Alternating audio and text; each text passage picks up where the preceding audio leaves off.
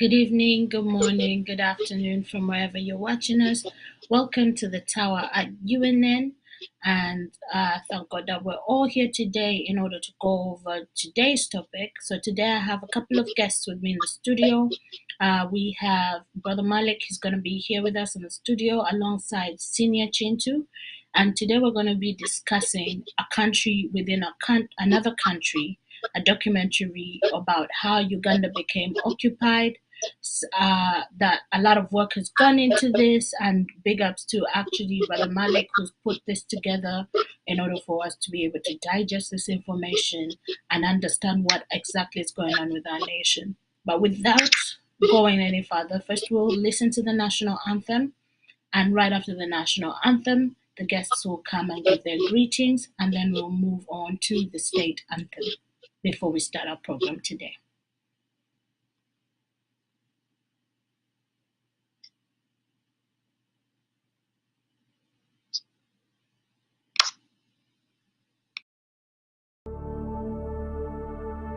Oh, Uganda,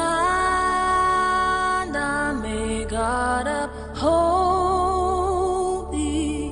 We lay our future in thy hand.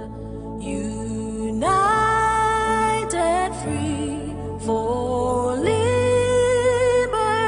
together we'll always stand. Oh, Uganda,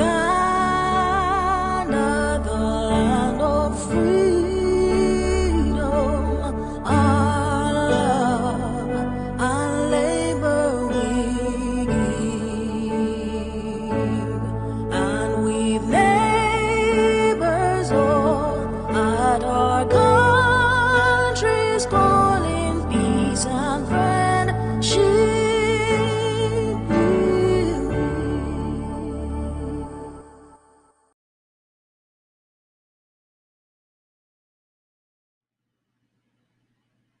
Welcome back from the national anthem.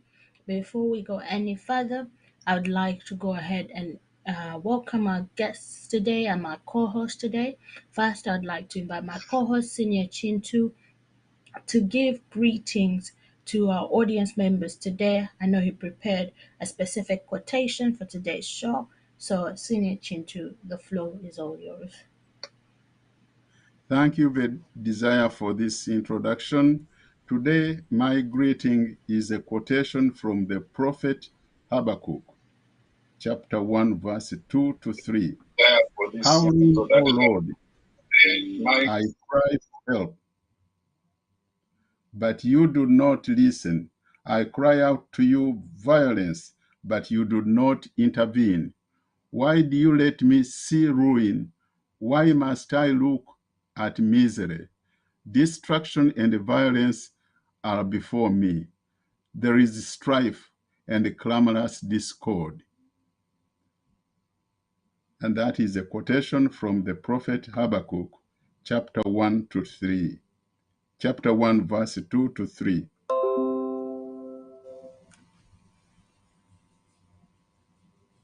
Thank you so much, Senior Chintu, for that. And this puts a lot of things into perspective. And hopefully, this is a quotation that's going to guide our talk today about feeling sorry for ourselves.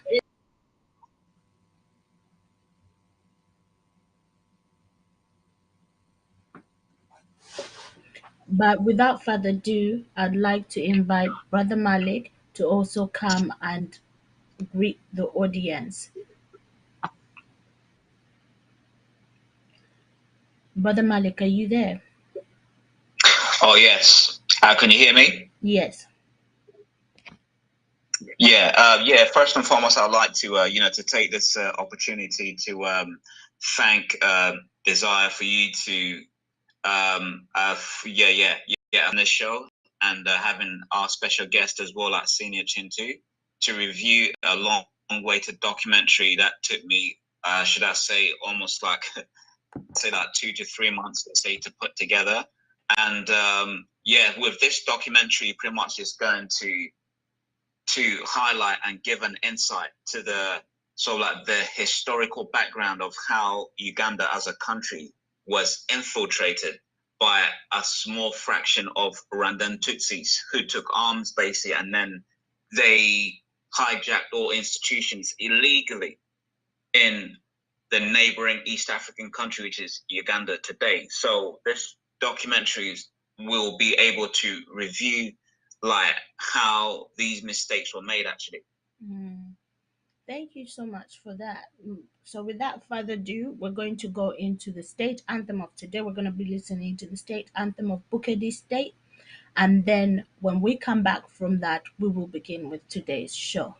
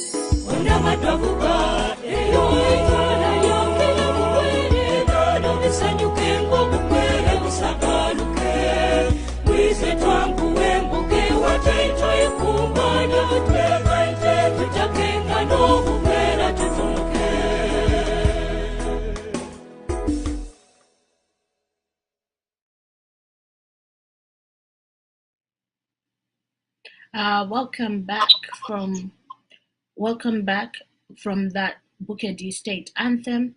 And with that being said, before we start our program today, I'm a believer in setting intentions, because once you set your intentions right, the probability of you reaching your goals is even more guaranteed. So as we start to plant our intentions of where we're going with this documentary and what we're going to learn from it, I'd like to invite Brother Malik to come and tell us about the intentions that went into making this documentary before we actually start viewing it piece by piece. And then from there, we will begin our show with a short video, and then I will ask Senior Chintu to elaborate on the significance that it has, because I know, Senior, you've watched the documentary that it is telling to the documentary. So, Brother Malik, if you'd like to then tell us the intentions and the reasons and what is the end goal, because right now we've only watched part 1 of this project as a whole. That's a very good question.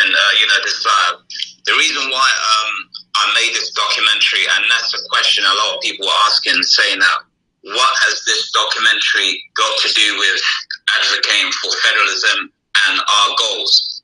Here's the reason. Like, we have 16 nations. These are the indigenous people that make up our state. So we have a certain group of people who are illegally running the state of affairs of our country. Now, if we can have this documentary put together and everyone can watch it, especially in the international community, then that narrative that Ugandans are the ones who are in charge of their country's destiny, but there's a small clip of few individuals who are Tutsis, who happen to have just got guns and they hijack our country's institutions. So, I mean, the reason why I made this documentary was because I wanted to be able to, so that pretty much, let's say, like the worldwide, let's say that the world can actually watch exactly what's going on in our country, because they have this false narrative that Ugandans are the ones who are in charge of the state or affairs of their country. But it's actually a small group of people who are illegally in control of the destiny of 40 million Ugandans. So the reason why I'm making this documentary, of course, it comes hand in hand with our agendas of a federal Uganda, is to make sure that if you're not from the 16 states as an indigenous Ugandans, you cannot participate in our politics. It's as simple as that. Yes. Okay. Thank you so much for that. Because that sets the goals and intentions, what we ought to take out from the documentary before engaging with it. And with that being said, I'd like to ask the producer to play us a small video clip. And then, Senior Chintu, I'd like to ask you to set this in within the time frame of the documentary. I'd like to tell the audience, part 1 is covering a lot of historical activity that is going on at the time that sets the foundations for the video we are about to watch. And Senior Chintu, I'd like for you to highlight on that and the weight that it carries after having watched the documentary. So I'd like to ask our producer to please play that video clip.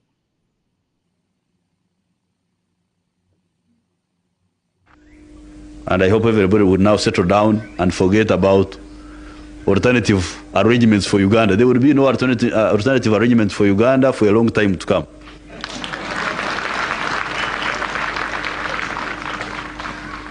I think it would save a lot of effort if people could settle down.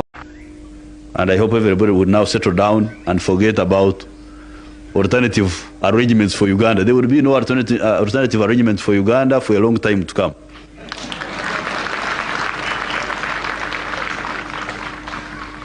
I think it would save a lot of effort if people could settle down and work with the national resistance movement and we build the country. If you have got illusions in your head, that's your own business.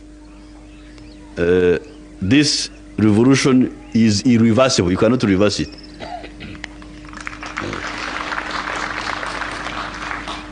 President Museveni azatuulya lunyini abantu tebafaayo.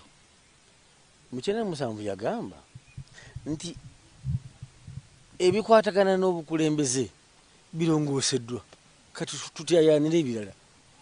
They didn't take him serious. Bitereezeddwa tuyayanira ebirala. Yali ategeeza ki? kyennyini nti yalina NRM obuyinza bwetutte si bwakugijjibwa mu ngalo fa kyeyategeeza nti ekyobukulembeze tukimaliriza tuyayanira ebirala recording we kali people should talk about other things tebamutwala serious myaka gina 36 bakyayanira byabukulembeze abantu abalina nno obuyinza mu ggwanga muno temubamanyi. Gashumba tolina LC1 chairperson. Sina LC1 chairperson fine. Nyina community gyendiideka gye mutamanyi. Ffe tusinga obungi wano. Abavandi. Oba temukimanyi. Ffe tusinga obungi. Ate kati oba temukimanyi. Ffe tugenda okusalawo ani addako. Tuli milioni 11. Era bwe ndaba omuntu avuma Abanyarwanda nseka n'okuseka. Abakulu abo ba Frank Gashumba boogera ng'abavandimwe nti be balina ne right okulonda omukulembeze addako era agenda kuva mu bbo obifuna otya gwe nga munnaluweero saako n'omunnakibiina ky'enaale kaboogeza amaanyi ebyo mbifuna olwoyo yakeera ku makya n'agamba babeere mu constitution ya Uganda oyakola ku makya n'abali kuorganizinga ng'Abannayuganda naye ng'ate bw'ayogere bw'obayita kye bali ng'ate tekirimu olabiramu Uganda obayita kye bali naye onoonyamu Uganda bweri tokiraba akati kitegeeza nti gwe alese omwana omulonde ku kkubo n'omusuusuuta n'omulinyisa ku basanze mu nnyumba n'omusuubiza obusika n'omugandi yakwatira ensawo yabale ssente zo si gwe oba omulese okulinnyirira abaana ababo be wazaala wano e Buganda bataata bagendanga ne bayita abaana b'Abaganda baabwe okubajja mu masaza ag'enjawulo agenze e Buddu n'aleetayo omwana wa muganda we bwe yamuleetanga n'amulinyisa ku basanzeewo omwana oyo yasaaganga nga yasalawo ebyawaka kitegeeza bw'alibba n'ebyobusika ebyo tebagenda kunenya ye abibbye yadde amanyi bulungi teyazaalibwa wano kitaawe mulala wabula bagenda kunenya gwe yamuleeta n'omuwa privilege ze wamuwa ze zamuleta okufuuka kyakola ki kyali nonso okwogera kutyo n'okwewaana ge malala n'obwannantagambwako obwabamezebwa kubanga babateka mu constitution ya Uganda n'ekyalo kwetwalanga bo bebalangira abakulembera ki abakulembera ensi eno era tuba twagala abantu abo okubaawula ku bukulembeze bw'eggwanga lyaffe nti nabo babulimu nga abala bwe tukola ki bwe tubulimu kubanga ekyabafuula okubeera nti Bannayuganda ye constitution ya 95 ya 95 yakolebwa ye yabafuula naye nga Uganda yatandikawo 95 bafuuse Bannayuganda mu 95 kati abantu aba 95 oba betwala nti bebalangira balina okusalirawo eggwanga lino n'okulowooza n'omukulembeze alina kuva mu bbo era balina okusalawo anaakulembera bali bunene obwenkana ki era bali percentage ki mu Uganda gye tuyinza okugamba nti bateekezo naye kiri ekibawe privileges ezaabaweebwa entebe ennene oba gavumenti privileges zeyabawa zeetaayina kubawa ze zibaleetaaga amalala okwogera batyo.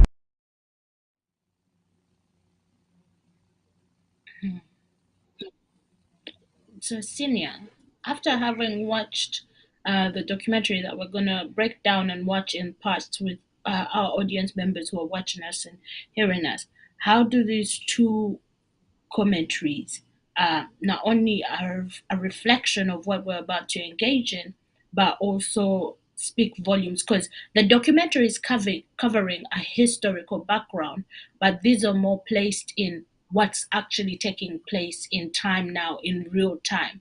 We're dealing with an uprising of Museveni's son, Muhoozi, expected to come into power. That's a project that a lot of funds and resources and money has gone into. I just wanted you to expand on to the depth of which this is the reality we're still dealing with, and the political rhetoric is not dealing with the elephant in the room. Thank you very much for that comment. It is very important to take time and understand very clearly the foundation, the sources, and the actors in whatever problem you are dealing with. The Uganda problem, when I hear people talk about removing a dictator, I ask myself, do you understand what you are talking about. This problem is deeper than removing a dictator. This problem calls for transforming the entire country from the current status quo. And by that I mean we have to address the problems or the mistakes which brought us to where we are today. Without looking back in the history of our country, what happened 30, 40, 50 years ago, 60 years ago, you cannot solve the problem of today. You cannot, whether you like it or not. That is why this documentary is so important, because it takes us back to understand where this calamity came from.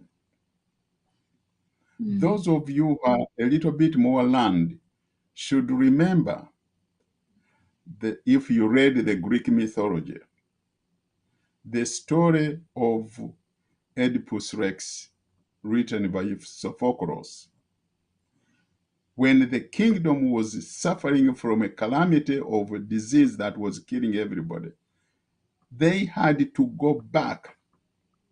What went wrong a few generations ago, until they found that there was something wrong, or rather that the king who was sitting on the throne was the wrong king, because he stole the throne from someone who was the legitimate king. In our situation, it is, we have, as Brother Malik says in the documentary, illegal immigrants who were received in our country as refugees.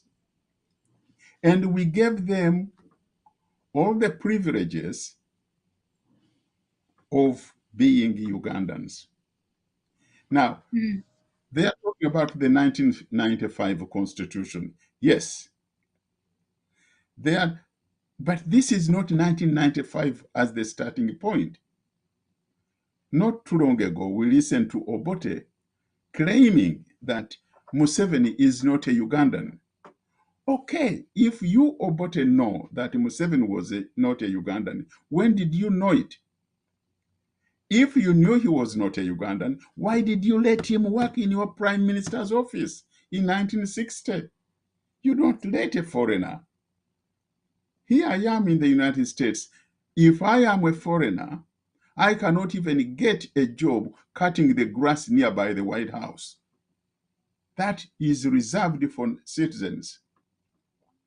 But we allowed these people. What were the motivating factors that made us accept and pamper these illegal immigrants to the point of even taking over our country, infiltrating our security forces? They didn't start in 1995. No, they started way back then, in the 60s, after we got independence. Those are the issues this documentary is digging into, so that we can be able to understand where Ugandans went wrong and why Ugandans are in a trouble. And we are still, the mistakes which were made by those actors in the 60s are being repeated by the same people now who claim to be fighting, or rather trying to remove the dictator. You cannot try to remove a dictator when you are pampering his offsprings and giving them every strategic position within your organizational structure. You just can't win that way. This, we can blame our forefathers who made those mistakes in the 60s as much as I've blamed Obote. Why did you allow Museveni to work in your prime minister's office? Why did you allow this Batusi to join the General Service Unit? Why did Mutesa welcome the King Chijeri and gave him all the opportunities. Why did you allow the... Yes, we can blame, King Mutesa for all those things, but aren't we doing the same thing today? If we are doing the same thing today, we are doing the same mistake Mutesa and Obote did in the 60s, which means we are guaranteed to remain in this pile of manure for another 50, 60, 70 years. That's what it is all about. So I hope people will look at this documentary and be able to pick up something and say, where have we gone wrong? When I see people clamoring around the world saying we are in a struggle, I said, you know what? You better as well go to Butabika because you need mental help. You are not dealing with this struggle of saving Uganda. You are just looking for your way of earning a living or getting popularity and a smile all the way to the bank, or enjoying these exotic women who are being bussed in Kampala every day by the bus loads. And I see so many of our young people just looking for these Badehemuka girls, and they don't realize this is the same mistake which was made 50, 60 years ago, and you are repeating the same mistake. So, my fellow Ugandans, it is important to learn something out of this and look at yourself. Me, how do I reflect? How do I relate to the current problem? And what is my contribution to solving this problem? If you cannot do that, then you are wasting your time. Thank you. Thank you so much, Senior, for that. So before we actually start watching the documentary, we always say with national issues. And in order to pinpoint, because wherever we distribute blame, of course, where the burden always falls on Omuntu Wawansi, that everyday person has to deal with the consequences regardless of who we blame. But before we start the documentary, we're going to watch a short video of some of these mistakes even being repeated day to day time right now. And then from there, we will start the documentary as well.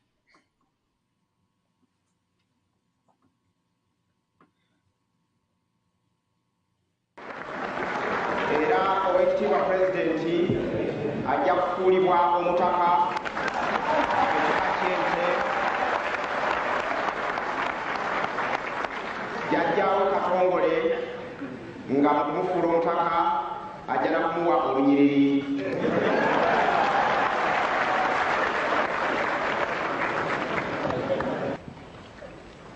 Bino nja kubyolekeza kati oweekitiibwa President Kaguta Yoweri Museveni.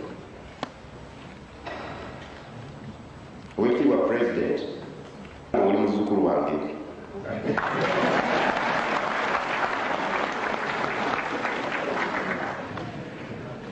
Wano mu Northaffe, omukulu w'ekika agaba obukulu eri bazzukulu be abakoze ennyo mu kika kye. Olw'okubeera nti ossizza ekitiibwa mu byobuwangwa n'ennono za Uganda zonna, bwetyo nange nkuwadde okubeera omutaka ow'ennono mu kika ky'ente.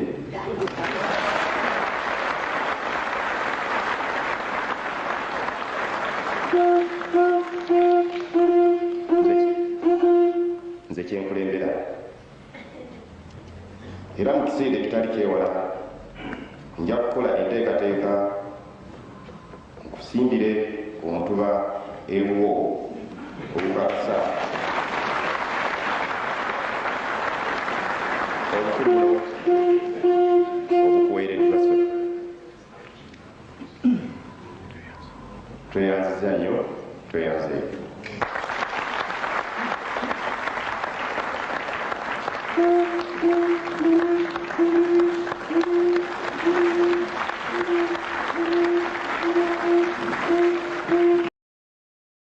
if you hear a Muganda talking, Baganda, you know he's an enemy of Baganda, number one. And secondly, an enemy of Uganda and an enemy of Africa. And we shall crush those enemies, as we have done in the past. Yeah. You preach your nonsense, we shall answer you by word. And if you go beyond word and want something else, you'll also get it. This is not the first time.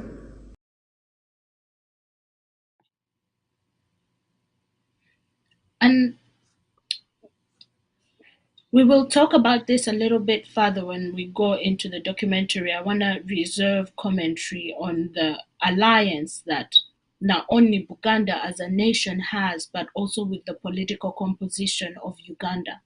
How the stamp of approval from within Mengo certifies a lot of things to drive the political arena in Uganda and how that was used. So that is covered in the documentary. I don't want to go in it at this point in time, but I believe that as we watch the documentary, there's going to be a point in time where we will have to discuss the margin of not only the state's politics as Uganda, but also the national politics of Buganda as a kingdom. And if Brother Malik and Senior Chintu, you agree to this, we can go forward with starting the documentary. Desire. Before going further, let me just add on. Like before these two clips, let's say we showed before, like the question is with Museveni and his few gunmen, could they have captured power if it wasn't for Uganda's influence? If it wasn't for recruiting the young, innocent young men, women, and children, and there were Kadogos in the Buganda region, would they have been in power today? And who was influencing this whole agenda in Mango? Who had the influence? Who had the power?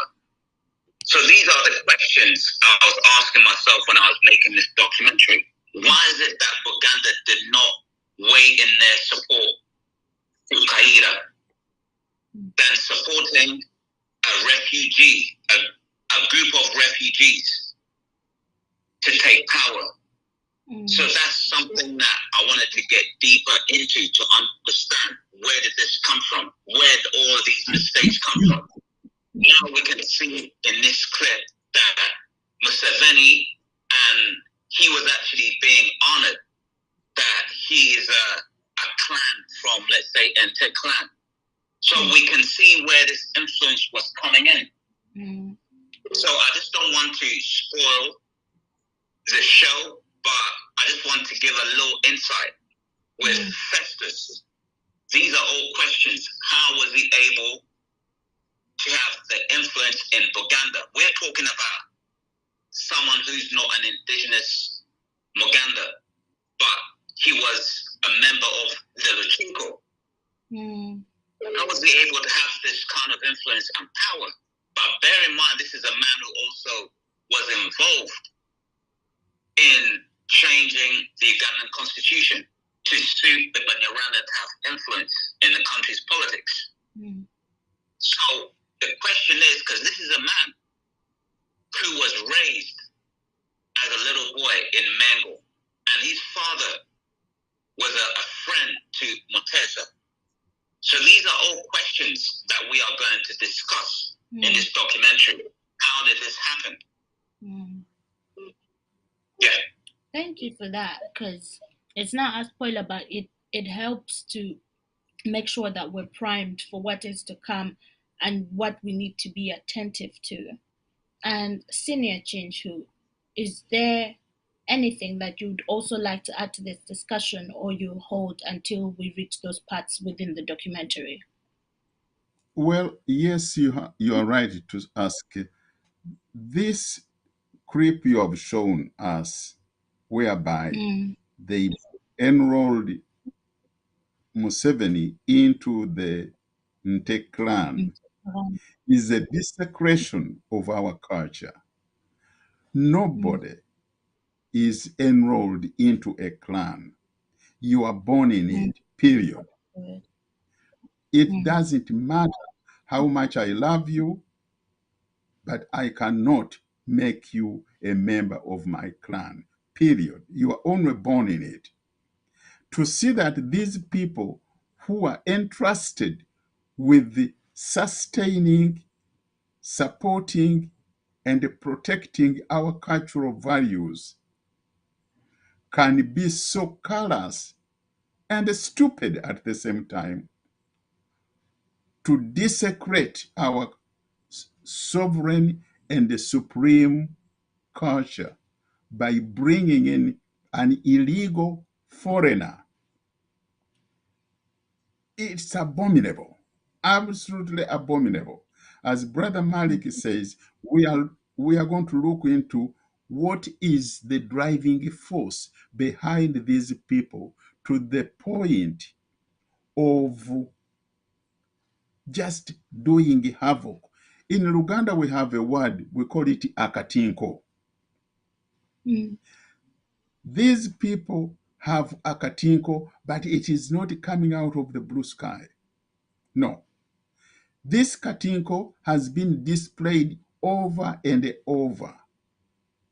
You remember when Obote was romancing with the Kabaka Yeka, they even changed his name to Bwete, and they gave him every wonderful title, not to realize that that romance didn't last long.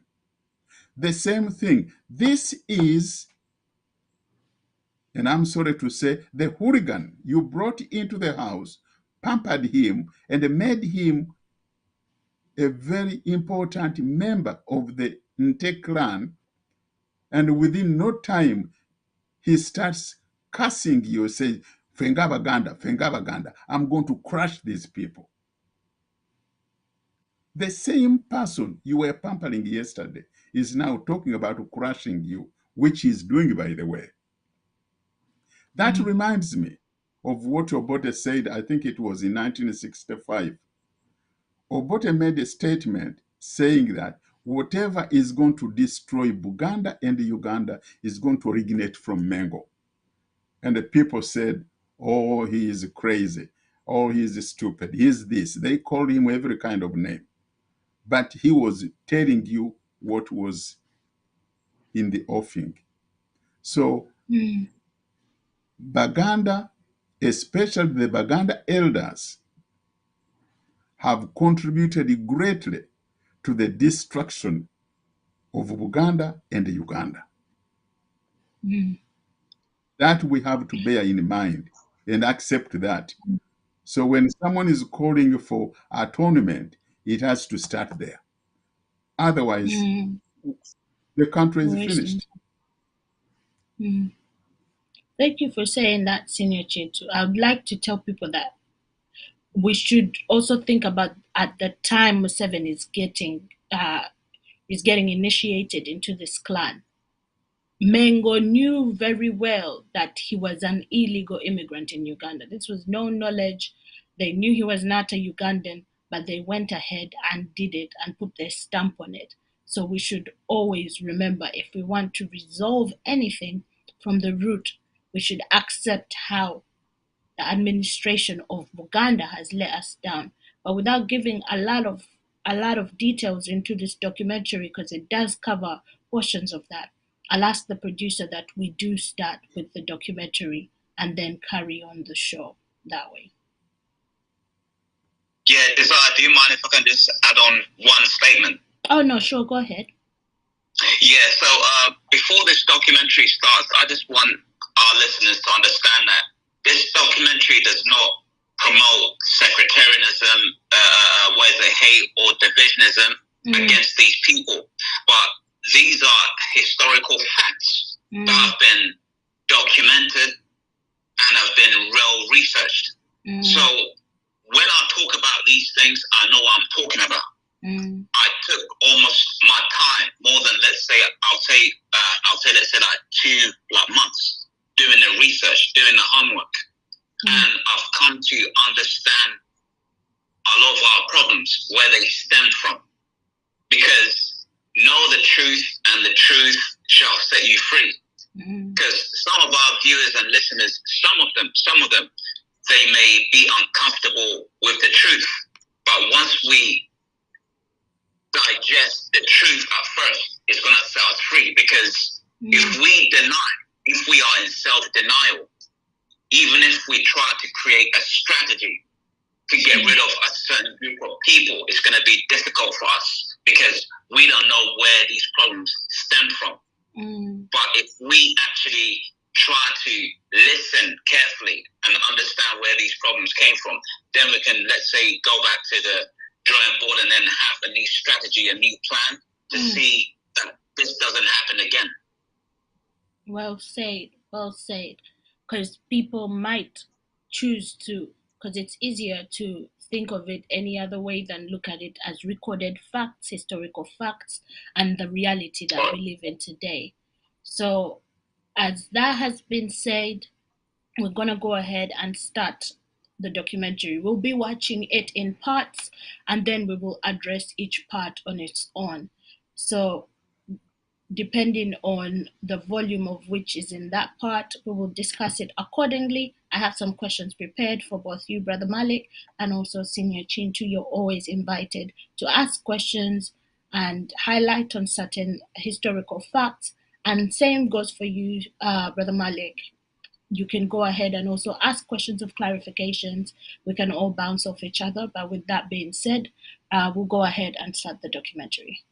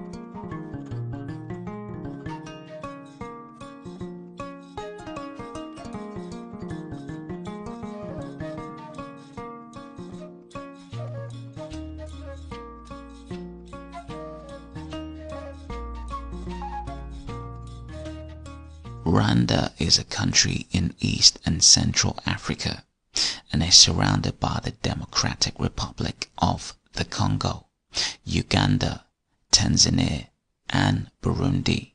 It is slightly smaller than Maryland.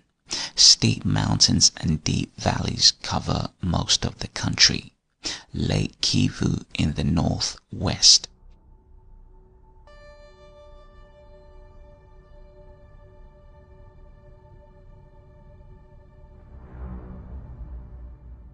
The original inhabitants of Rwanda were the Twa, a people who now make up only 1% of the population, while the Hutu and Tutsi are often considered to be two separate ethnic groups.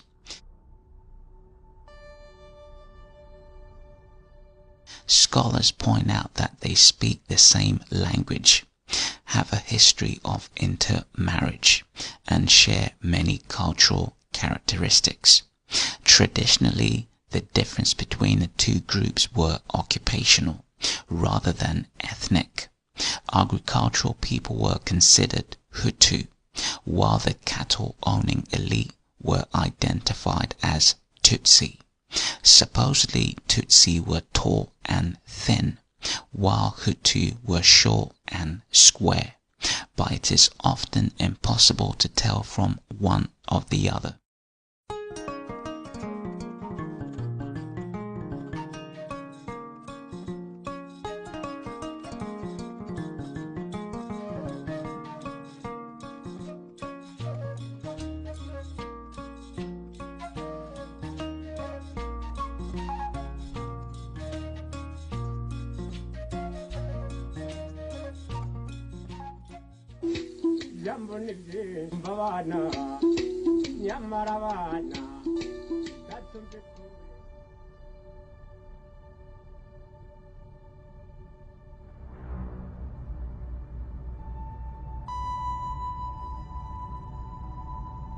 The 1933 requirement by the Belgians that everyone carry an identity card indicating tribal ethnicity as Tutsi or Hutu enhanced the distinction.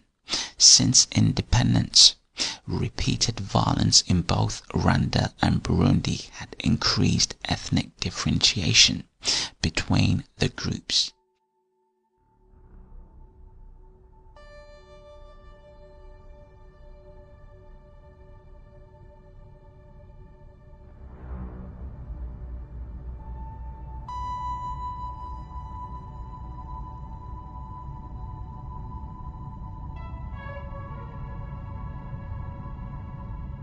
Rwanda, which became part of German East Africa in 1890, was first visited by European explorers in 1854. During World War I, it was occupied in 1916 by Belgian troops. After the war, it became a Belgian League of Nations mandate, along with Burundi, under the name of Rwanda Urundi.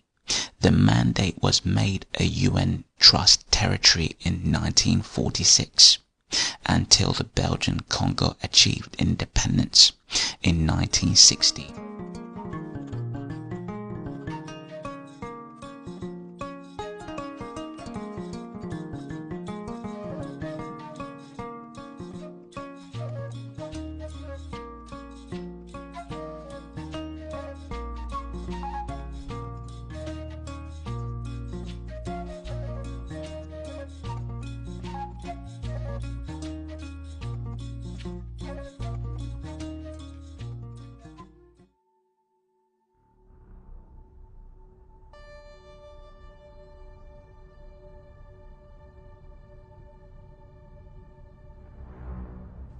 Rwanda Urundi was administered as part of that colony.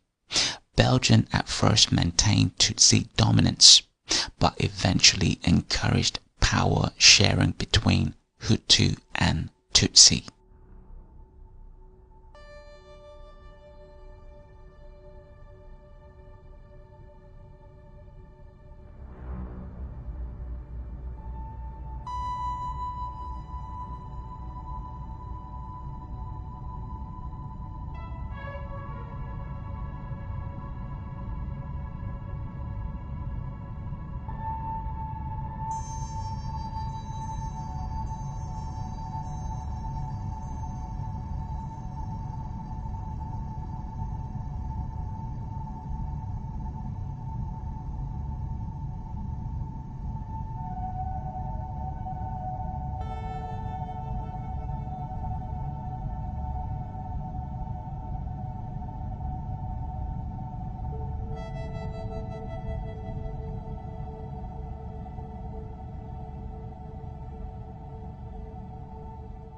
A referendum on the monarchy was held in Rwanda on the 25th September 1961, concurrent with parliamentary elections.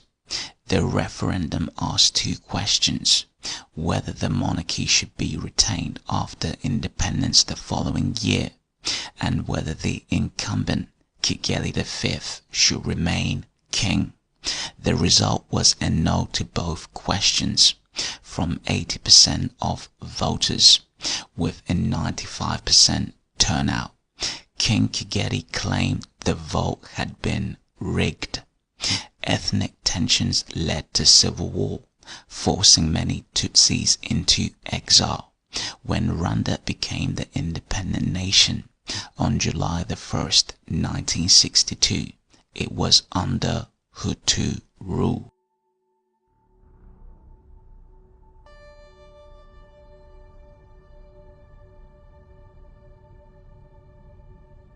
During this period, the presence of refugees from Rwanda, Congo, and the Sudan contributed to the ensuing crisis of legitimacy, political instability, and political violence. Here the focus is primarily on Rwandese refugees because of their significance of their presence to the evolution of political violence and political instability in the country. A brief background is necessary. In November 1959, political violence between the Hutu and Tutsi in Rwanda led to the massacre of thousands of later groups. This violence sent thousands of Tutsi fleeing to Uganda, Tanzania, Burundi, and the Congo. Some of the refugees fled with many cattle. By the time some of them arrived in Kigezi and Ankole, the colonial government was trying to address a number of problems, contain the political violence and political instability in many parts of Uganda, especially in Buganda, Bugesu, Bukedi, and Toro, the Pakonjo and Bamba territories, to control cattle disease in the country, a policy dating back to 1902, when the government enacted the cattle disease ordinance of about 1 million to complete the program to eradicate tsetse flies from western Uganda and control the effects of the Mau Mau revolt from spilling over into Uganda by using the 1954 ordinance against the Mau Mau. These problems, among other considerations, compel the colonial government to declare that Rwandese refugees in Kigezi and Ankole districts in western Uganda were illegal immigrants. Their situation was exacerbated when the government received information from the Belgians that tens and thousands of Tutsi with tens and thousands of cattle were contemplating fleeing to Uganda. This compelled the government to hastily enact rules which specifically prohibited the Tutsi from entering Uganda.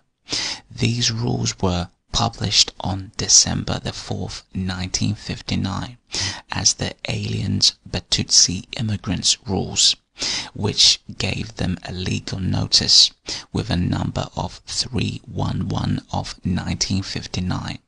The rules denied the refugees entry into the country.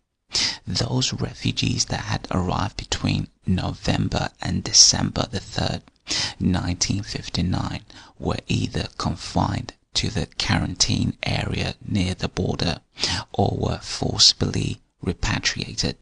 The measures the government took against the refugees infuriated some African members of the Legislative Council, so that they demanded that the government explain the rationale of the policy of refugee deterrence. The government offered the following reasons. There was no political persecution in Rwanda, and the Tutsi who were fleeing Rwanda were either misinformed about the political situation or were political criminals. It was impossible to accommodate such a large number of illegal immigrants with their cattle anywhere in the country, particularly since Western Uganda was already overstocked, overgrazed, lacked water, and had not been totally reclaimed from tsetse fly, and that the cattle the Tutsi brought with them were diseased and would spread cattle disease in the country. This policy received the backing of some African members of the Legislative Council from Kigezi and Ankole, including J. Bikangaga and C.B. Katiti. However, the majority of the African members of the council, including Obote, opposed it. On February the 29th, 1960, Obote introduced a motion in the council, revocation of the Batutsi immigrants rule, Obelte's contribution on this motion will be cited in detail because it captured the position of the majority of the African representatives.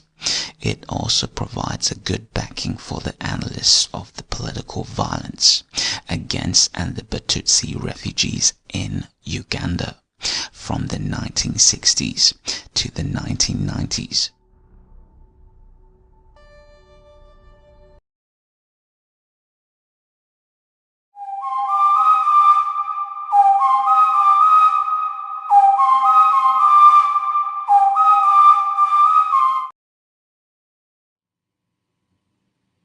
So we've watched a little bit of the first part of the documentary, and with that part and what has been laid down, what I want both of you to highlight or stress upon is what, or break down for our audience members, is clarification on what exactly was happening, not only in Uganda, but what was happening in the region as a whole.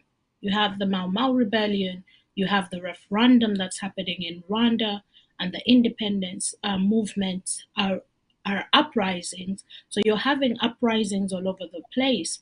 But for you, Brother Malik, what I wanted you to help stress to the people is this referendum, and also you as well, Senior Chintu, because this brings a lot into questioning. The referendum that was 95% of the population was there, 80% wanted nothing to do with governance to continue the way as it had in Rwanda, Burundi at that time, with the Mwami on top of everyone and the Tutsi aristocracy on top of everyone.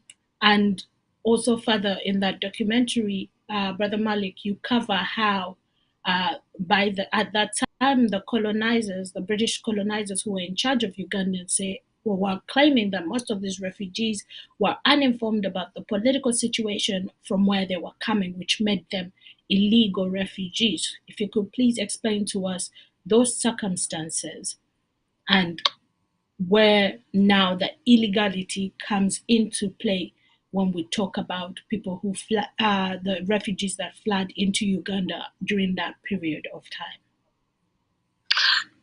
Yeah, absolutely. Desire. Thanks for giving me opportunity. I like an opportunity to, let's say, to clarify that. So I think there is somewhere where pretty much I said that when these people came to Uganda, they were misinformed about the political situation in their country, and of course, and some of them they were, and some of them they were political criminals, because what happened is that their king was actually misinforming them, because the referendum, as we read, it says that the referendum was free and fair, and of course there was a 95% turnout. And pretty much, let's say 80% of voters that say, you know what, we don't want anything to do with the monarchy anymore. So because that, because that you had like a certain section of these Tutsis who wanted power by all means, even though they were the minority, but they chose to leave the country because they had their own political agendas. Like in other neighboring countries where they fled, ways that said that to Uganda, like Tanzania, in the Congo, Burundi. So, as we know and as you can see, that the referendum there was free and fair, but they chose to leave because I think it's in their culture and it's within their tendency that they can't understand the fact that there was a free referendum and they are not willing to allow the Hutus to command them and give them instructions with a clear vote. So there was a problem of accepting rule of the majority. Absolutely. So, Senior Chintu, I have another question for you. So, Malik, in this documentary, you do bring up the role that was played by the African Leadership Council. To many of us, we do not know what that is or what that was. This is going off an assumption, but Senior Chintu, I'm guessing that you would know what was the role of the African Leadership Council how were they organized, and what role did they further play? Because Malik, you do talk about how down the lane the role of Obote on that council and the decision that was reached with allowing more refugees to come into the nation and not be isolated played a huge role in the influx of numbers that Uganda would receive over time. So, Senior Chintu, what is this African Leadership Council during the colonial period? Thank you for that question. I am not very familiar with such a thing as an African Leadership Council. However, I know that we had a very good representation of Africans in the Legislative Council, as they call it, the Legico. Every district had 2 people representing it in the Legico. So you had, at that time, I think we had 14 districts. So if we had 14 districts, each one being represented by 2 people, that gives you 28 members of the Legico who were black. All right? Obote was a Legico member from Lango, and I know there were some others from every district. However, there is a certain amount of naivety on the part of the African leaders of that time. They just did not take time to understand what has been the situation in Rwanda, what has been going on for years, who has been doing what to whom. Those things did not get into the heads of anybody. And I will go a step further when it comes to that, because I participated personally in helping those refugees when I was a teacher at Vigada, and we converted the Gombolola Chitauruza at Kakuto and made it a dormitory for the influx of refugees who came on foot in our area.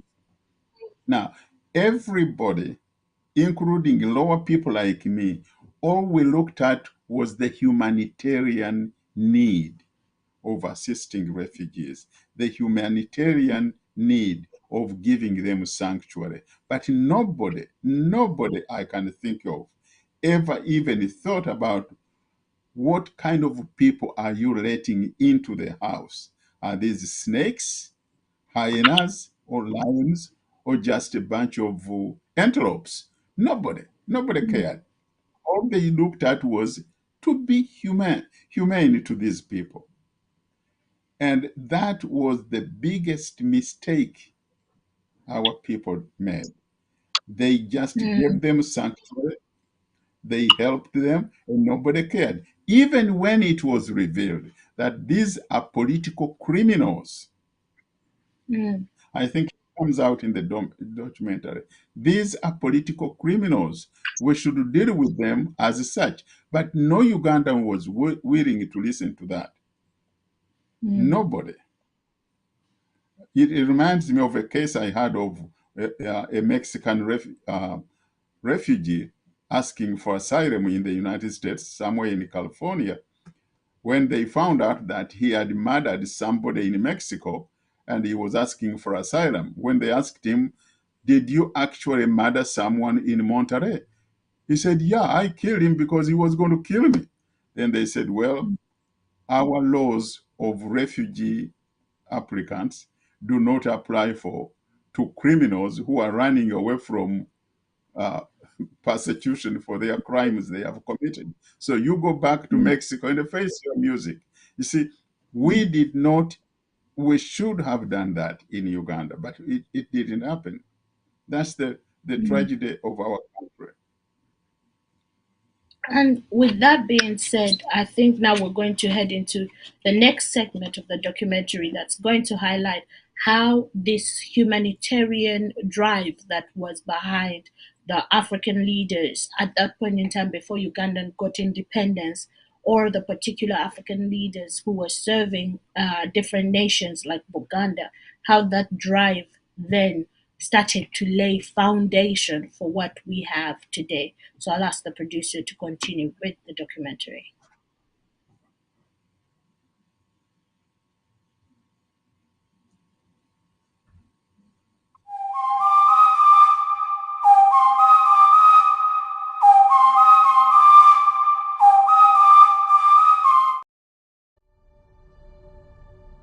The reign of terror was so bad that the people of Rwanda wanted to seek safety somewhere. A number of them decided to seek refuge in Uganda. The Legislative Council from Kigezi and Ankole sympathized with the Batutsi refugees. They stood out and said, "But I wish the House to know that they did not come as ordinary immigrants. They were running away from acts of violence, which were the rule of the day in their country. They thought that peace could be obtained in Uganda, and that the people would welcome them. Indeed, these people are kinsmen of the people of Ankole of Uganda. The only thing that one of them could do was to go to a fellow brother to seek for his safety. And this time there seems to be no reason whatsoever why the government of Uganda should not have sympathized with the case of the Batutsi. I'm pleading for the whole of the Batutsi tribe to come to Uganda to seek for safety. I'm pleading for the principle of offering asylum to people in need of it. I'm pleading for the case of people who are now being ruled by another race. I'm pleading on behalf of the people of Uganda. Ask the Uganda government not to think very much of what other evidence they have received from the Belgian government. I want the door to be open to these people to come to Uganda. Obote and his cabinet insisted that it was morally unacceptable for the regime to deny asylum to the Tutsi when or without consulting Ugandans. It resettled some Polish, German, Australian, Romanian, Bulgarian, Yugoslav, and Italian refugees in the country during and after the Second World War. The motion, however, was defeated. In September 1961, the Hutu-dominated party in Rwanda, the Parmehutu, won a resounding victory in the elections. This was followed by massacre and flight of many Tutsi to the neighbouring countries. The influx of Tutsi refugees into Uganda was partly encouraged by a change of official attitude towards the refugees. This change was a result of the granting of self-government to Uganda in 1961. Some of the refugees were immediately resettled into reception centres. Kamwezi in Rukiga County, which is in Kigezi District, and Kizenga in Rwampara County in Ankole District. Most of the refugees settled spontaneously with relatives and friends in Kigezi and Ankole. While more Tutsi refugees were fleeing to Uganda, a group of Tutsi refugee warriors, the Inyenzi, invaded Rwanda in July 1961 and May 1962. The invasions generated political instability in western Uganda and prompted the government to warn the refugees against using the country as a military base to attack Rwanda. For example, in May 1962, the government warned that firm discipline is absolutely necessary if these refugees are to be made to behave in a manner which does not prejudice relations between Uganda and her neighbours. It is important that the Uganda government should begin to look outside her boundaries and not take decisions based only on possible political repercussions within Uganda itself, even though by so doing the government may alienate certain sections of the community within Uganda. Thereafter, it expelled 24 Tutsi refugees for their involvement in Inyenzi armed invasions. To further contain the insecurity caused by the refugee warriors near the Uganda-Rwanda border, it relocated the refugees from Nachivale to Ibuga refugee settlement. Despite these measures, refugee warriors, including those from the Congo and Sudan, continued to carry out cross-border invasions against their home countries. In July 1963, the activities of some of the refugees forced Obote to warn them against cross-border invasions. I wish to make it clear that I will not tolerate this sort of activity.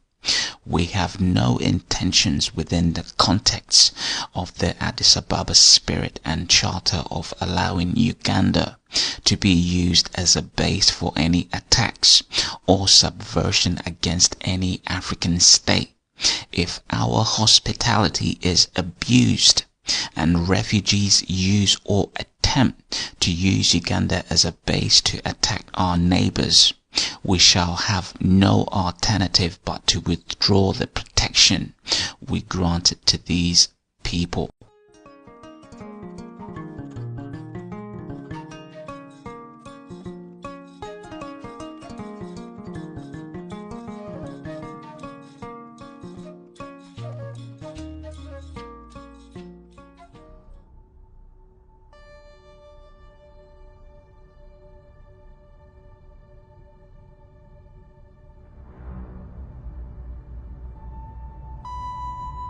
The government also issued a warning that was directed specifically at Sudanese refugees.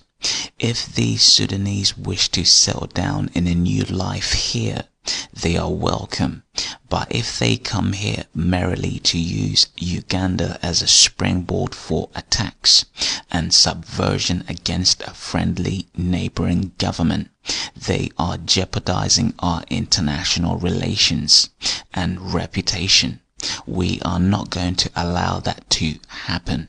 This was followed by the arrest of some leaders of the southern Sudanese refugees, including J.H. Udoho of the Sudanese African National Union, which was SANU, and the relocation of some of the refugees from Moyo to Ibuga. The invasions by the Tutsi refugee warriors provoked more anti-Tutsi political violence in Rwanda. The result was that more Tutsi fled to Uganda.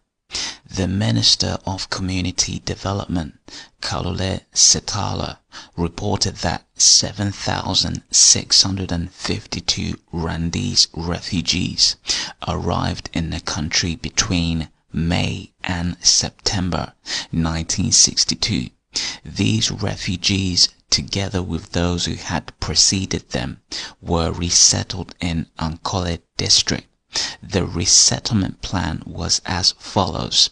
8,000 cattle owners were resettled south of Lake Nakivali and 11,000 non-cattle owners were resettled in the Ochiga Valley, and 4,000 non-cattle owners were kept in the Orichinga Relief Camp, waiting resettlement in the Orichinga Valley.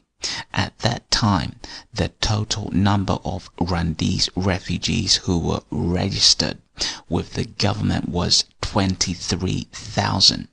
An estimated 10,000 unregistered Rwandese refugees had settled spontaneously with relatives and friends in the Kigezi and Ankole districts.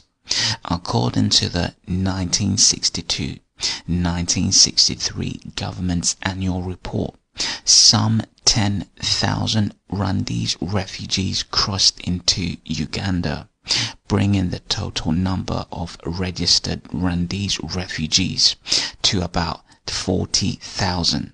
They fled with a total of approximately 30,000 head of cattle. as many more refugees fled to Uganda, the government established more reception centers. Naki Valley Refugee Settlement in Ishingido County, Ankole, 1962.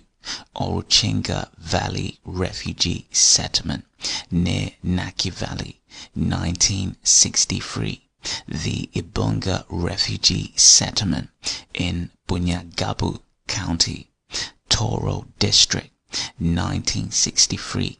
Kahunge, Ramwanja and Kakat settlements in Toro District, 1964, and the Changwari Refugee Settlement in Bunyoro District in 1966.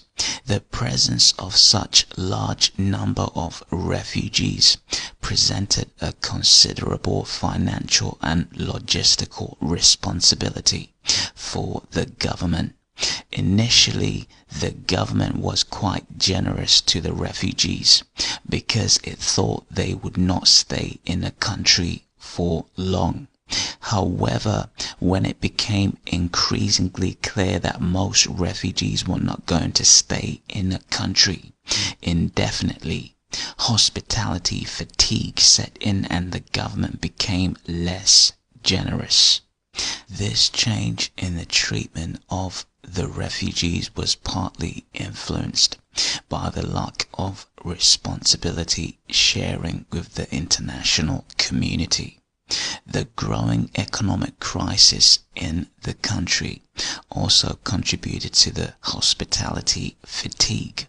Hospitality towards refugees was also influenced by the fact that host communities questioned the legitimacy of the government that was able to help refugees but could not meet some of the basic economic needs of its own people.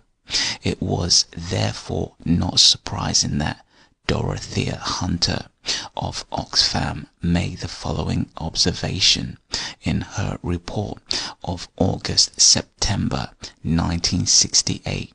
My observations concern only refugees in Uganda, whose total number is now 163,000, an enormous burden for a country of only 7.9 million people.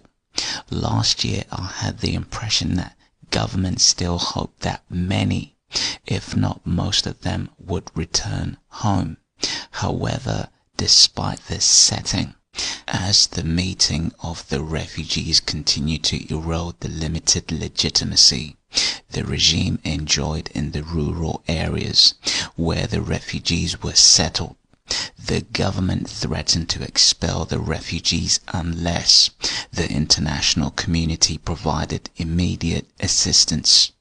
For an example, as early as March 1964, the host communities began to complain that the government was spending scarce national resources on the refugees, not on the masses that desperately needed them.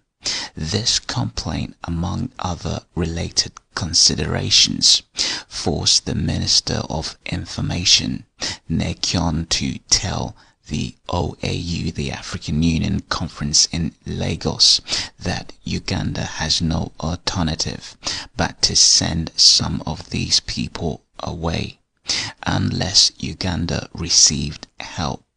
He also suggested that the assistance that the Uganda government provided to Rwandese refugees had been spent on the purchase of arms. Refugees were even selling the food given to them by the Uganda government in order to send money to their king. They have abused Uganda's hospitality by forming groups to invade Rwanda to overthrow the government. The government also complained about refugee warriors who were using refugee camps to recruit rebels to attack their home governments. Such activities, it insisted, made it extremely difficult to provide security to the host communities and innocent refugees. The threat to expel the refugees prompted some international humanitarian organizations and agencies such as the United National Health Committee for Refugees, the Oxford Committee for the Famine Relief, and the Red Cross, Save the Children Fund, YMCA, Oxfam, and the United Nations High Commissioner for Refugees, which was UNHCR, to increase the assistance to the refugees. However, this was not enough to save the government from spending substantial resources to meet the basic needs of the refugees. During this period, relations between the government and Tutsi refugees further deteriorated.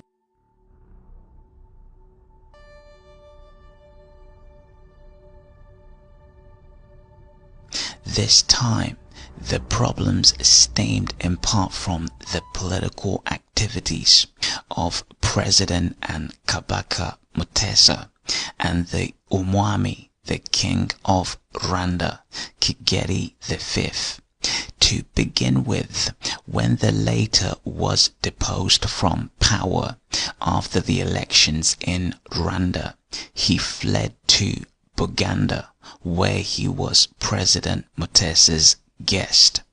Relations between the two leaders were strengthened by a close collaboration between their parties, the KY known as Kabaka Yeka and the Abaha Demoka. This collaboration, which grew during the period of violence and conflict between the UPC and the Kabaka Yeka, suggested to Obote that the two kings and their parties were conspiring to topple him. The collaboration between Kabaka Mutesa and Kigeli V encouraged insurgency activities by Tutsi refugee warriors against Rwanda. Since the insurgencies were sponsored from Uganda with the tacit approval of President Mutesa, Uganda was in direct violation of the Charter of the OAU, which prohibited a member state from supporting subversive activities against another member state. The insurgencies also violated Article 3 of the Organization of the African Unity, the OAU, Convention governing specific aspects of refugee problems in Africa. The subversive activities by refugees and mandated by the host country to prevent refugees from attacking a member state of the OAU. Another factor that accounted for the deterioration of relations between the government and Tutsi refugees was the pressure exerted on the former by Hutu immigrants. The immigrants pressured the government to stop the Tutsi from causing instability in Uganda and Rwanda.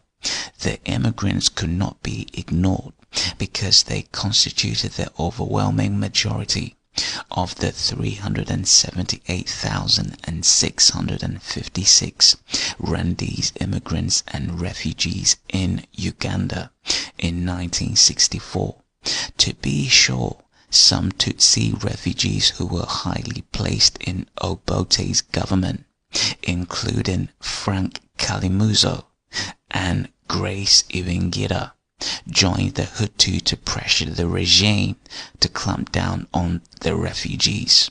This pressure, compounded by the insecurity caused by the refugees, forced the government to expel the deposed Umwami Kigeli V from the country. It also prompted the government to amend the law on aliens thus making it an offense for anyone to harbor a refugee without official permission. This amendment was intended to force the refugees to stay in designated settlements. Another amendment gave the Director of Refugees power to order any refugee to return to the territory from which he came or to his own country. During this period, the UNHCR also exerted pressure on states hosting Tutsi refugees to control the political and military activities of refugees. The UNHCR expected that such a measure would make it difficult for Tutsi refugee warriors to provoke more violence against Tutsi in Rwanda. If the Hutu government in Kigali was not provoked by the refugee warriors, the UNHCR reasoned, very few Tutsi would flee the country. Such a development would make it a bit easier for the agency and host countries to protect and assist refugees. In fact, it had become impossible for the UNHCR and the host countries to protect the refugees because of the insecurities the refugee warriors caused in their country of origin and the host communities. It had also become impossible to protect the refugees because the host communities were attacking the refugees for taking land, jobs and social services from the indigenous population. The growing anti-Tutsi sentiments in the host communities further suggested to the UNHCR the need to prevent more Tutsi from becoming refugees. The best way to do so was to prevent the refugee warriors from engaging in cross-border raids. These measures, however, did not reduce the growing anti-Rwandese sentiments in Uganda. In Buganda, for an example, many Buganda peasants complained bitterly that immigrants and refugees had taken their land. Then they demanded the expulsion of the refugees and immigrants from their land. The plots should be taken away from the foreigners.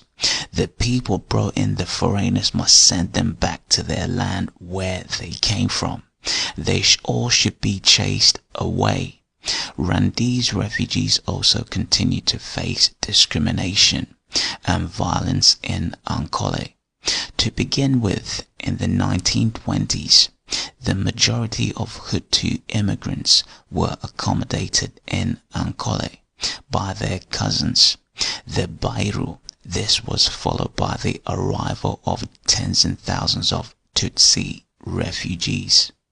The presence of the Tutsi, however, provoked anti-Tutsi sentiments in the area. A number of factors encountered for this development. First, the Tutsi had oppressed and exploited the cousins of the Bairu, the Hutu, for centuries. The Bairu as such did not want the persecutors of their cousins to settle in Ankole. And secondly, the arrival of Tutsi refugees in the 1950s and 1960s coincided with increased power struggles between the Hima and Bairu in Ankole.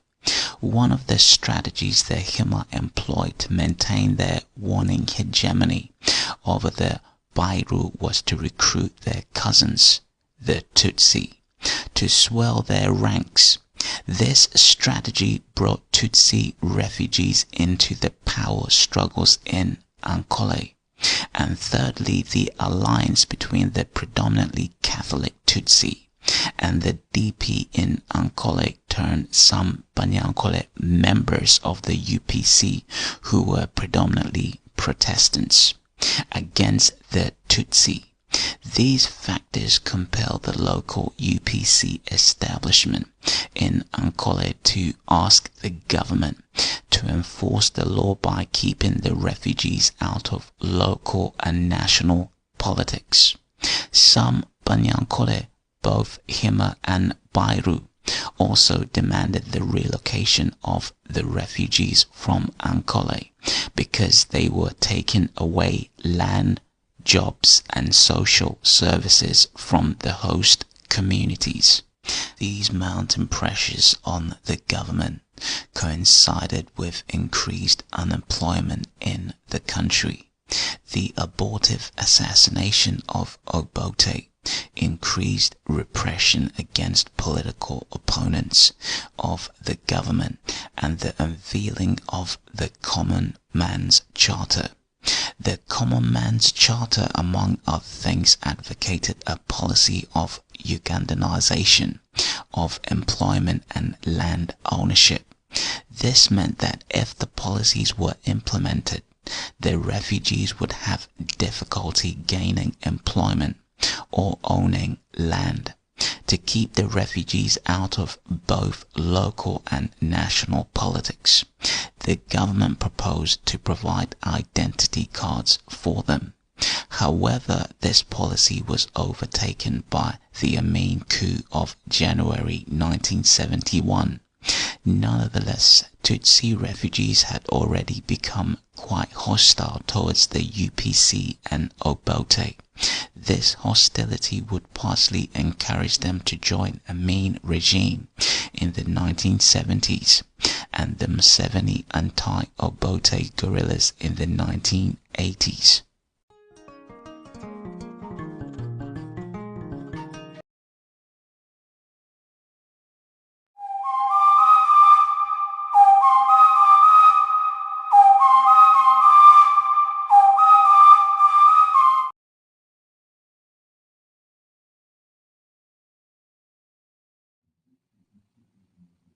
There is quite a lot to cover from this segment, and this segment focuses on how, bit by bit, build by build, uh, hospitality fatigue, as you say, Malik, starts to set in, and a lot of problems start to prop up, and then we start to see the margin and the influence that now a new group has in the political development of a young nation, Uganda, right after its independence.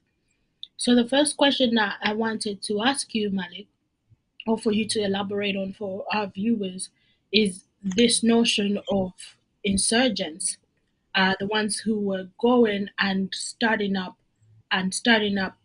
revolts in neighboring countries, and how funds and resources were being redirected to that. And because you do mention that this happened in a period from 1961 to 1962, invasions start to happen by the Tutsi refugees in neighboring countries such as Rwanda. And as you do talk about that, how then the influence starts to happen, you gloss over it with influencing the political grounds for which political party to support, and how they did participate now in the upcoming of Idi Amin, and the collaborations they start to make within the different nations that existed with the Himas and Buganda as well. Yeah, sure. Sure, Desire. Let's say try to try to elaborate on that as much as I can. First and foremost, like when these Tutsis refugees, when they sought to be given refugee, they already had in mind that they are not willing to settle for less. They had more in common, whereby it was, I should say, it was more like a strategy that they had in plan, that they were going to come to Uganda to start insurgencies or war. Because as I said, like the 25th September 1961 referendum, they knew that they were not going to settle in Rwanda to be under a Hutu rule. But they chose, let's say, willingly to leave the country so that they can start all of these criminal activities that they were doing in neighboring countries, especially Uganda. Then, let me just go where, so then we'll talk about aid. Based on the aid that was being given to them by all of these organizations that Uganda was working with, the UNICEF and all of these other organizations which I mentioned, is that they were using this money to purchase arms. And then also the food that was actually being given to them, they were converting and selling this food so that the money could be given to their king, Kigeli V. Now you see, so then of course, let's go to where King Kigeli V, when he was deposed, when he left Rwanda after the referendum that deposed them from kingship. His first stop was in Buganda, where he met Kabaka Mutesa, and then they created the relationship, a collaboration with the KY, which is Kabaka Yeka, and and then his association as well, which was the Aba Hademuka. So we don't know exactly what is it that they were planning or what they were putting in place when he met King Kigeli V as his guest, but I know things were not actually good as we think they were, because we want to know exactly what was going on. Because as you can see, there were insurgencies that were going on in the country, instabilities. And remember, Mutesa was the one who gave them a go-ahead. So which comes to my understanding that it's either King Kigeli V was manipulating Kabaka Mutesa into making all of these decisions to making sure that Uganda becomes unstable, because they wanted to take power in Rwanda by forcefully, even though they lost the referendum. So which was, sure, done. And that brings me to my next question, because that same period of time that we're talking about, by 1966, because there's growing political concerns about, because you had Kabaka Mutesa, who was not only the Kabaka of Buganda, but was also the president of Uganda, and you have Obote serving as prime minister. So 1966, you get the banishing of kingdoms. It's within that same period of time.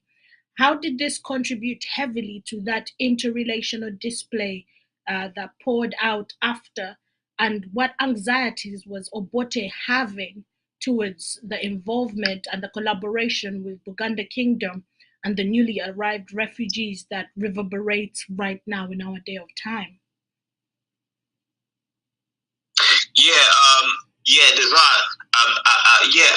Of course, basically, this is my opinion, based off what I was searching and from what I came up with the documented research that I had, is that it created so much problems. We're talking about instabilities that, for an example, when we look at, for example, the insurgencies also violated Article 3 of the Organizations of the African Unity, conventions covering specific aspects of refugee problems in Africa. Because we're talking about the subversive activities by the refugees and mandated by the host country to prevent these refugees from attacking a member state, which was the OAU, which was, of course, Rwanda was under the OAU, which was the Organizations of the African Unity.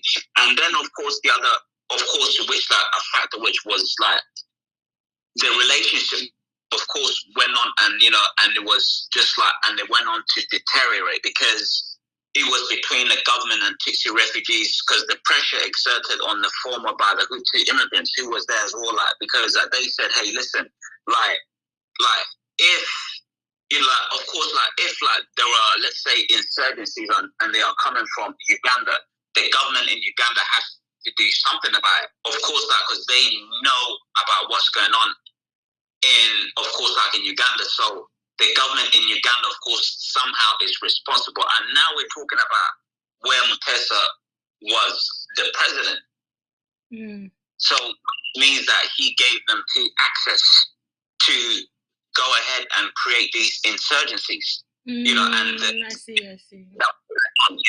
Yeah. So you're having a little bit, not a little bit, but a major not miscommunication, but lack of communication between two bodies that were running differently, and that in itself presented an opportunity, because you have the prime minister, who is Obote, talking about we can't do this because of the OAU and because of the responsibility we have as an international global participant. But here you have a collaboration and a growing relationship between the president and the Kabaka of Buganda, the newly arrived refugees who wanted to take back power in a home, in a country back home, which they believed was their kingdom. So I can see how the Kabaka would have related to that notion. But with that being said, I'd like to ask Senior Chintu the next question, because it goes deeper than that. You do cover it a little bit deeper than that. And then it brings in the question of the Bairu and the Himas in Uganda. And Senior Chintu, there has been a lot of documented and reported on content about the collaboration between the Tutsis and the Bahima, which they call the Bahima Tutsi dynasty. And a lot of news did come out of that, about that.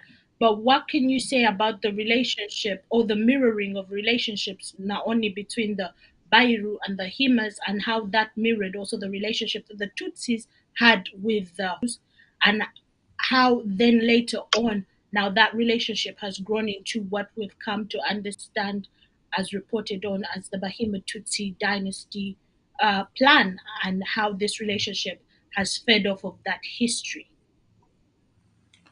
Thank you very much. These are very, very touchy issues you are trying to address. First, I want to clarify on this. King Mutesa was the Kabaka of Buganda. And at one time, he was elevated to the position of president of Uganda. But people should not get confused that he was an executive president, the way we do have a president today. The executive powers at the time were in the hands of the prime minister. In other words, Mutesa was a titular president, or rather more so a ceremonial president, not a president like we have today, Museveni or Ruto in Kenya or any other country. No, he was not, he didn't have those kind of powers. Two, this historically, the Batusi, as Brother Malik has said, they had a non-negotiable concept that they have to go back and take power by force. On that point, they organized the Rwanda Youth Association, which prompted Obote to tell them to shut up. Don't use Uganda as a launching pad for an invasion of a neighboring country, because the OAU Charter had Article 3, which he mentions, which prevents us to disturb or invade another member state from another member state. So that was clear. Obote's position was clear. But Obote did not have full control of the situation, because those were very, volatile times. Inside Obote's camp, he had strong people like Grace Bingira, Franka Kalimuzo, Miss Kobusimbi, and of course the infamous Higiro, whom we just discovered, but he was a silent snake operating under the grass. Now, they dismantled the refugee camps which had contained these people inside Uganda, because at that time Obote wanted to develop a general service unit as a spy agency for his political protection. That general service unit, he could not man it with his Nilotic tribesmen because they were the wrong people to employ in what you would call an intelligence gathering or spy agency. The Tutsis were offered to him by these players like Grace Bengira, who was very close to Obote. You know, he was the Secretary General of the UPC at one time, like Frank Kalimuzo and Kob Simbi, and definitely the brain behind all this was Higiro. So they dismantled the refugee camps, brought these young people into the general service, gave these refugees status in Uganda to enjoy all the privileges. Actually, they enjoyed even better privileges to attend schools like Entare High School and eventually Makerere University at Uganda government expense as if they were natives. That's why you see most of them, what is his name? The guy, the Inspector General of Police, who has been killing our people, they all went to Makerere. Rijema went to Makerere. Paul Kagame, you name it, except Museveni, who could not enter Makerere because his grades were so poor. He could not enter Makerere, but he could have entered Makerere if we had the brains. Okay, so you can see how they took advantage of that. They joined this general service unit, used it under the watch of Obote, who was at the same time playing the game that don't invade Rwanda, but he allowed them to be inside his intelligence and sensitive position departments within his own government. Now, you have raised the point of how did this Tutsi-Hima coalition come? Well, you got to understand, in Uganda, or rather in Ankole, the Hima controlled the Omukama position. They were the kings, but they were a much, much more smaller minority than the Tutsis were in Rwanda, although they were also minority. The difference between the Tutsis in Rwanda and the Himas in Uganda, the Himas did not inflict savage and a brutal dictatorship on the majority, what do you call them, the Bairu. No. We didn't have that kind of a problem. They had it in Rwanda. In fact, it is that kind of brutality that forced the majority people, the Hutus, to kick them out of the country. But the Himas of the Bairu of Ankole couldn't even think of kicking out the Himas out of Ankole because they had peaceful coexistence.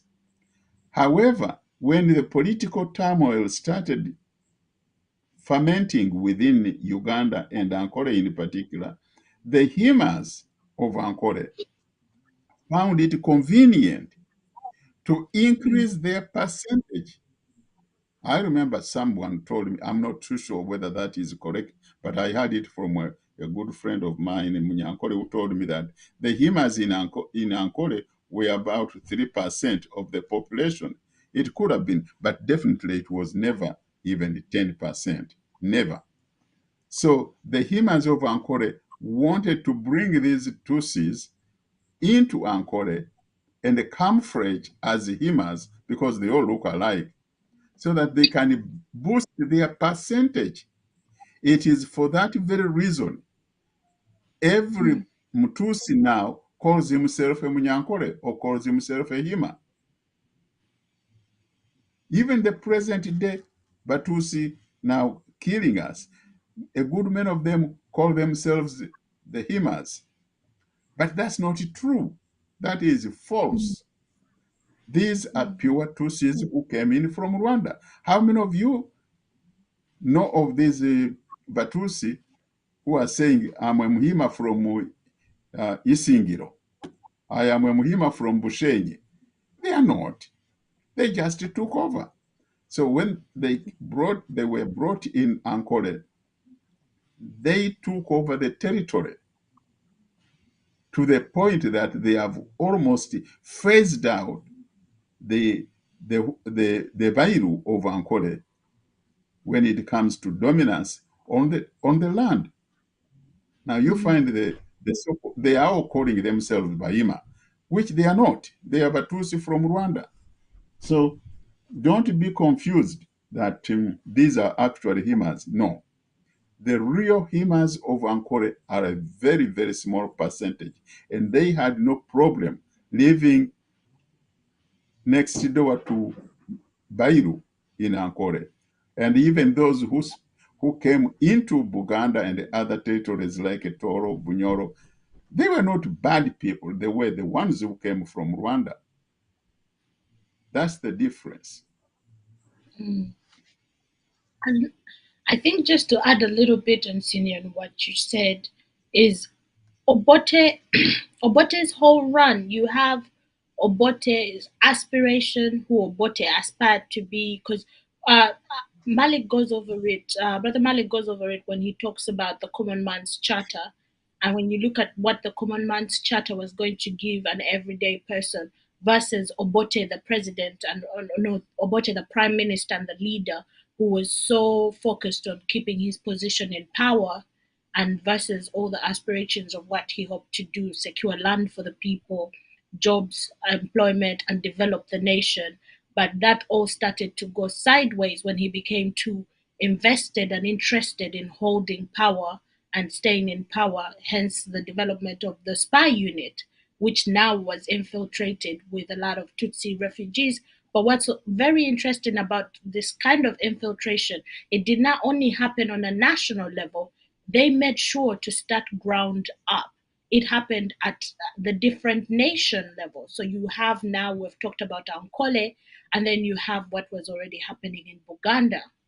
And I'm sure a similar thing was happening in Chigezi, where there was relationships with the local leaders within these areas that at least were close and bordering Rwanda. We already have an influx of refugees up in Bunyoro. You have some in Buganda. You have some in.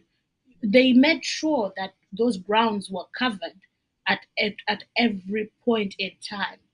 And Brother Malik, if you would like to add on to what has been said, please feel free to do so before we actually go back then into this documentary. Well, excuse me, let me make this perfectly clear. Obote came into power on a minority card.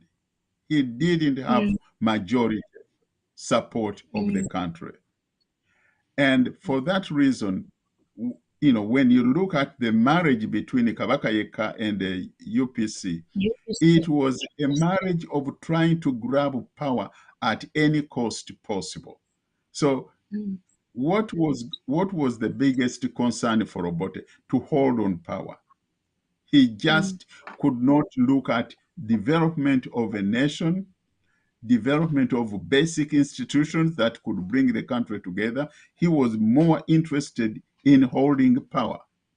And when he had the political crises, which culminated into the breakdown of their relationship between Kabaka Yeka and the UPC, Obote had several options, which he didn't take, because he could have called for a referendum. He could have called for the country to go back to the election, because he knew that the Kabaka Yeka group was formed purposely to screw up the political process of the country. And since they had fallen apart, he could have called the country to go back to election. But he knew if he did, he would not win. So he had to find any way possible to hold on to power, which he did. And then he started manipulating the intelligence, the military. He made the military predominantly northern tribesmen. and he made the intelligence predominantly Batusi dominated, because he had been convinced by people like Ibingira, and I'm suspicious Higiro was behind that too. I'm not too sure about that one, but Ibingira in particular, these are the people who are convincing him that let's use these people. You use the military as a northern Nilotic force. We use the intelligence as a Batusi-dominated group, plus a few other hooligans from other tribes that we could use. So with that, Obote, you are safe, and he agreed to that. Now, not knowing that these people had been professional manipulators for more than a century. And this is where they were able to penetrate into the system, use its weaknesses and the greed of some of the political actors of the time. And the rest of the results is history. We are now suffering from that same mistake. For Mutesa, I can say this. Mutesa looked at this fellow king as a brother, because they are both kings. If this has happened to my brother, it could have happened to me too. So you can see Mutesa's position, looking at a suffering king, and he could see himself in the same mirror. He had, maybe he had several other reasons, we don't know. But to me, that looks much more probable.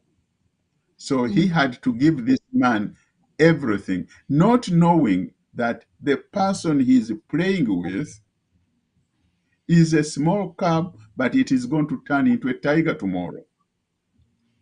That I don't think Mutesa knew that. And Senior, that brings me to my next question, because this is also something that we discussed a little bit before today's show. Is when I can see Kabaka Mutesa's position being that way. You look at your own king, you look at your fellow African king thrown out of their kingdom, and he can see himself in this mirror. But the first point that Tutsi refugees were welcomed in on the basis of kinship and friendship was at that point in time Ankole, which was a kingdom of its own.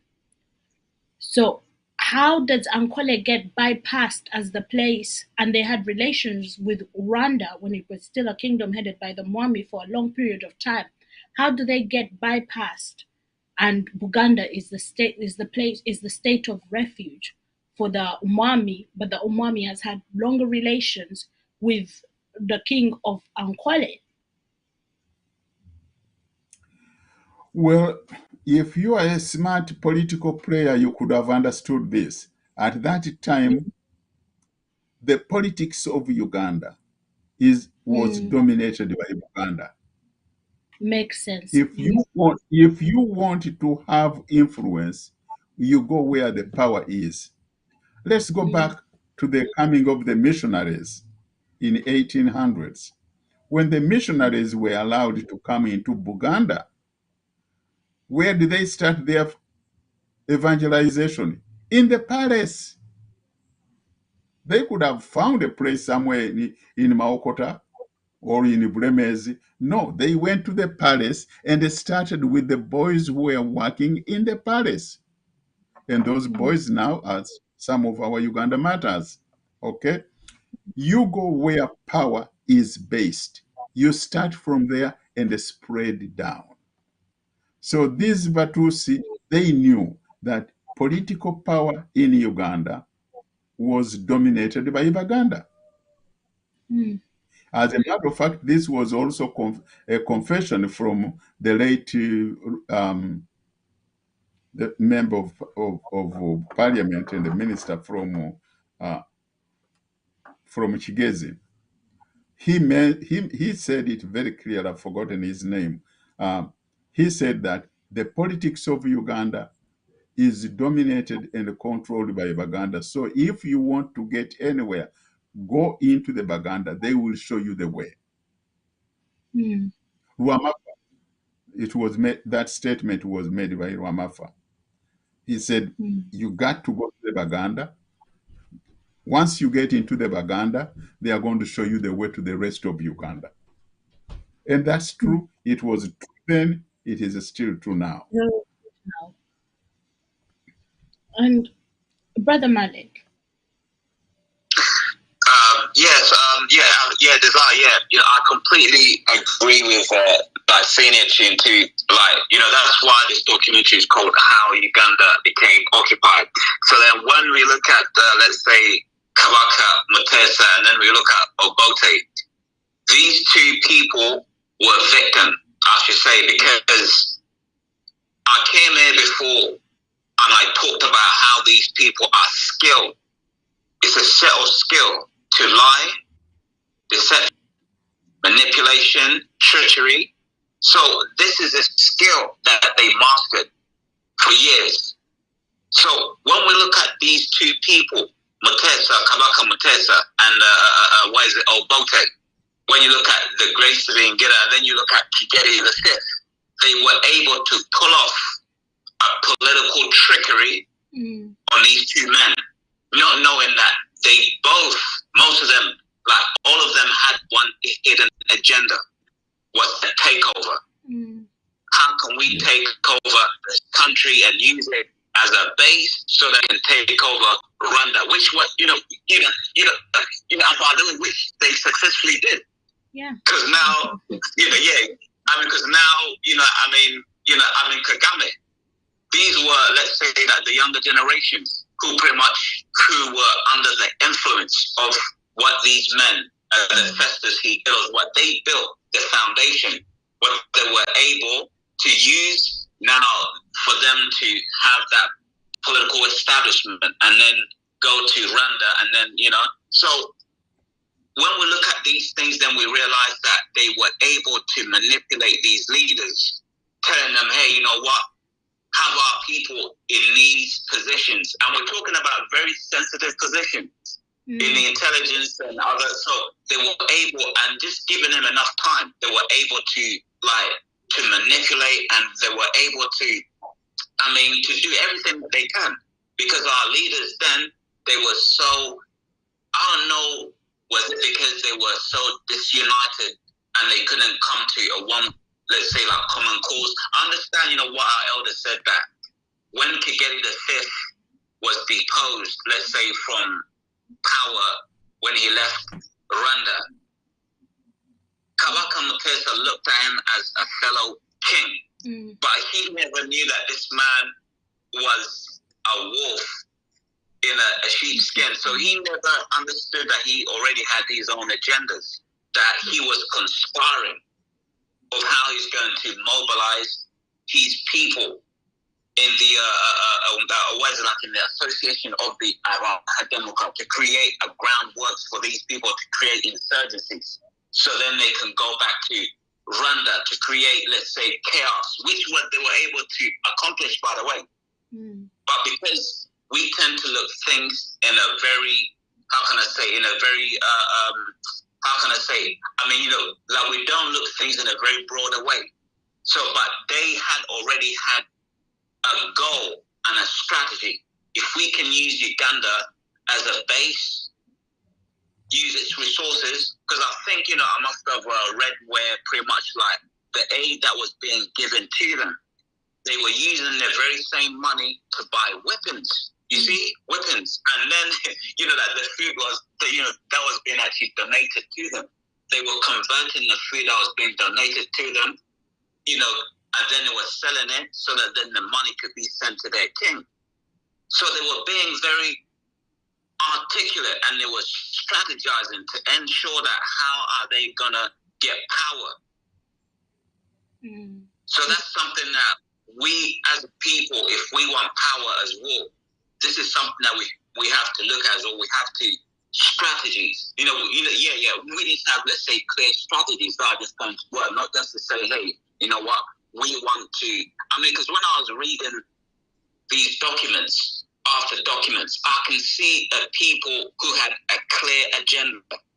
And not only were they just working as individuals, but they were working as a collective group of people, as if they were being given like command or a mission from somewhere, like, you know, hey, you know what, I mean, you know, yeah, I mean, so it was like, you know, I mean, pretty much, yeah, exactly. So that's something that we are lacking pretty much, is that sort of command, where like we can actually understand the way these people were able to strategize and pull off a takeover, which is still going on today. Because it's these, you know, what name again? These testers here, you know, they are the ones that did all the groundwork for these Musevenis, you know, to come to take over, because they were able to infiltrate Mengo and Uganda. Yeah. And I think another why Uganda was so easily a launching pad, because I can understand why Obote was so concerned. As Senior said, he came on a minority card. But Uganda also it's still the question we deal with today, a nation of many nations. So at that point in time, one leader was guaranteed to hold Uganda as a unit. Whereas down south, you have Tanzania, which was collecting itself into a nation with an agenda. You had Kenya, which had the Mau Mau, which had a very fierce spirit to it. And there we were, Uganda, with a lot of political, no one knew what was going to happen with time. So we were so easily, because of the greed and sometimes the power greed amongst some of the leaders, easily used as a launching pad. But with that being said, I would like to really state again that this plan was successful. Kagame is the current day president of Rwanda. Let us not watch this documentary as a historical documentation, but it's a documentation of what has come to pass and what will come to pass if we're not serious. So with that being said, we're gonna continue. Senior, did you want to say something else? Yes, you are absolutely correct to say that Uganda is a combination of several nation states. I think we have 16 of them. But that is not peculiar about Uganda. Other countries are in the same situation. Tanzania has about 300 different nation states. But they were able to unite on a common political agenda without the treachery and the bickering that we experienced in Uganda. The biggest mistake Uganda did, in spite of our diversity, is to have different political agendas in play right from the start. Uganda screwed up its founding moment of building a united Uganda under one constitution, which was designed in the I think it was the 1960 Lancaster House Conference. When they fell prey to the suggestion that we should have a second constitutional conference in Lancaster that will screw up what we had done in 1960 and set up the most horrible system of election and the formation of government. Uganda was totally derailed, if I could use that terminology, which other countries didn't get into. You see, Uganda is the only country which got independence, as I said, with a minority government. Uganda was the first country in that region which got independence with stolen elections.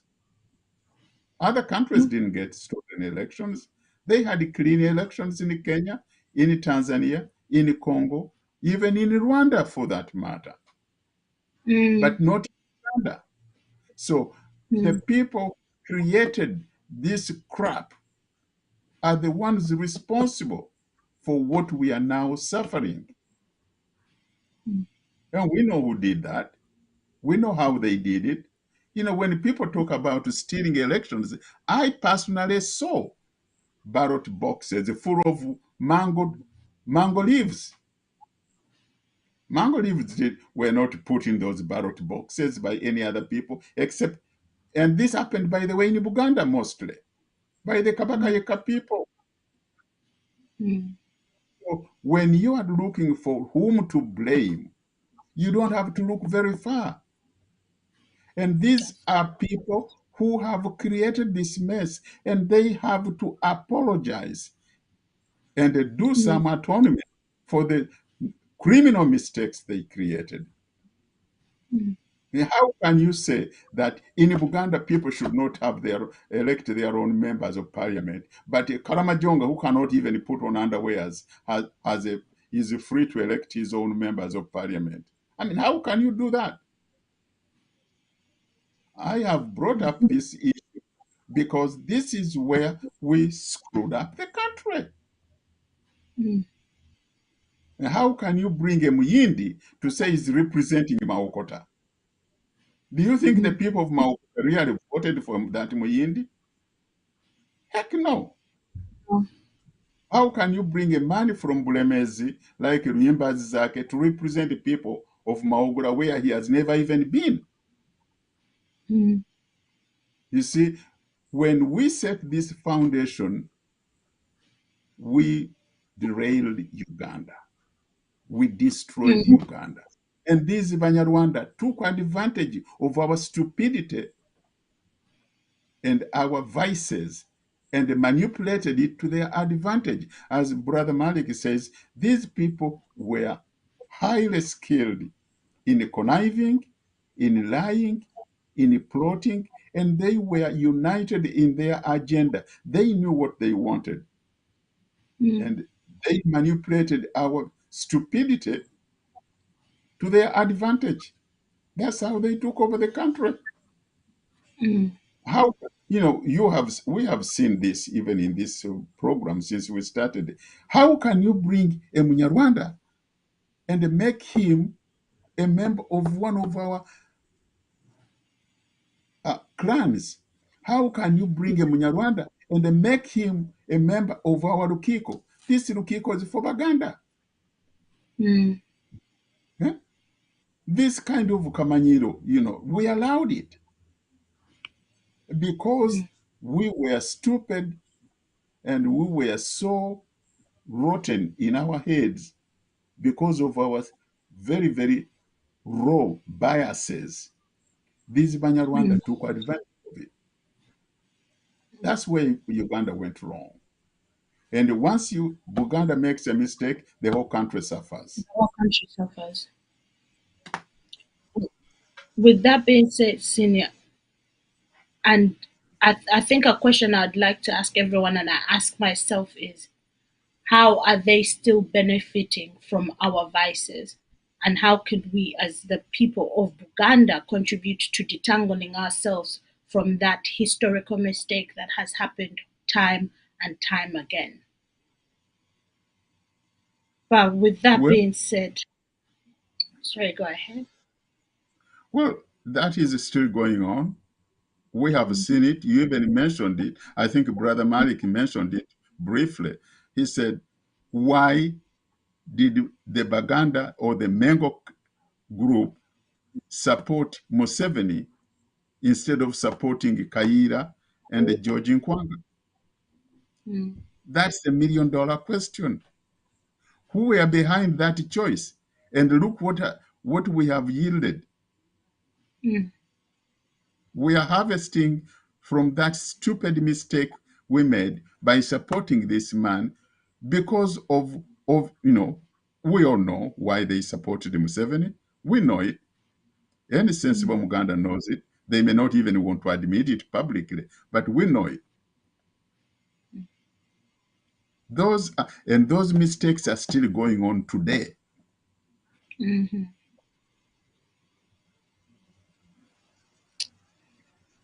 With that being said, I'm going to ask the producer to please go ahead and play the next segment.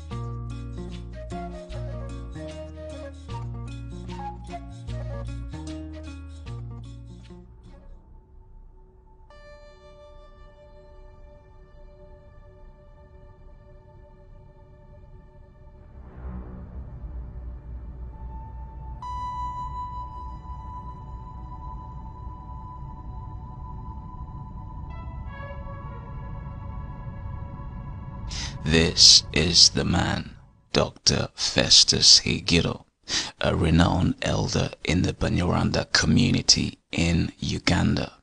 In the 1950s, he found, together with the late Hijacked, with the Abademoka Association, which was popular for preaching Banyarwanda interests and unity in Uganda. In the 1950s and 1960s, he and other Tutsi refugees who fled into exile when Rwanda became an independent nation on July the 1st, 1962. They wrote letters to the United Nations on their dissatisfaction on the referendum held in Rwanda on the 25th September 1961. This was a letter from Hijacked, and this is what it says. This letter was written from Abanyarwanda and Abarundi Abahademoka Union, and the address was P.O. Box 30527, Kampala, Uganda, East Africa, on the 18th June 1962. And it was written to the Secretary General of the United Nations organizations. In the letter, this is what it says. Sir, we protest very strongly to any suggestions of leaving any Belgian troops in Rwanda, Burundi, and it will be a shameful and partial sympathy on the part of the United Nations if they grant such request to them. If the United Nations cannot keep peace and order in the country, we ask them to leave it to the Africans to settle their disputes. We accuse the Belgians of having caused troubles in Rwanda, for they always engineered disunity and hatred among the inhabitants of Rwanda. We know their intentions are to divide the country in order to give them a chance to establish homes in Rwanda. We feel to give them this chance is just as good as to plant Algerian problems in our country. And secondly, we do not want any aid from Belgium. We do not want their technicians to come to our country. If they fail to develop Rwanda, Burundi before, they cannot develop it when the natives ask them to quit the country. And thirdly, we want to record our sad dissatisfaction to the United Nations. It is very unfortunate that they have not up to this date done any positive action to stop chaos and bloodshed in Rwanda, and have seemed to tolerate the full maximum. That might is right. We still appeal that they should keep to their resolutions and recommendations to establish peace, order, equality and freedom to all peoples of Rwanda. And fourth, we wish to repeat once more of what we always say. We do not want Belgians anymore.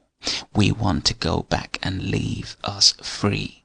We do not want their tricks and deceitfulness that they want to help our country.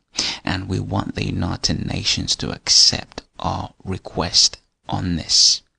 And this was signed by Hijacked, who was the President General of the Abademoka. But there is more.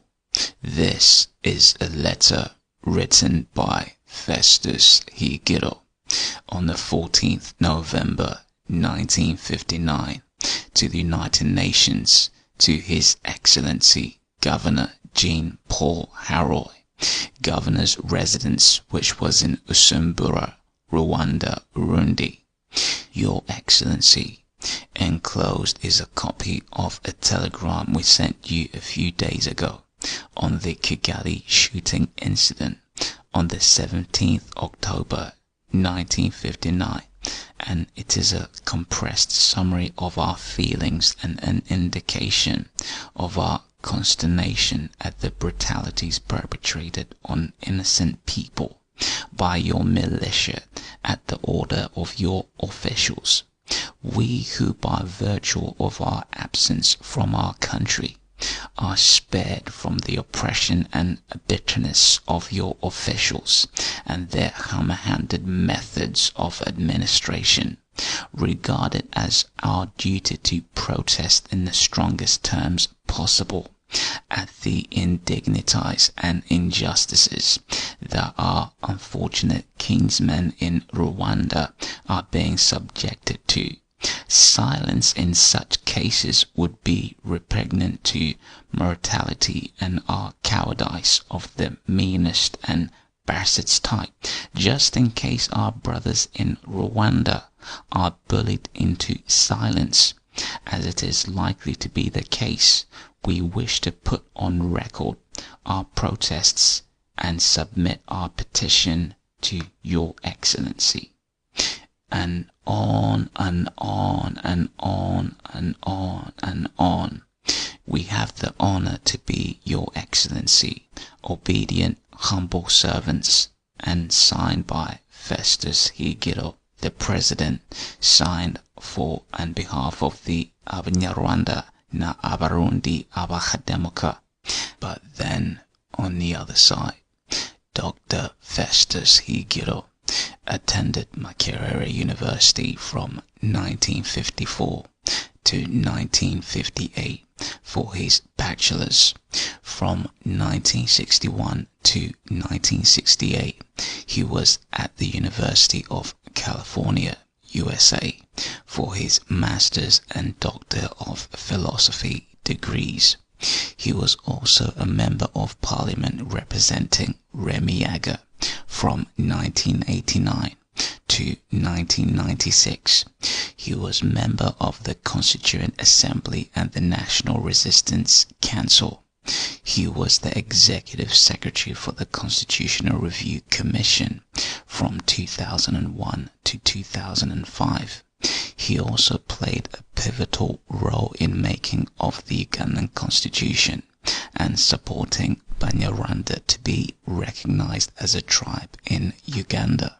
His death came Friday, December 2013, after battling from cancer.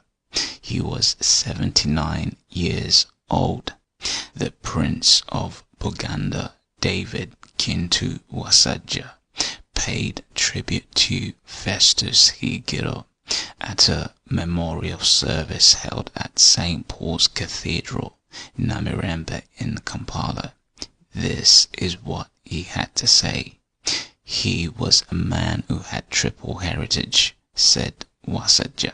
He had an English heritage, then a Rwandan heritage, and the Kiganda heritage. He was the perfect ambassador for the Baganda in Rwanda and the Rwandese in Uganda. He showed people from two different backgrounds, totally different, can live together and happily, that they can live together in unity despite their diversity.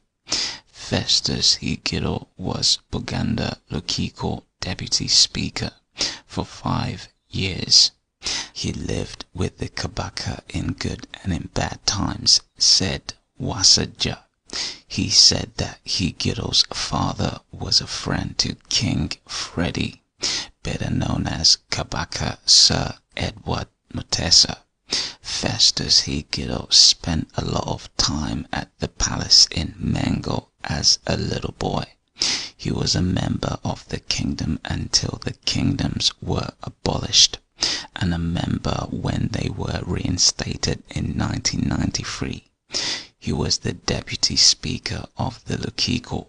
These were words from former Trade and Industry Minister Amelia Chambade, who represented government, said that Festus was a humble man. I personally admire his versatility to have been able to shift from national politics and decide to serve the Buganda kingdom.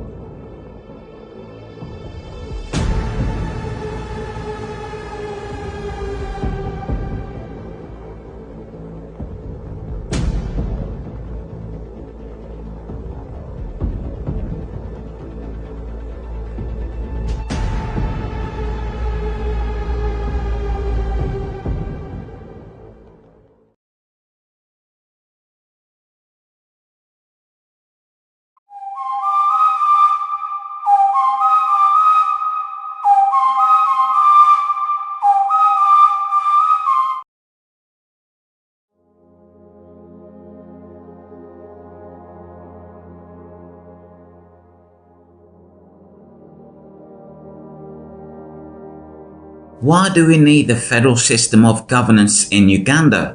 And what is federalism? Federal is a system of governance. It's not about getting rid of the central government. It's not about party politics. It's not about multi-partisan or absence of it. It's not about religious differences. It's not about tribalism. It is not for the benefit of Buganda alone. It's not about monarchism. It's not about land or dispossessing people from land. It is not about supremacy of one region over another or others. It's about helping the central government to provide services more efficiently and provide more effective development to the people. It's about sharing power and responsibilities between the central government and regional governments. Federalism is about providing more prosperity, more wealth, more feeling of belonging and participation in governance by marginalized and non-marginalized people. The federal system of government minimizes possibilities of waging war against the central government. It minimizes internal acts of terrorism and discontent against the central government. It has inbuilt safeguards that ensure uniform growth for all regions of the country, and additional measures to make sure that the marginalized or less developed regions of the country can catch up through the system of equalization grants and affirmative action programs. This ensures that the regions with greater income and development contribute a percentage of their earnings to the developed areas which may be less developed. It should be noted that federalism, though different from decentralization, does not contradict or exclude decentralization. The two systems can and should coexist and complement each other at the regional level. Advocating federal does not mean or seek to get rid of decentralization from regional tier. Nor does it mean getting rid of district MPs, LC leaders, or other regional government officials. To learn more about federalism, register and join UFCC at www.ufcc.uk.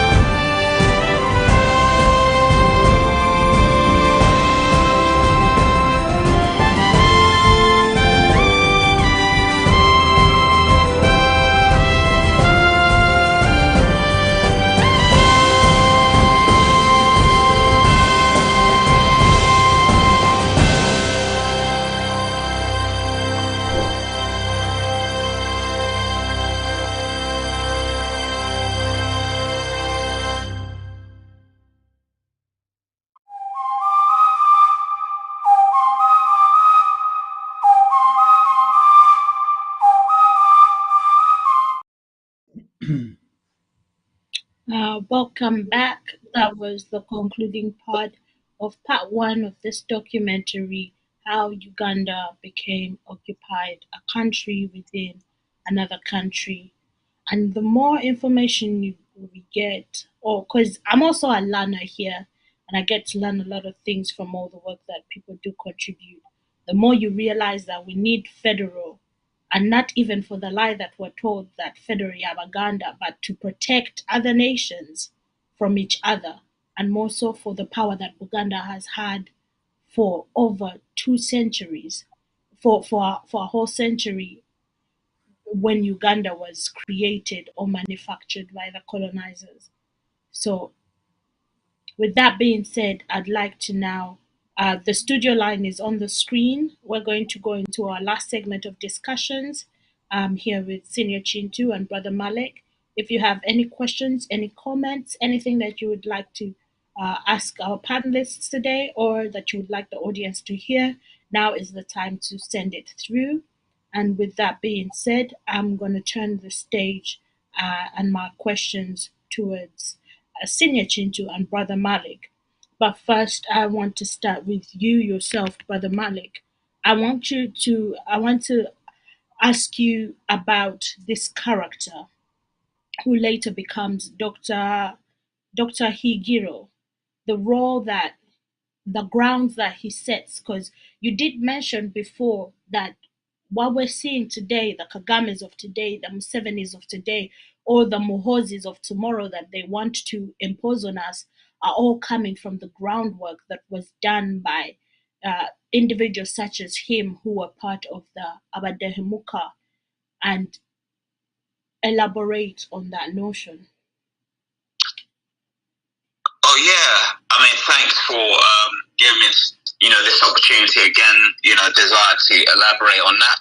Like, pretty much when I was like saying, I think yeah, it was less like in the last basically like in the last piece, whereby Higiro's father was very, he was very loyal and he was a friend to Kabaka Mutesa. And let's remember that Higiro, as a little boy, he used to play in a palace. So the relationship was very tight and it was always there. So we're talking about his father and the Abahademoka, the association that they already had with King Kigeri V. So pretty much they already had built the solid foundations and the connections in the Buganda kingdom. But then the question goes to, if it wasn't for these men laying out the groundwork, infiltrating, and having that Rwandese, or should I say Tutsi influence in Mengo, the question is, with the Musevenis of today, will be in power today, or the Kagames? I don't think so. Because it was these men who convinced the Baganda that we need to fight for a baseless war. For me, I feel like it just, it wasn't useful because we're talking about children, men and women who died. And most of these Kadogos who were child soldiers, most of them are still surgeons, some of them are neglected, some of them don't even have any financial support from the government. But they were the ones who were on the front line to make sure that this government comes to power. So they were used and they fought for something that they didn't understand. But it was the people of, let's say that the Higiros who created that. I mean, pretty much they are the ones who set that foundation to make sure that they influence Mengo to fight and bring these 70s today. Because they knew they couldn't support Kaida, because Kaida already had his ideology to federalism. He was straight away, he told her, hey, listen, I want federalism. And they didn't want that. So pretty much they already had infiltrated Mengo and they wanted to make sure that their fellow Tutsis gained power so they can use that opportunity to use Uganda's resources so then they can go back to Rwanda to take power using, the Kagames, the younger generations. But, but for me personally, I feel like this man and his fellow Tutsis as well, like the Banyarwanda who infiltrated the system a long time ago, they are the ones who created or made sure that of course, that these younger generations of the Musevenis and the Kagames, they take power. So this man played a huge role. This is just like my personal opinion. And I think this brings me to my next question that I wanted to ask you. It has to do with the letters that were written to the UN. When you read those letters and the rhetoric and the blame pushing for not only the displacements of the Tutsis, because I want us to highlight that and discuss that in today's show in light of really looking at historical facts for what they are and what they were. And you have had shows where you've talked about Ubwenge and what it is, and I think this is an example where people can see it happening right in front of their eyes. So the documentary starts with you start the documentary talking about how the international community itself understood that a lot of Tutsis who were living in Rwanda at the time were either misinformed or misdirected. There was no instability in Rwanda. But towards the end of the documentary, when we look at these letters that are coming from the Abadehemuka group, you have a lot of blame pushing onto the Belgians and the claim that the Belgians have separated the population and have disrupted the indigenous population and its trend of time where it was supposed to go and displace the Tutsis. And that's still the same rhetoric that then comes into play a few years after with the genocide that happens in 1994. And up to date, it's the same rhetoric that is on repeat, which is very different from the rhetoric that was there in 1959 towards independence. Yeah. I mean, sure, Desire, like, because I think, I must have said this before, like, these people you're not your ordinary people that you think they are. In their culture, they master a certain technique that you wouldn't actually find in your usual kind of people. Let's say, like in Uganda, they mastered a technique of how to lie, how to manipulate, how to create that sort of sympathy within your audience. And this is like, when I was reading these letters that they were sending to the United Nations, you can see that they were trying to catch that, the attention and the sympathy of the generals or the secretaries that were, by that time, who were at the heads of the United Nations. So they were trying to play the victim. But when pretty much they were creating these problems on their own self, because, like, remember, like, Rwanda, when they left, there were no, like, problems there. They just decided, hey, you know what, we left because we can't, like, let's say, accept a defeat, from the outcome of the referendum, So pretty much, and you can see, like, in these letters that they were writing in the United Nations, just bear in mind ways that desired is that it's not just only like a few letters, but I would say more than 15 to 20 letters that they were sending to the United Nations constantly. And most of these letters, pretty much, you can see that they were being, very malicious, treachery, sort of like trying to manipulate, to trying to get their way, as they always do, And I believe that they used the very same technique on our past leaders. Even though, like, for me, I can't sit here and let's say keep blaming them because past is past, but we need to look at this documentary and look at where the mistakes were made, so that then we can try to correct them, so that we cannot make more mistakes. Yes, because they themselves, of course, they had their weaknesses, but of course, like, recently I came, and I started to dig into these people to actually find out why were they able to, to manipulate our people. But then I came to discover that they have a cultural trait, which is uwenge. A child masters that skill, and that's something that our people maybe didn't understand, especially, the Obotes and, the Kabakas, Moteses. So they use that as a way to penetrate and to infiltrate our systems. So this is the weakness pretty much, that we had. But I believe it's not too late for us to do something about it. Yes. It never is too late. And for my next question, I want to direct this to Senior Chintu, but also Brother Malik later on. Feel free to lay commentary on this. So, Senior Chintu, right towards the end, there was mention of David Chintu Wasaja and his statement of the three heritages that he holds.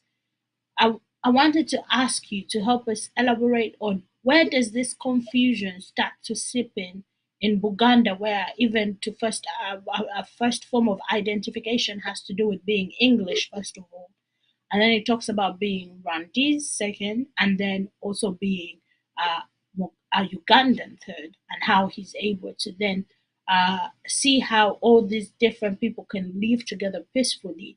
And that's even before we have now found a way to coexist without the exploitation of our former colonizer.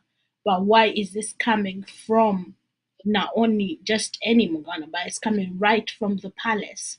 What does this say about not only our trajectory, but where we are at, and what does it signify?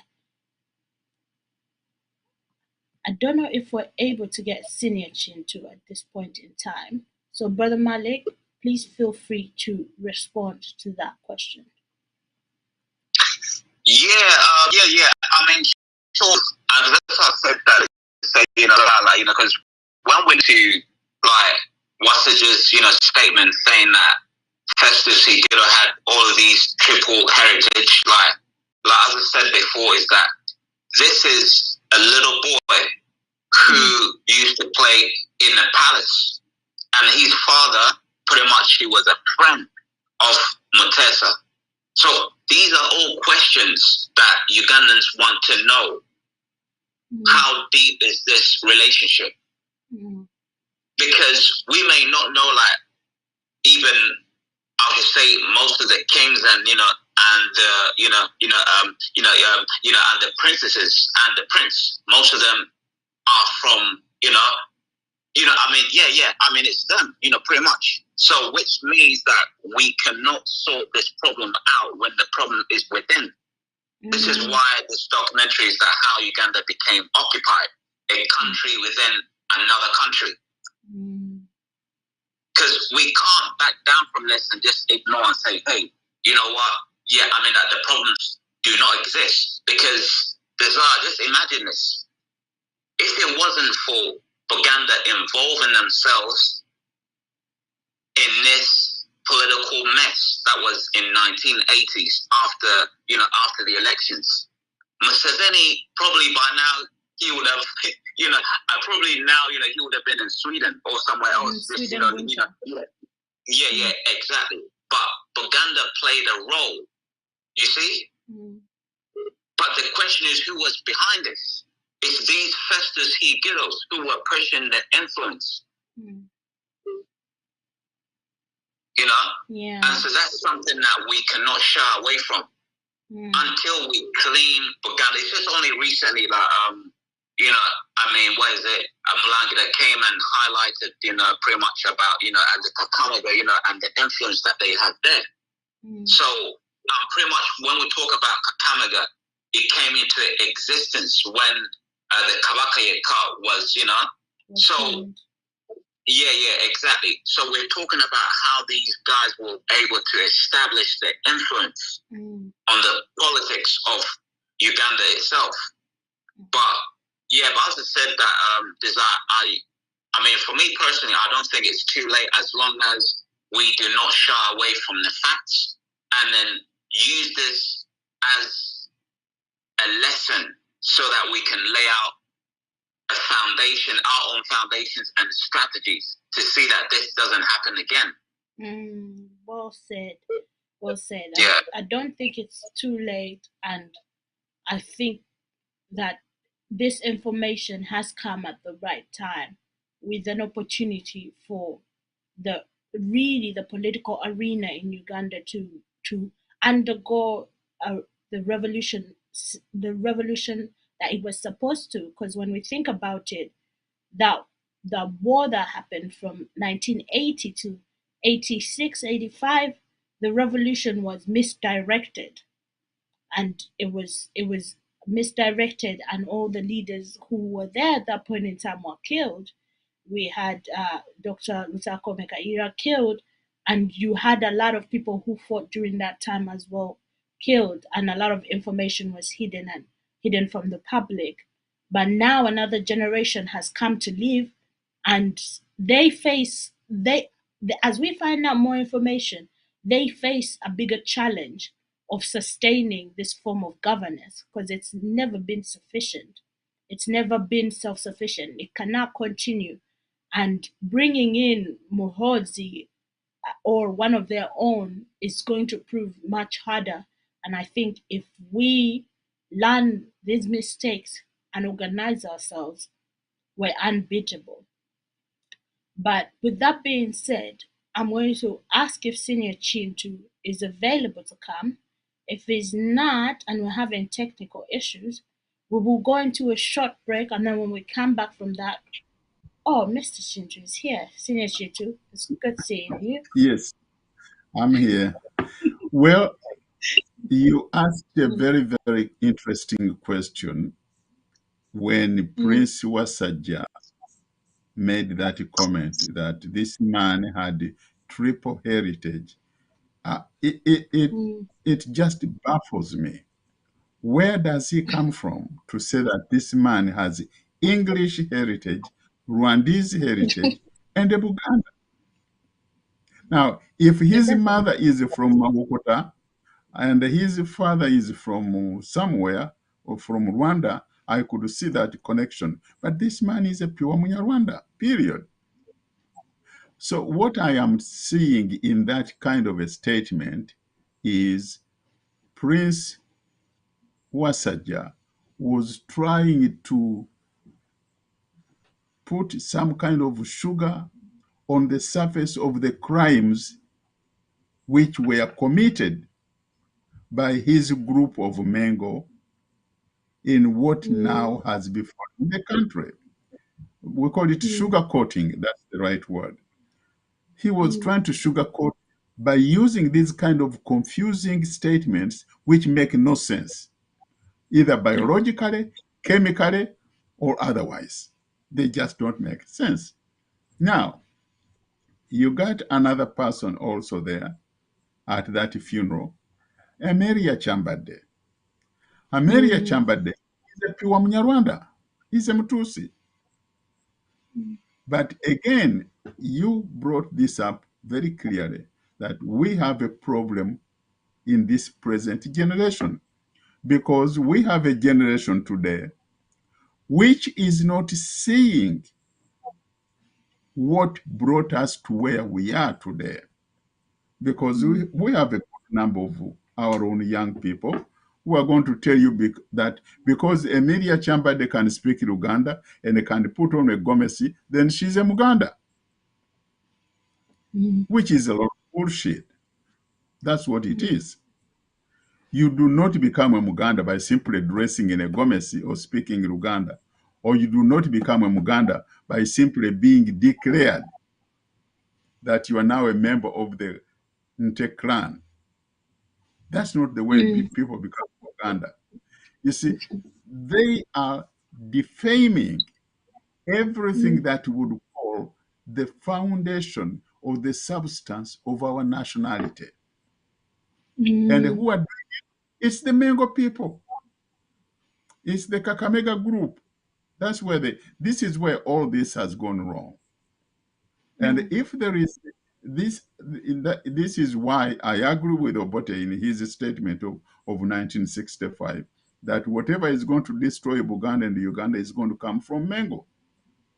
And the Baganda really cast him for having, because he said, as far as I can see, what is going to destroy Buganda and Uganda will originate in Mengo. And the Baganda translated it that Obote was arrogant because he said, as far as I can see in Uganda, which says, Ewale nyonga bwendaba. What the hell does he think he is? He's seeing very far. What does he think he is? No, but he was speaking simple English, as far as I can see, which makes sense. Now we are seeing what Obote said. However, he also shared the blame. Now, misdirected, this propaganda is being misdirected by those people, as you said, by the Mengo people, trying to confuse and sugarcoating their own serious crimes in the destruction of our nation. And we have to watch out. You are right to say this younger generation is facing a much more serious problem than ever before. That's true. Because this younger generation has failed to learn from these Badehemuka. The Badehemukas we have seen in this program, they were and still are focused on total domination of their country as well as our countries. And on that, they are not compromising. They might switch tactics, but they are going ahead. And we are seeing that the Museveni, the Kagame, are the offsprings of the Higiros. Now, on top of that, now we are having the Muhozis coming in. And of course, you know, Kagame has trained his young boy in Sandhurst. So they are the ones who are going to take over if we allow them to do that. But if we wake up and face the challenge, we shall stop these people in their own tracks. That's the challenge we have.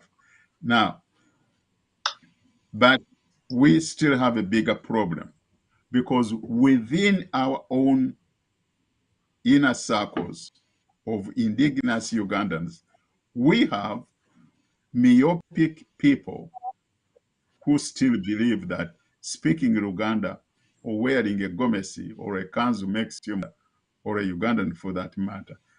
We have a lot of house cleaning to do. And that house cleaning should have started yesterday, not today.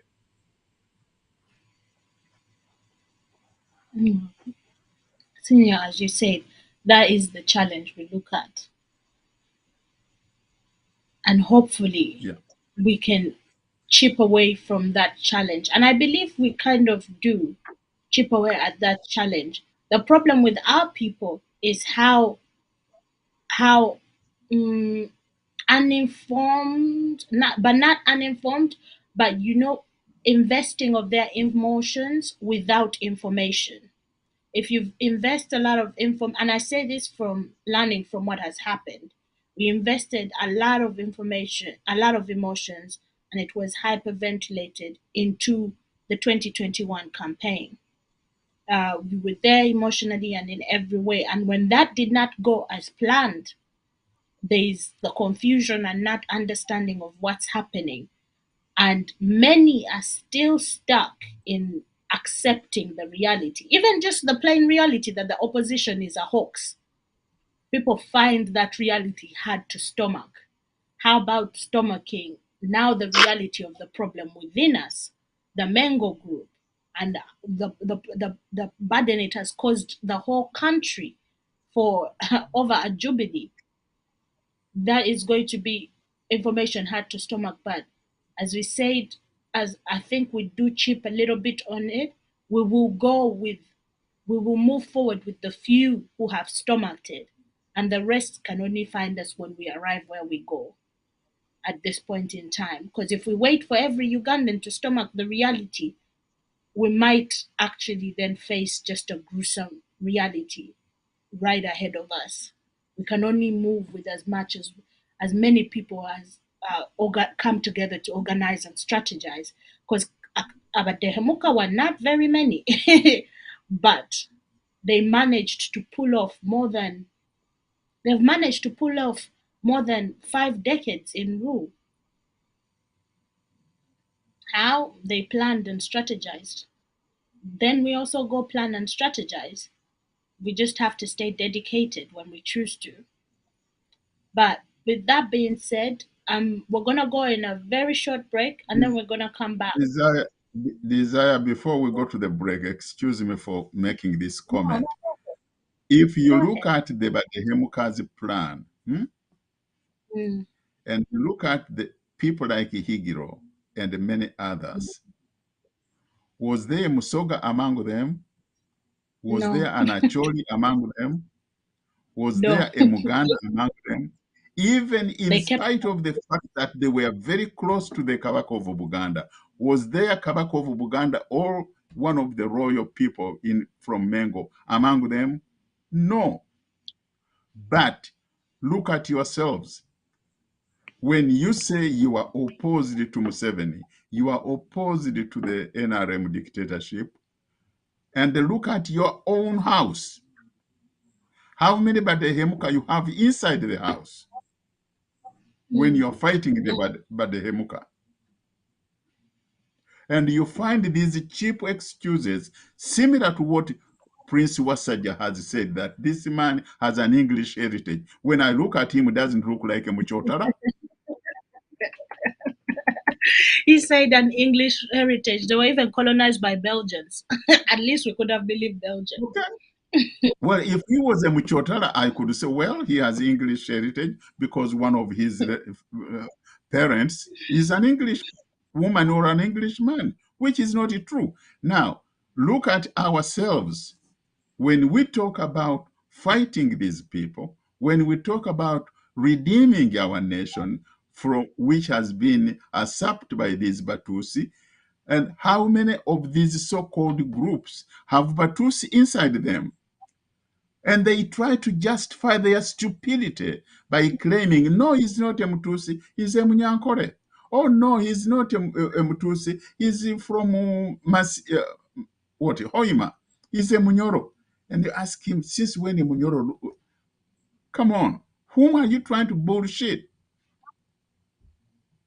You see, this is the tragedy of Uganda. Stupidity has become our most glorified content in our brains. It's a shame, a very big shame.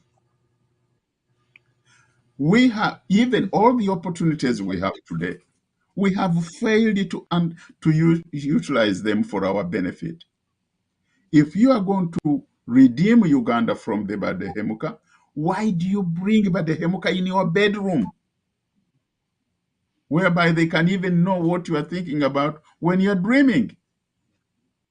Leave alone to have them at your executive committee. This is the problem of Uganda. And if down the road someone is going to write a book and say, who destroyed Uganda? You're going to find the answer very clear.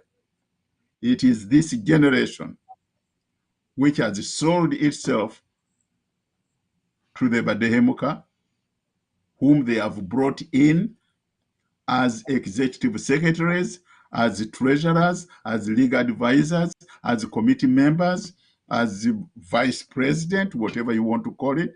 It's a shame that this man could even say he's representing Remiyaga in the Uganda parliament. Remiyaga is in Buganda. It should have been represented by Muganda.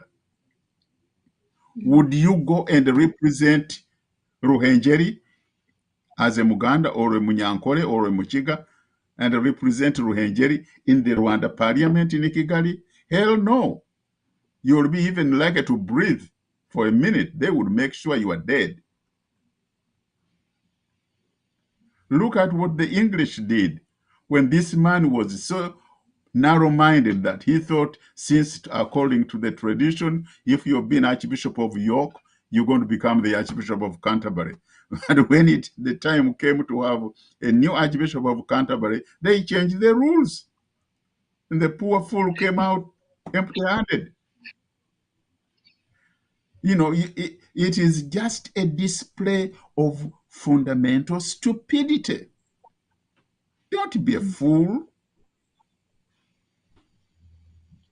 No, we people, I don't know what to tell my fellow Baganda. We better wake up, or maybe go to some surgeons and get new brains put on our heads instead of the budge. We have plenty of it in our heads. That's where the problem is. We are not going to win this war. We are not going to redeem Uganda when you have people like that who are going to stand there and they defend this Badehemuka and they say, oh, since she's wearing a gomesi and can speak in Uganda, she's a Muganda too. I have no problem with a non-Muganda or a non-Ugandan being in Uganda, but he should be there and our terms. Definitely Not undermines as a member of our clan. Because being a member of a clan, you have to be born in it.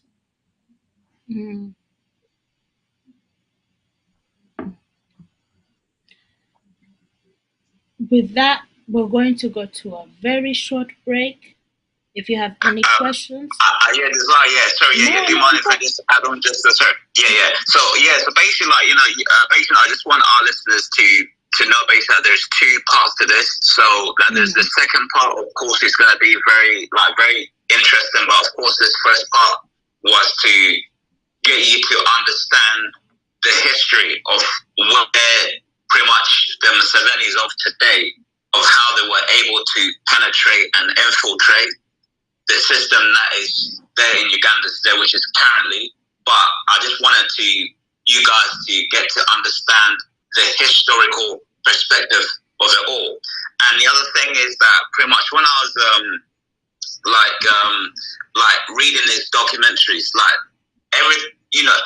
it pretty much, what was coming into my mind is that these people, they had the sense of urgency because they knew that they had to find a solution to a homeland.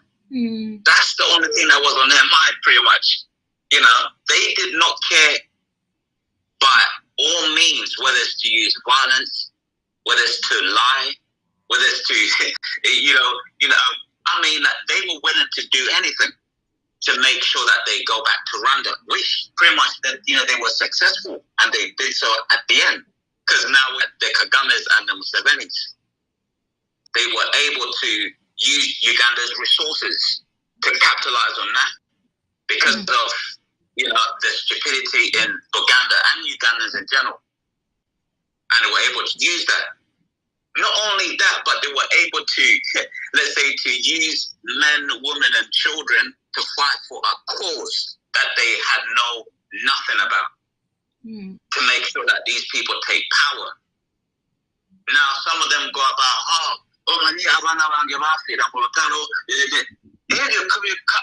you understand? So, and that doesn't help you because these are mistakes that you made, but then you have to move on and first understand, okay, we made these mistakes, but how can we make sure that this doesn't happen again? Repeat itself. Yeah, of course, yeah. So repeat, just to make sure that history does not repeat itself. So that's all I'm saying is that, of course, that there is part two which is coming, but let's make sure that, and this should also go out to our elders today who still exist, who were able to support these people, who involved themselves. Young men and women and children died for nothing because you people were fighting for a wrong cause. You were misinformed, but you were fighting for the Tutsi dominance so that to make sure that they get power, which were they were able to succeed, pretty much start doing so. Yeah. I thank you for saying that because there is also we owe it to ourselves to hold the insider accountable because until we do this, we will not have resolved the issue because this can then repeat itself if the insiders feel, because even on the political scale, when you look at Ugandan politics at the moment, politicians are okay with selling us out to just Museveni and his money as it stands. There is no code of ethic whatsoever to how leadership and serving a people is supposed to work. And you can find the same problem with how it's all about Kakamega's interest versus Buganda or, the Abantu of Buganda. So we have to hold some of these people accountable when it comes down to it.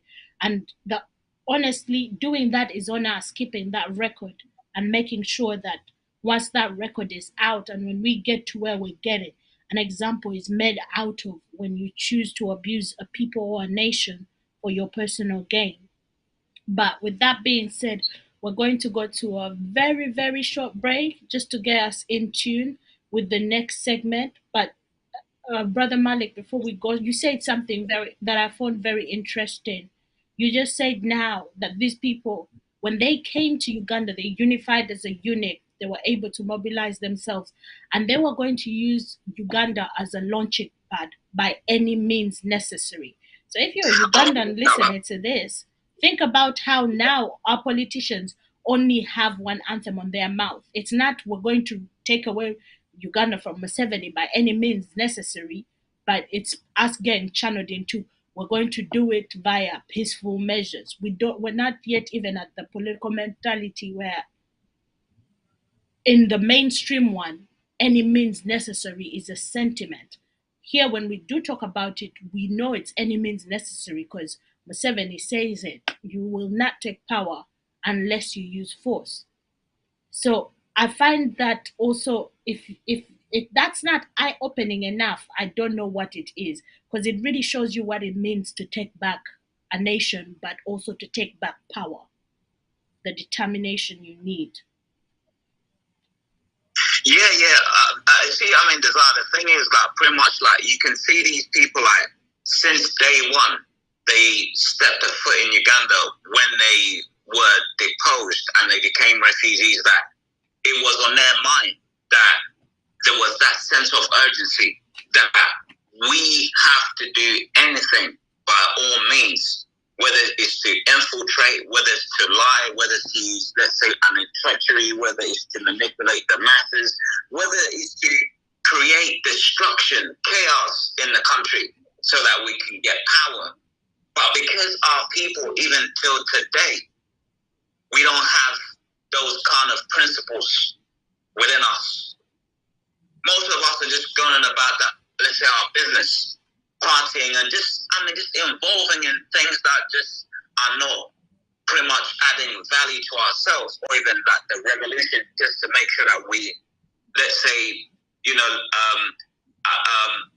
pretty much, let's say, we can try and correct our political history, or try to make sure that we better our situation. It's just, especially at this generation, like desire, there isn't that sense of urgency.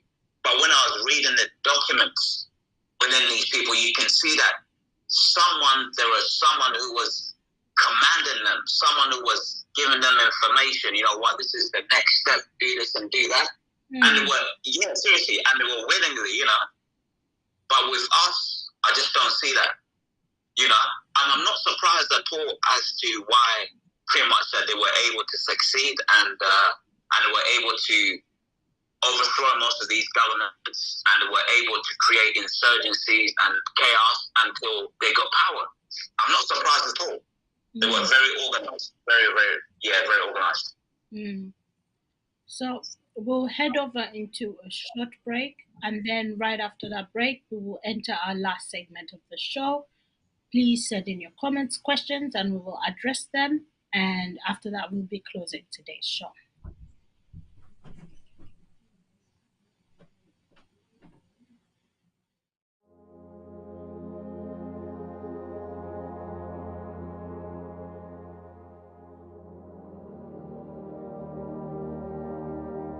Lwaki twetaaga enkola eya federo mu Uganda? Era federo kye? Federo nkola ya nfuga, si kya kugoba gavumenti eya wakati, si bya bufuzi bya bibiina, si kya bibiina bingi oba obutabaawo, si kya njawulo mu ddiini, si kya kusosola mu bika, si lwa kugasa Buganda yokka, si kya bwakabaka, si kya ttaka oba okugoba abantu ku ttaka, si kya kusukkuluma kw'ekitundu ekimu ku kirala oba ebirala. Kikwata ku kuyamba gavumenti eya wakati okuwa obuweereza obulungi n'okuwa abantu enkulaakulana ennungi. Kikwata kugabana obuyinza n'obuvunaanyizibwa wakati wa gavumenti eya wakati ne gavumenti ez'ebitundu. Federo ekwata ku kuwa obugagga obusingawo, okuwulira okusingawo nti bali wamu n'okwetaba mu nfuga y'abantu abasuuliddwa ku bbali n'abatasuuliddwa ku bbali. Enkola ya gavumenti eya federo ekendeeza ku busobozi bw'okukuba olutalo ku gavumenti eya wakati. Kikendeeza ku bikolwa eby'obutujju eby'omunda n'obutali bumativu eri gavumenti eya wakati. Erimu obukuumi obuzimbibwamu obukakasa enkulaakulana ey'enjawulo eri ebitundu byonna eby'eggwanga, n'ebintu ebirala okulaba n'ebitundu eby'eggwanga ebisuuliddwa ku bbali oba ebitakulaakulana nnyo bisobola okukwatagana nga biyita mu nkola y'okugaba ensimbi ez'okwenkanankana n'enteekateeka z'okukakasa. Bino bikakasa nti ebitundu ebirina ensimbi ennyingi n'enkulaakulana biwaayo ebitundu ku 100 ebyenfuna byabwe ebyakanyibwako nga tebinnabaawo mu nkulaakulana y'ebitundu ebiyinza okuba nga tebinnakulaakulana nnyo. Kinaamanyibwa nti federal wadde nga ya njawulo ku decentralization tekootana oba okuggyawo decentralization. Enkola zombi zisobola era zirina okubeera awamu era nga zijulizigana ku mutendera gw'ekitundu.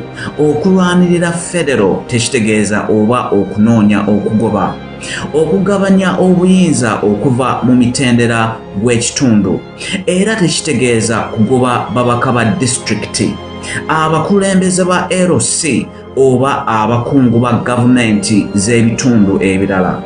Okuyiga ebisingawo ku federal weewandiise ng'ogenda ku www.ufcc.uk.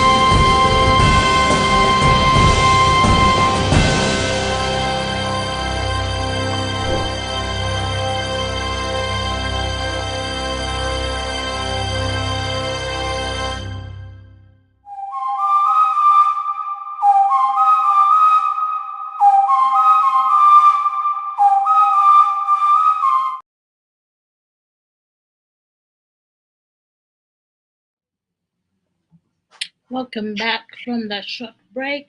Right now, we're going into a segment of questions and commentary. We'll be hearing from our audience members. And our first audience member, this is Kamala Rodney from West Nile State. We'll go ahead and listen to what Kamala has to say. Good evening, UNN family.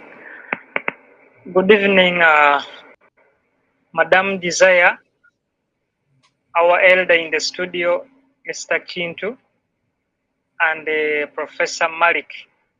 Thanks for the show and thanks for the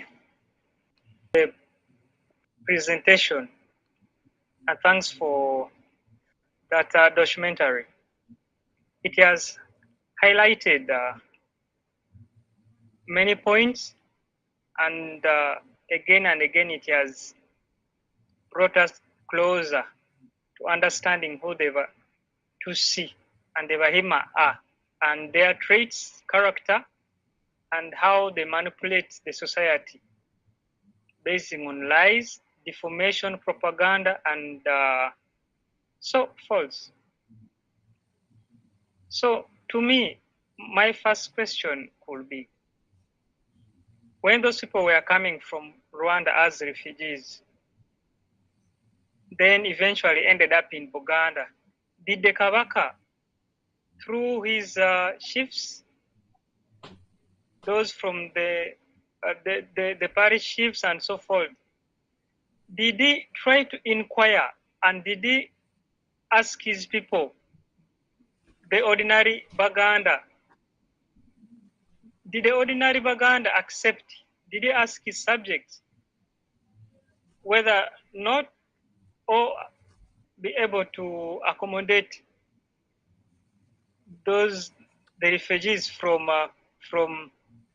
Rwanda all along up to Uganda? Did the ordinary Baganda accept also, or they refused? Second, they were in Western Uganda, Did the community try to complain to the authorities of these people's character? Because I understand they don't hide their characters. Okay, if you put it in the present day, wasn't there kind of like whistleblowers who could at least try to inform the concerned authorities of what was going on from the camp itself? Then, my third question is, as Ugandans, how stupid could we think that we could win elections when these people are the ones in charge? Yet in actual sense, they left Rwanda to come to Uganda because they were the minority and they lost election and they could not accept defeat. So in a process where they are the ones appointing the chief, the electoral commission, they are the ones in charge of security, they are the ones in charge appointing chief justice. How stupid could we think as Ugandans that this accept defeat? Yet they have all these authorities, all these offices at their disposal. For me, as I've learned, I don't think they can accept. And that's the same reason as to why I think Museveni said a paper cannot remove him from office. So,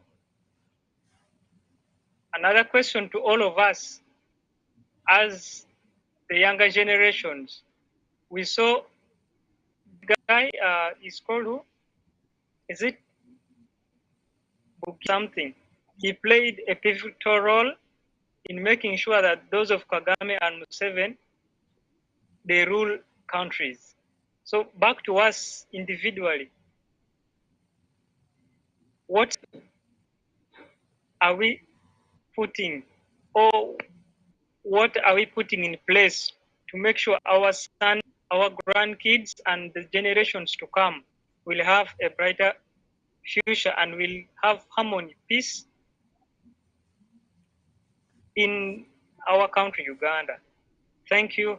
Thank you for the show. May God bless you all. Thank you so much, Kamala Rodney. So what we're going to do, since today we have two people who can respond to these questions and comments, we're going to do one after the other. And then Senior or Brother Malik, if you feel like there is a katareke card that you would like to say on the previous question, please feel free to let me know. But for this first question, I'll give the floor to you, Senior Chintu. And then the next question, Brother Malik, you will respond to it, and we'll go like that. Well, yes, that is a very, very important question this gentleman has raised. Asked whether the ordinary Baganda were consulted as to whether they should accept these refugees in Uganda. The answer is no. They were not consulted. And I believe, actually, I was alive by then, and I participated in assisting those refugees when they came to our area where I was in Kakuto. The country did not have any institutional preparedness to receive an influx of refugees. We were caught off guard. And I recall me and the wife of the Gombolola chief, both of us were teachers at that time at Bigada. We are the ones who mobilized this local support. I used to ride my bicycle looking for food in the villages, matoke, cassava, beans, you name it, and brought it where we accommodated these people. As you all know, every Gombolora has what we call a Chitawulus, which is kind of the meeting building where we used to meet in the Gombolora Council. I was an ex-official member of the Gombolora Council. So we provided these people with accommodation. We put some carpets in the windows to give it some kind of a shade, and they slept there. We looked for food. There was no organized system until the UN came in and they picked them up from different locations. and set them up in these refugee camps, which now everybody talks about in Uganda. I think Namutamba, Chiboga, and others. I don't know the other places, but I remember I saw those big lorries come to Kakuto and take them away. Okay, so there was no consultation, and I don't believe even the Kabaka's government had an organized way of dealing with this problem. Otherwise, the Gombolola chief would have told me, because I was there with his wife, doing everything on a volunteer basis. So I don't believe the Kabaka's government was prepared for that kind of influx of refugees. Now, he's asking about Western Uganda. Was there no whistleblower to tell us that, hey, what is coming in as tigers, in a sheepskin? No, I don't think there was such a thing. Um, Brother Malik has done more research on that. He could probably give us a better answer to that, but I have no knowledge whatsoever that was going on in Western region. And of course, this gentleman is asking, how can we be so stupid to think that we can win elections when these people came in with a determined and a set mind that they are going to control? Definitely, he's right. I think I take that as a lamentation, because these people could not take a no for an answer. They left Uganda. They left Rwanda. Those who came before the revolution of 1959, 1960, they left Rwanda because they could not stomach living under a government that is not dominated by them.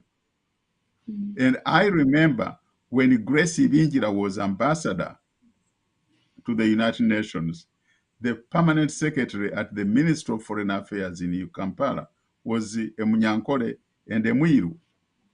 And Ibingira said, I cannot talk or I cannot report to Mwiru. I have to talk to the president. We had a problem whereby there was a vote at the UN between Cuba and another country. There was a position whereby each country had to decide. Now, the ambassador had received the orders from the president that we should vote for X country. And Ibingira said, he's supposed to communicate with the permanent secretary at home. And he adamantly said, I cannot talk to that Mwiru. I have to bypass him and go either to the minister or to the president. But whenever he made calls, they told him to go back and report to the permanent secretary. And he said, hell no. So you can see the arrogance of this Batusi. He could not report to a Mwiru who is supposed to be on top of him. He could not. So these people, I don't even know what to call them. They cannot accept living in a country whereby the government is dominated by a non-Tutsi. So you are right to lament. How can Ugandans be so stupid to think that they can win an election when the Mutusi is designing the entire system, is controlling the votes, is controlling the counting, and is also controlling the announcement of who is the winner? You just can't win. This is a game we shouldn't even participate in, period. In fact, it is for that reason I am among those Ugandans who say, all of you guys in the so-called opposition, unless you are going there to find that 50 million to eat every day, don't participate in these elections until we get rid of NRM. With regards to those who are supporting Kagame and Museveni to stay in power, if you ask me whether I know who are doing that, of course it is the Muzungu. It's the Americans and the British. And they are doing everything to support them. And they don't care about the human rights violation. They don't care about democracy. They want democracy in their own countries, but they don't wish us democracy in our Uganda. So we have to be quite aware of that dilemma we are facing. If there is anything I have not answered, I think Brother Malik would probably help me clarify a little bit more about that. Okay. And Brother Malik, would you like to add on or answer some of the things that Senior Chintu might have missed out on? Yeah, sure. I'll just like to say, thanks to the caller. Of course, he asked, did Buganda consult its subjects about the matter of allowing Tutsi refugees into the country? And that's a question that I was actually going to pass on to Senior today because he's got more knowledge on that question. So then, and the other question is that, pretty much is that, of course, it's, basically he asked, like the Tutsi, of course, that they lost a referendum, but then, of course, that they still wanted to take power in another country, but they left. And he said, of course, like even organizing elections here, that why would you even participate in taking part if you know that they are going to take the elections if they run all the organizations and have, let's say, if they are in control of the electoral commission and other institutions. So basically, like, I just want to answer this very clear to our listeners so that he can actually understand that is that. But Tutsi, there's a clip where Museveni said that everyone should settle down. Things are going to be fine now from now. This revolution is irreversible. But what he meant by saying that, it's deeper than what you think. What he was trying to get people to understand is that it's funny now that because we Tutsis have taken over, Uganda is not going to longer have any instabilities. We were the ones who were responsible for the instabilities in Uganda. But that's the deeper definition. A lot of people definitely didn't understand about that video.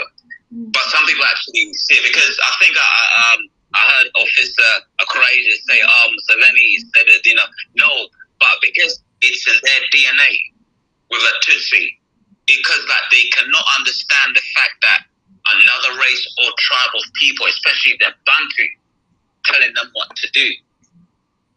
Otherwise, in that area or that region that they will go to, there will always be trouble, there will always be chaos, there will always be instability until a Tutsi takes over power in that region. So he was just telling them hey, listen, things are better now, okay? There isn't going to be any insurgencies, any chaos, because they were the ones who were responsible for the instabilities with the previous governments.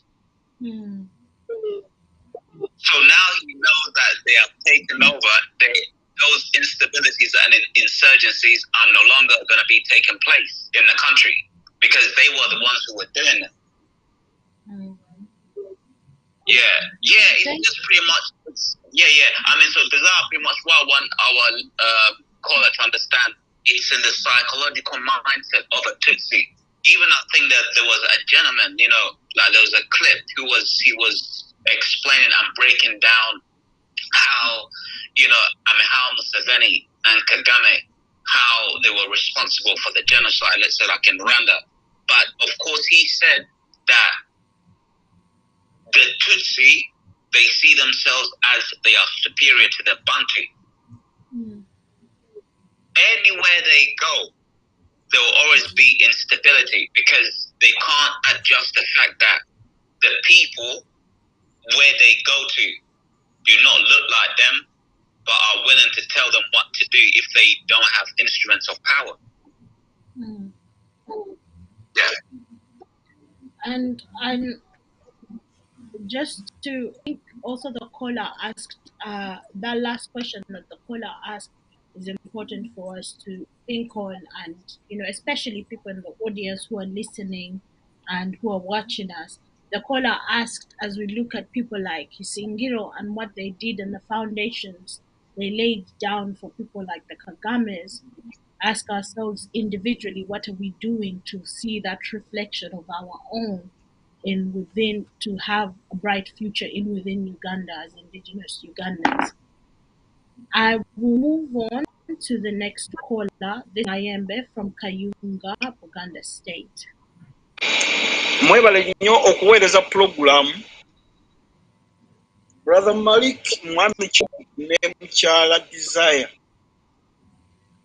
Program inyuvu nnyo wala nnyo documentary eyo Mwami Malik wabale kukola budde bw'okuŋŋaanya bintu bino oba oli awo abamu bitubadde tutamanyi.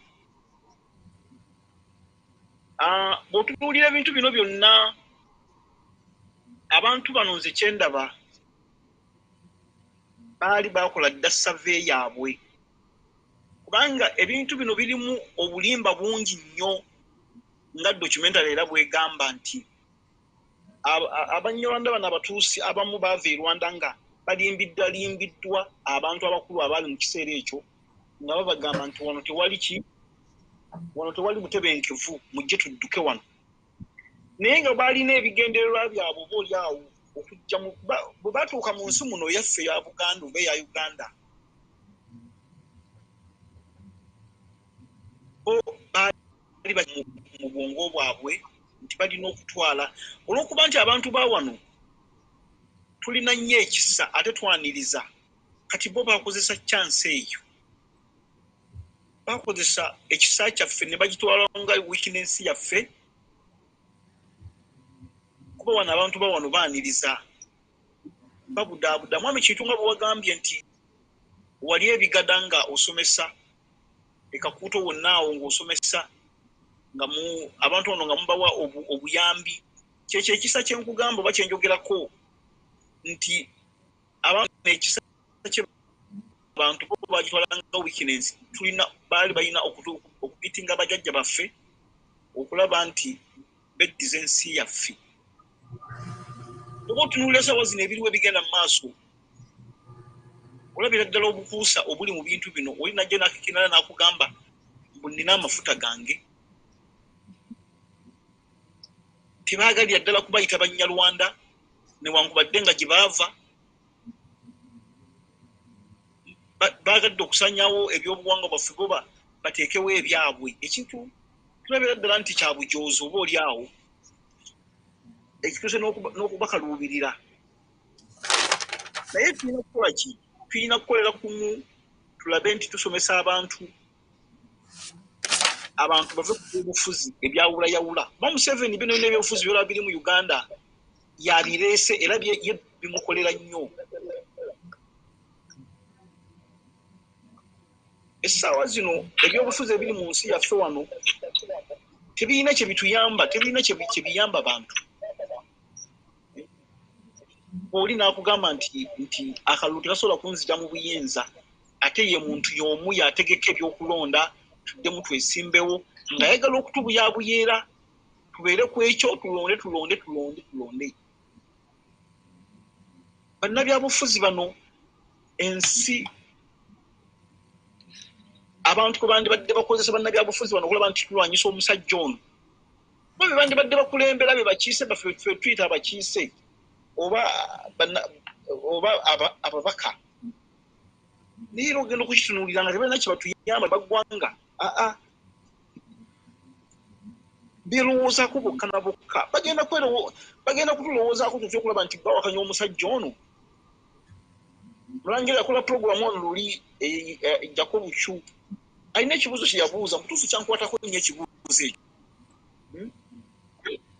nakugamba nti gwe munnabyabufuzi wali weebuuzizzaako lwaki Museveni akusasula ssente nnyingi kibuuzo ekyo kyankwatako nnyo ekimpulira nga kinnyingidde nenjula okubikkula obwongo bw'abantu nkimuyingizeemu nti naye gwe owange omanyi lwaki Museveni akusasula ssente nnyingi nga tulina na mulimu gw'okola okimanyi nti wandibanga gona wennyini weetunda ng'oli mukutunda nsi yo nga tomanyi kubanga wano munnabyabufuzi wa wano ye ajja kukugamba naffe katulyeko ogenda okubagambako wano waayi Kyagulanyi nga ali bwati ne bwati leka omwana naye ali Besigye nga yali emyaka 2 n'omubuuza nti tugenda kuddamu olwo tunaakomawa katusooke tulye naffe eri Museveni ye abasekera mu kikondi kubanga bye byayagala tayagala mutegeere ki kye bali naye ebigambo ebyo ne bimu okubigamba abantu abantu abatamira bannabyabufuzi bano omugamba akugamba nedda ate gwe lwaki biki byogera eyo federo tejja kusoboka naye omuntu akugamba nti federo tejja kusoboka kati ogenda okulaba ng'akutte ssente agenze Dubai aguze apartment agenze London aguze apartment agenze Germany kyokka nga gy'alaga okugula apartment yo waliyo federo naye ye ate wajja ssente akugamba nti federo tesoboka n'omugamba nti lwaki tesoboka n'omubuuza soboka zikwatayo zaali mu yunta aziddusa kuzitwala Germany azitwala kuzitwala Sweden so tulina obuzibu n'embeera yonna nga bweri ebintu bino byonna bijjudde by'obulimba abantu obutaagala kumanya kyekizibu kyatusinga ddala okubeera nakyo ekisooka tuli mu bwavu obutagambika okubiri ng'otaddeko obwavu obutagambika abantu kumanya kati buli muntu tukola za leero tukola zenkolawo zendya omuntu osobola okumugamba nti wali tulwanirire kino kijja kutuyamba n'abaana baffe obeera mubi nnyo obeera mubi so tulina okusomesa abantu baffe okulimbulula obulimba bw'abasajja bano tunuulira mwami Nadduli wano gyo yayogerako nti muli Banyarwanda laba gye bamukomya bamukutte bamuyodde tunuulira Gasumba akugamba bali miliyoni 11 ezaawa Gasumba kasajja gw'obulimba obukuli miliyoni 11 ewaani so bannange tulwane nnyo tulabe ntukola constitution yaffe nga bannayuganda Museveni tumuddize constitution yamanyi janaafuga oba zitwale Congo naye nga mutunuulira nnyo embeera yawano eri wano abantu bintu bitono nnyo bitulina okukola tujje mu mbeera gyetulimu naye lwakuba tulina abantu era abatono bakyabuzaabuza abantu tukyalina era abantu abakyabuzaabuza abantu kugamba tuleme bw'obaako okubako ekintu kyokyusa oli ng'ajja kwekiikamu naye ng'akwekiikamu lwaki akimanyi nti gwe kino kyoleeta ekya federo talina waagenda kufunira nga bw'abadde wano wa Museveni owoka bwe buzibu bwe tulina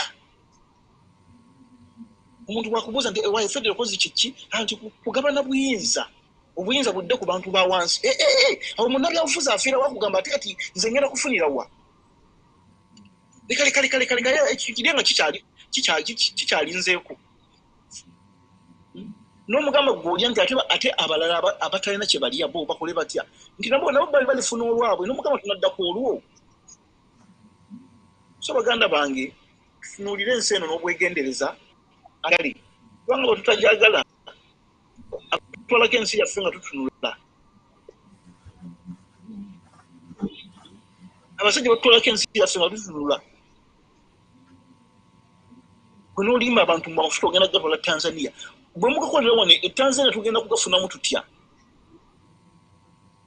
oleesa abaana beekalakaasiza muve ku mafuta gaffe abaana abo boogamba okwekalakaasa Museveni bamanyi n'ebiri mu ndagaano lwaki tosobola kubasomesa ndagaano eno ey'ekimpatiira gye wakola etalina yadde na kye bafunako nze ngamba abaana bano mwandibadde mubagamba kwekalakaasa school fees ezisusse kuba abasinga obungi bazadde baabwe tebasobola na school fees mubagambe beekalakaasa olwa school fees ezisusse ebintu okweyongera mu ggwanga ebitabo tebigulikako sabbuuni tagulikako byemwandibadde mubagamba okwekalakaasa mu amasomero nammwe bannabyabufuzi mugamba amasomero ago kuba mugamba amasomero ago abaana beekalakaasa olwa sabbuuni olwa sukaali omunnyu emmere tagulikako okusinga obagamba amafuta ge batategera kutegeera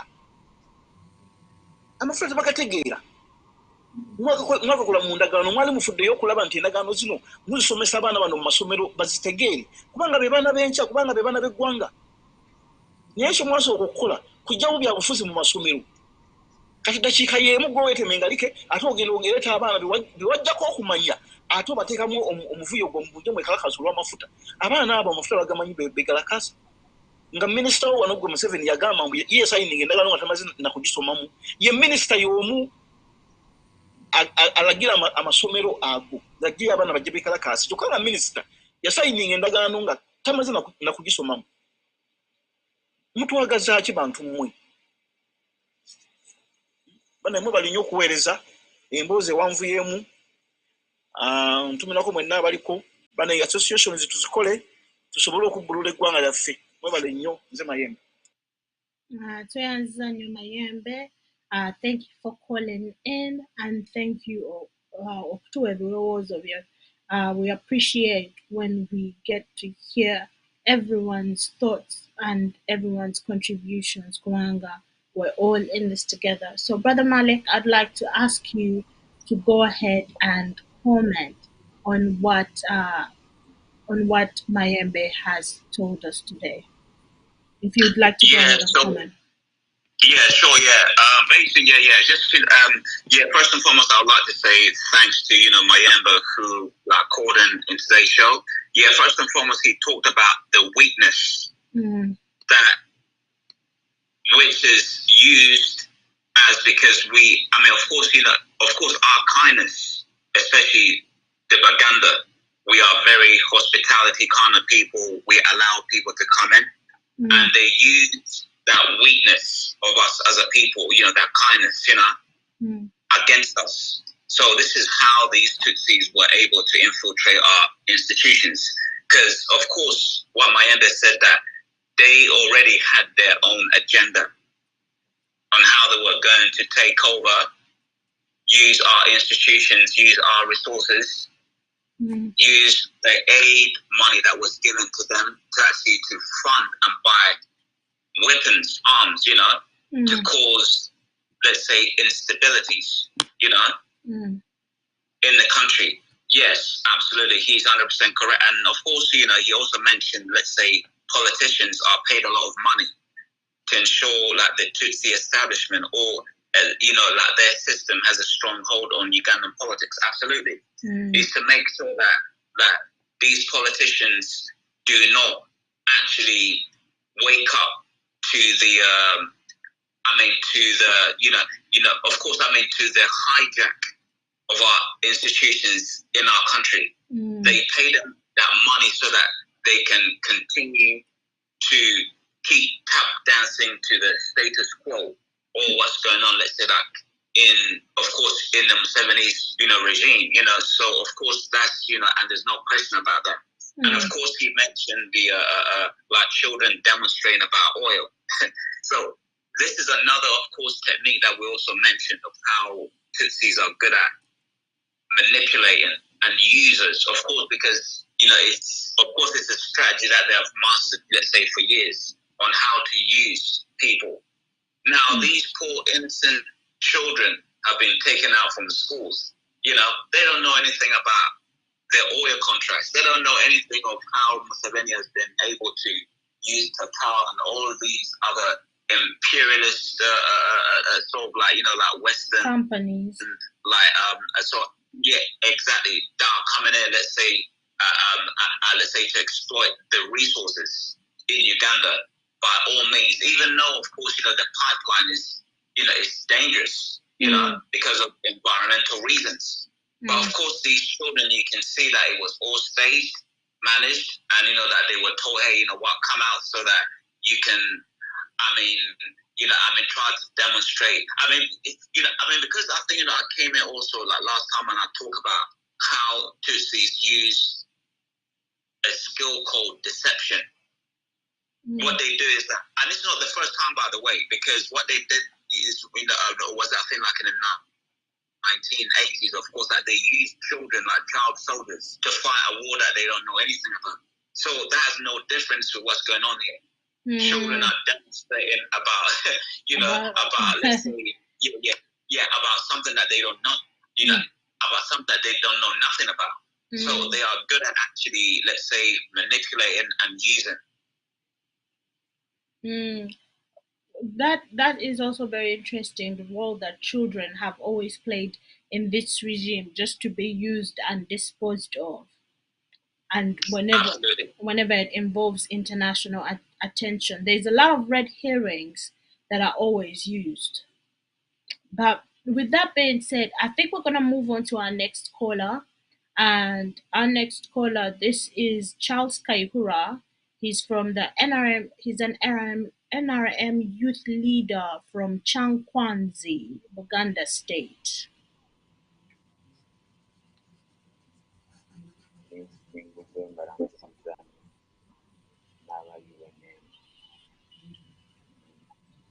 don't know if you're able to hear him because he's a bit low on my end. But again.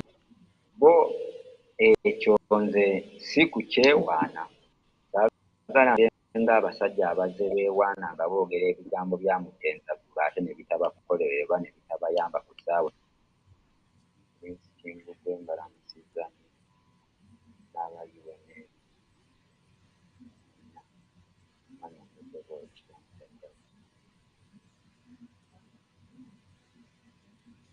Kimbugwe ebintu bino afuuka namulanga amabeere g'embwa temukomya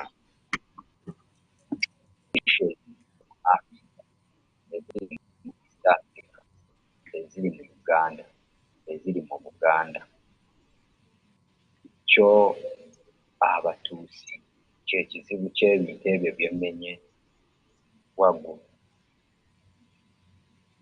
era bwe kiba nga kyekizibu ddagala ki kintu lya muzeeyi kyetu lyanyiza obanogera okusonsowaza abakodomi oba Baganda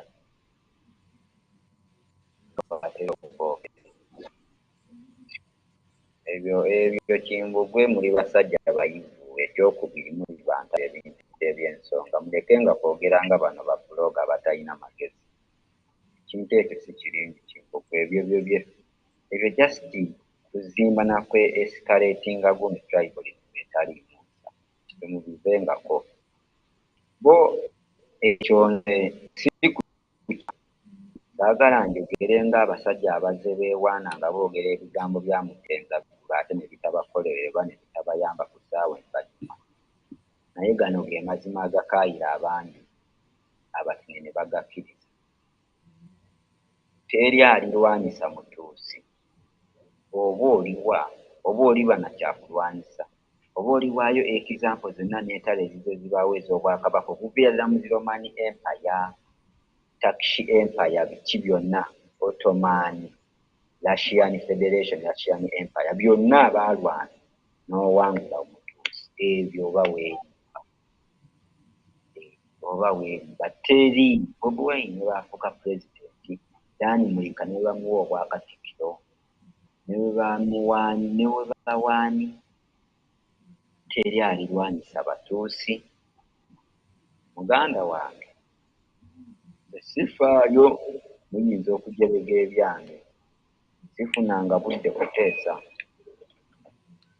UNN naye nga nkyagala naye nga bwe ndifuna chance nditeesa eri muntu alirwanyisa nawaaliba nga yeesigamye ku sapooti y'amawanga n'awangula kukakasa era nsobola okudda mu kyenjogedde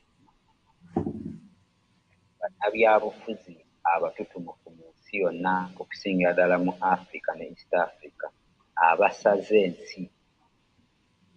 abaasala ensi mulimu Bobi Wine namba emu ne Raila Odinga ne Kizza Besigye n'omugenzi Richard Morgan Shangalali eyavuganyanga mu mugaga saako ono ya pulezidenti wa Chadema eyavuganyanga Magufuli ne Kikwete emirundi egisoba mu etaano era ne bajja bamuwa obwa prime minister Edgar Lowassa baasala ensi mu byobufuzi ne bafunafuna ne bakwama bw'ogamba otya nti oyimirira Kadaala olwanga wakava Ukraine ng'ovuma abatuusi ovumirira banaga omukazi akulabirira mutuusi akuwa emmere mutuusi abaana wabazaala mu batuusi akontrolinga obulamu bw'ekirunga bwebase newoova eri n'akukamulira akatunga tomanya byakuwali ne byatadde mu butuusi kugamba obanga atema ettabi ate ng'ettabi kwotudde kubanga naawe ojja ditemesa busungu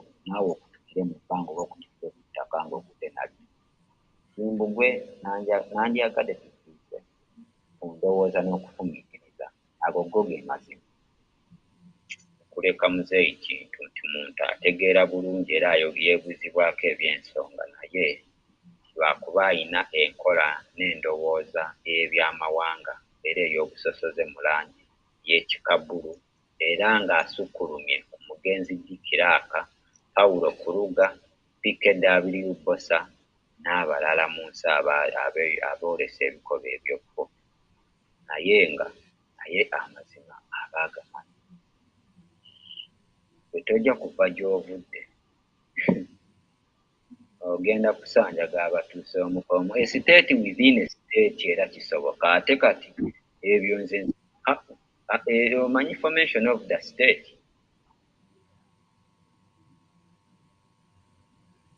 Eritrea yali state within a state.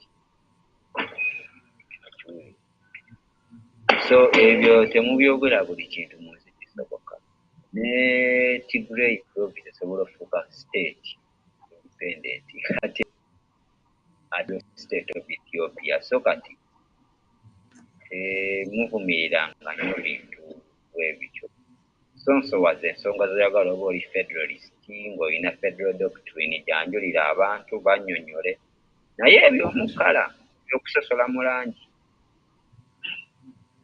Sekerero oyo yenna agamba mbu yajja kujja ate abatuuze simanyi abajje bonna simanyi akole ki muganda wange wandiba ng'oloota misana engero zo mujja kuzeegera biblical teaching muzijjeyo Islamic teaching muzijjeyo naye bwe muvumirira Katonda nabo abamanyi era bantungamu era ffe tuba twewogomye bwewogomye eno kulinda kiddako si kirungi. Ekirala muzeeyi kintu yali attaanya ku nsonga za M23 ng'era muzeeyi kintu waabanyonnyola ekintu naddala nga kikwatagana ku batuuzi kiringa bwe banaakubuuza nti ekibuga kya Uganda ekikulu bakiyita Kampala naye gwe n'ogaana n'ofunvubira n'ogamba Nairobi ekiwuli oba n'oyagala ogamba nti entuntunu ne guleepu entuntunu n'oziyita guleepu n'oziyita entuntunu yadde byagala okufaanagana naye tebifaanagana. Ensonga za M23 temumanyi lwaki eribyala Kongo teyagala buyinza kubasinga yakubya omuntu netuuka gyetu waliwo political plan temutanabalaba. Munfune bulungi baganda bange nze sikkiririza mu bikolwa ebyokutta abantu n'okubabonyaabonya oba obbatuntuza okiwulira naye nze nvumirira bigambo byammwe n'abalala era ebyo ebigambo n'abali bitandika tebali bifu bako bano babuloga abeefuula nti babuzaabuza NUP n'abawemuzi b'NUP ne Kyagulanyi Company babujasti nze nvumirira mmwe olw'obusosoze mu langi abatuusi bo tebalina gye baliraga tebalina kyekyo ekyamazima tebalina actually woba obadde oyagala kunoonya film star omulungi era senior movie player mu 21st century olonda Kyagulanyi Ssentamu kubanga era engeri gye yagenze ng'ali ku bimuvu is a real comedian era yademonstratinze bulungi characters ze n'ebitone bye omuntu yenna azannya muvi w'alina obeera ate kyekiseera ekituufu okugendayo akwate muvi z'alizannya ne z'alikola naye ebyo baganda bange omuntu yenna ng'era Biden bwe yagamba nti omuntu yenna azannyisa omuliro gujja kumwokya of course gujja lowooza nti oyokya gwa neiba neyo yennyini mwamba ejjiiremu. Omugenzi Nelson Mandela yali pulezidenti wa South Africa omuzira wa Africa era n'ensi yonna yatugamba ekikulu si bigo bimeka by'ogudde ekikulu ositusookya kati ebyo byogamba abatuusi bo tebalina waabwe oba balina ewaabwe bwe tubaddewo tutya ono alya n'olwo alya yemmere ewooma naye gwe wona ogamba Museveni ogamba ebyo bitandise kati byandiba byapulaningibwa ku myaka 4 emabeganga ne bataata bo baana bato banga bayonka teri kintu kijja ne kijjanga lightening oba ne kijjanga ssande oba ne kijjanga ekintu kyonna ekyo ekiwaatukira. Bino si mpunga eva mu bire nejje buutikira obukoko n'ebutwala. Naye bwe mwogera bwe mutyo wodda ku ekyo eky'originality omanyi nze neewuunya. Muba bantu bakugu naye ate ebyafaayo mubisoma mubisulisa. Kyogamba batuuze n'abazungu abali mu United States of America bakansangwa baawo bwe bananyini nsi eyo, oba abantu abali mu Australia essaawa zino be bali mu nsi eyo, oba mu Peru bananyini Peru mu South America eyo si bayindika kati ndika mu Peru basangayo. Uganda is a United States oba is a United Nations of Uganda oba is a United Nation y'amawanga magatte.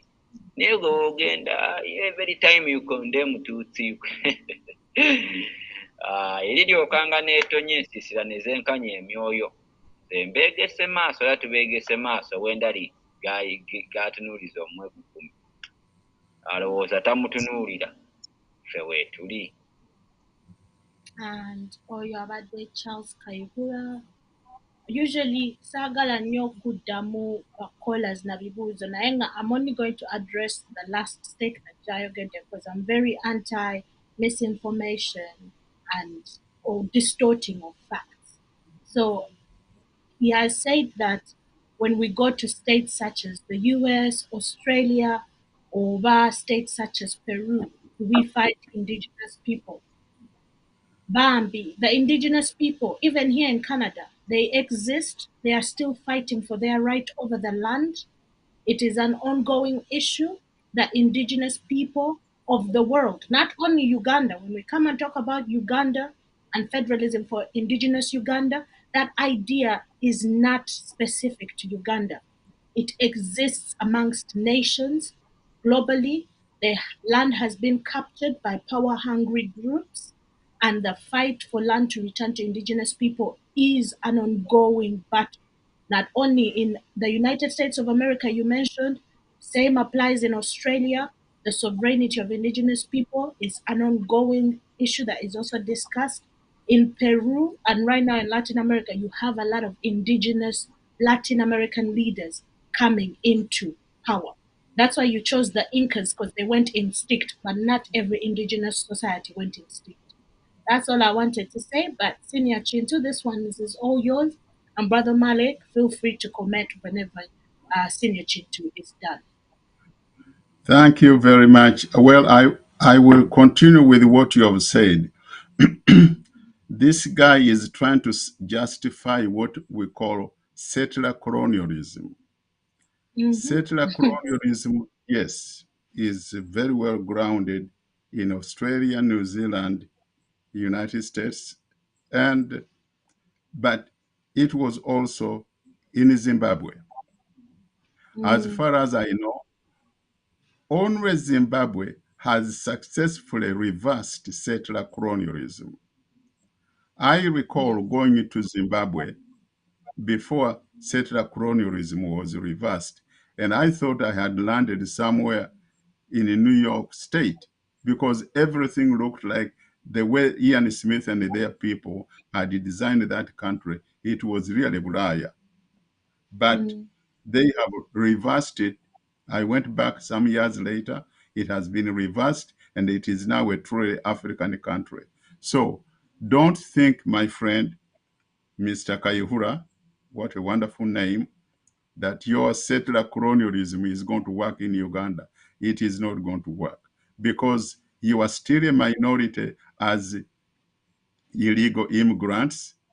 And as long as you are still a minority, much as you've tried to exterminate the indigenous Ugandans, you have failed to exterminate all indigenous Ugandans. Now, going back to some of the points you've raised, you said that you do not believe in killing people. That is a shame that you said that. We have had dictators in Uganda. We had Idi Amin, we had bad leaders like Obote, but no regime has ever killed as many people as you Tutsis have done in Uganda, and not only in Uganda, but also in Rwanda, Congo, and other places. So you are the biggest killers ever existed on planet Earth within the African continent for that matter. You are lying, and we are not going to buy your deception that you do not believe in killing. And all you've been doing is killing. You are still killing our people even as we are talking.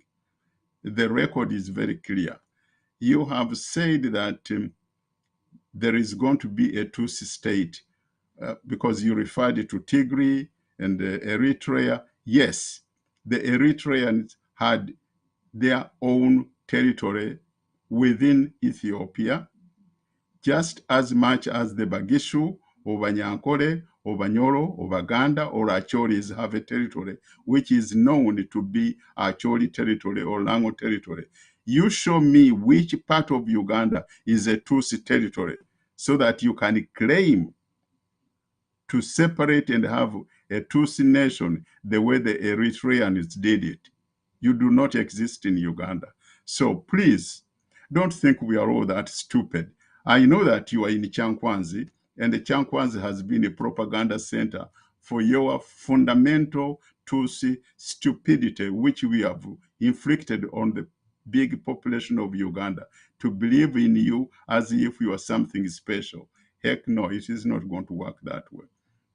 You have said that you condemn tribalism. If you really condemn tribalism, I want to give you one homework. Go look at the people you and your fellow Tutsis in NRM have put in that so-called the oil corporation. If you look at all the people you have placed in that corporation, there isn't a single Munyoro, Acholi, Muganda, or any indigenous Ugandan. It's all Batusi. What kind of tribalism are you talking about? You are the most tribalistic bunch of people in the whole of Africa. Everywhere you are just yourselves. If this is oil corporation for Uganda, how come it doesn't have indigenous Ugandans in control of that corporation? So don't think that we are stupid. Another thing you've said, you can't fight the Batusi. And you quoted the Roman Empire, the Turkish Empire, the whatever other empires, for God's sake. If that is what you have been teaching each other in Chankwanzi, I would say you need to go to better schools, because whatever you brought in trying to intimidate and bluff people who are listening to you or watching you, you are in the wrong zone. We are not all that stupid, and I believe the people of Uganda, and for the people of Africa for that matter, are not that blind, and they are not that ignorant. That kind of low intellectual should I call it intellectual incapability? Because that's where you belong. And that thinking is not going to sail. So for that matter, I want to conclude my comments about Bwana Charles Kayihura from NRM Chankwanzi. I think you are in Chankwanzi University, whatever it is. I think you are in the wrong area. If you want to be a real Mutusi and proud to be a Mutusi, go back to where you came from and talk from there, but not on our platform, because this is for Ugandans. Thank you very much. And Brother Malik, if you would like to comment. Yeah, so first and foremost, I would like to, to weigh in and say thanks to Charles, Kayihura for calling in and just giving his own opinion, because this is what UNN is all about. So, but I just want to first and foremost to say to Charles Kayihura that this documentary is not about spreading divisionalism or sectarianism or spreading hate. There's no anywhere in this documentary I said that we are ready to have pangas and and try to mobilize to hurt the Tutsis. No, anywhere in this documentary. This is more of like an educational documentary backed with historical facts. And if you want, let's say, all the documents in PDF, I can actually send them to you, written by scholars and professors. Okay? There is nothing, everything that I said in that documentary that spreads hate, but these are historical facts in that documentary. So I just want them to understand, because I knew, you know, that people like Charles Kaihura will pop out from somewhere, and they'll start to cry racism and tribalism, because that's what they're good at. But it's good that we can actually bring this out, and we can, and if he wants, let's say, to send them the PDF files to back up this documentary, you know, he's all welcome. He's welcome. And then, of course, you know, he was talking about like Bobby Wines and all. Hey, listen, like Charles, this is not a political party. I myself do not support individuals. Okay, I'm a revolutionary. I support ideas. I don't support political parties. Especially when I joined UNN and UFCC, I was very clear with Mlanga, and I said, hey, listen, I don't subscribe to political parties or individual kind of sort of entitlement, because that doesn't make us any different from the Musevenis, with the Besiges, with the with the Chabulinis, you know, with the new. But of course, for me, I subscribe to an ideology, and pretty much I bought into the idea that we all need a federal system of governance so that the wealth can be shared through different states. These make up the indigenous, you know. So, and the other thing, of course, you know, he's, you know, basically he was saying, basically he's saying that the Tutsis can't be defeated. Now, let me tell you something. The Tutsis are only good at Uwenge, lies, deceptions, to kill, to use treachery. These are the only methods that they use. But they can't even invent nothing. You can't build a nation. You can't build a nation. You can't even compare yourself with the Turkish Empire, any of these strong empires. We the Tutsis, we are...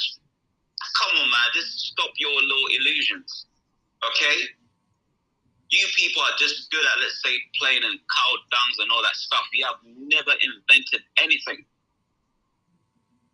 You've never invented anything. Let's say, equate Tutsis with these other powerful empires. You know, the only thing that you're good at is that, of course, you looked at a people who are vulnerable, especially the propaganda. You took their kindness as a form of weakness and you used it against them. You used Wenge, lies, deception, manipulating them to take power. Because that's a narrow-minded way of thinking. Because believe me, Charles, if I had the opportunity to take power 5 years, I'll be able to sort out the problems Ugandans are facing.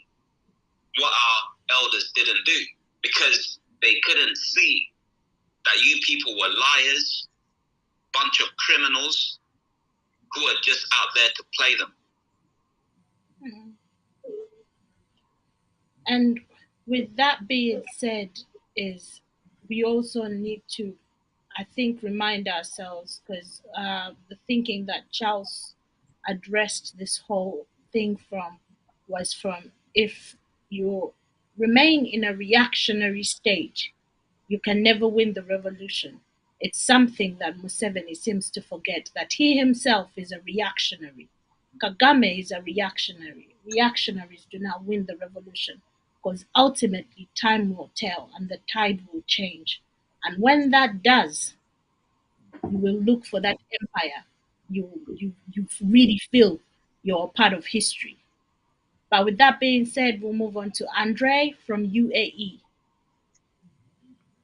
Thank you, presenters in the studio. That is Desire, Senior Chintu, and Professor Brother Marik for today's presentation. My question is, weren't these refugees registered? Because if you have the list of their names, where they were registered and where and to which camps they were, and to which camps they were put, I think we can easily trace even some of these guys that are torturing us. I believe we can easily trace this Museveni. Yeah, we can easily trace their families, their origin. Because if they were registered, I think, I don't know, it could be that they were registered, their names, where they originally came from. So with that, we can easily know who are these, who are currently now, in top positions and they're torturing us. Thank you so much. I'll be happy if I get to know more about this. Thank you. Brother Malik, if you would like to respond. Sure. Basically, I would love to respond to the caller. Of course, like saying if we can trace these people and identities, and let's say like in the ways that I'm like in the current government today. See, unfortunately, like when these people took power, they knew that the people will be against them, and they'll start to question their nationality. So what did they do? There is a building. I forgot. There is a building that they did which hold, let's say, all the records from the United Nations, the UNHCR, that gave them, let's say, pretty much which was writing down, like their records and, their names, date of birth, and where they were born. They destroyed it. They destroyed the building that hold all the records. So pretty much it's kind of difficult to trace them. So now you're going to have the people like the Musevenis calling themselves the Banyankodes, so they were able to use that to infiltrate. So with our dear caller, yes, we could have, let's say, tried to get these records, but unfortunately that these Tutsis, they were very articulate, and they were able to destroy any buildings that contain the records, with their whereabouts, where like their families, where they were born, so they were able to destroy it. And Senior Chintu, would you like to add on to that? Well, yeah, what I can say, definitely Brother Malik has put it very clearly. They have destroyed all the records which we could probably refer to, including Makerere University. You remember when they set fire on that main building and destroyed all the records of who went to Makerere. Now you cannot even trace whether Kaihura, I hope maybe this guy who just called is the son of that infamous Kaihura who is killing our people, commanding the Uganda police. Anyway, they all went to Makerere. They went, so many of them, the Rwigemas, you name it. We don't have that record anymore. However, there is one good thing about it. We really don't need to go down that road, because a good many of these guys now doing all the havoc are children of those original refugees that came in the country. And the good thing about it is they are all very conspicuous amidst the indigenous Ugandans. You don't have to look very far. We can, even though some of them have tried to change their names to indigenous names, but they still cannot change their features. They are very easy to identify. And by the way, that Charles Kaihura, who called and talked about killing all the Tutsis, it is very interesting to hear him say that, because nowhere in this documentary it has said that people should kill the Tutsis, and then none of us has said let's go out there and exterminate all the Tutsis. But because he's reflecting his inner psychology, because all he thinks about is kill, and that's what these people are all about. They are liars, they are killers, they are the best in giving poison, and you can see that during their reign in Uganda, we are witnessing all these things being done which have never been done in Uganda, not even under Idi Amin. We didn't have people being poisoned. There were these, Tutsis with the Abega blood that came into our region, notorious for giving poison to whoever they want to kill. We are witnessing so much killing, and they started it during the Idi Amin's days when they were killing Ugandans under the guise of Fronasa. When the Tutsis took over that Ruwero area, look at how many people, almost 1 million people were killed in Ruwero. Yes, during that time, we had, rebel forces fighting against Obote's regime. The Kayira group or the Nkwanga group were fighting in Buganda. But do you have killing of innocent civilians as you did in Ruwero? The answer is obviously no. And because they are such excellent liars, they killed the indigenous people in Ruwero and they blamed the killing on Obote's troop, which is not true. Because Obote's troops were also fighting against Kayira, but there were no such mass killings of people in the villages. Literally no killing of villagers where Fedemu was fighting. I mean, so not Fedemu. Yes, Fedemu. And UFM and Fedem were fighting. There were no killing of civilian people, except where the Tutsis were. So please, we are not going to fall prey to your professional lies that you do not believe in killing when you are the greatest killers. And the evidence is there. You killed our people in Ruwero. You are still killing our people, picking them up in drones. We didn't have these kind of problems under Obote or Idi Amin for that matter. It's only you, the Tutsis, who are doing all these kind of, bizarre crimes. And I think what people forget is that in Uganda, ever since Museveni came into power, it's not only Luwero, it's been Ruwero, Acholi, Karamajong, we're dealing with Kasese. There is havoc everywhere, and it deals with a huge body count. A huge body count. It's massacre after massacre. We have November, we have Kayunga riots. It's endless bloodshed. But what I wanted to add to the caller's question is that also another thing that interrupted the keeping of the record was in the 60s, because when Obote was making the General Service Unit, as he had been convinced by Gracie Bingira, they let go of a lot of refugees who were in the camps, a lot of Tutsi refugees that were in the camps at that point in time, and they joined the unit. So there you had a distortion of the record, even who was whom and where were they, because Obote was very obsessed with setting up this general service unit as an intelligence unit in secrecy. Then we're going to move on to our next caller. No, go ahead. Feel free. If I can add on to this, basically, with what our elders said, senior Chintus, that of course that the way people like Charles Kayihula, the way they think is something very complicated for our average Ugandans to understand.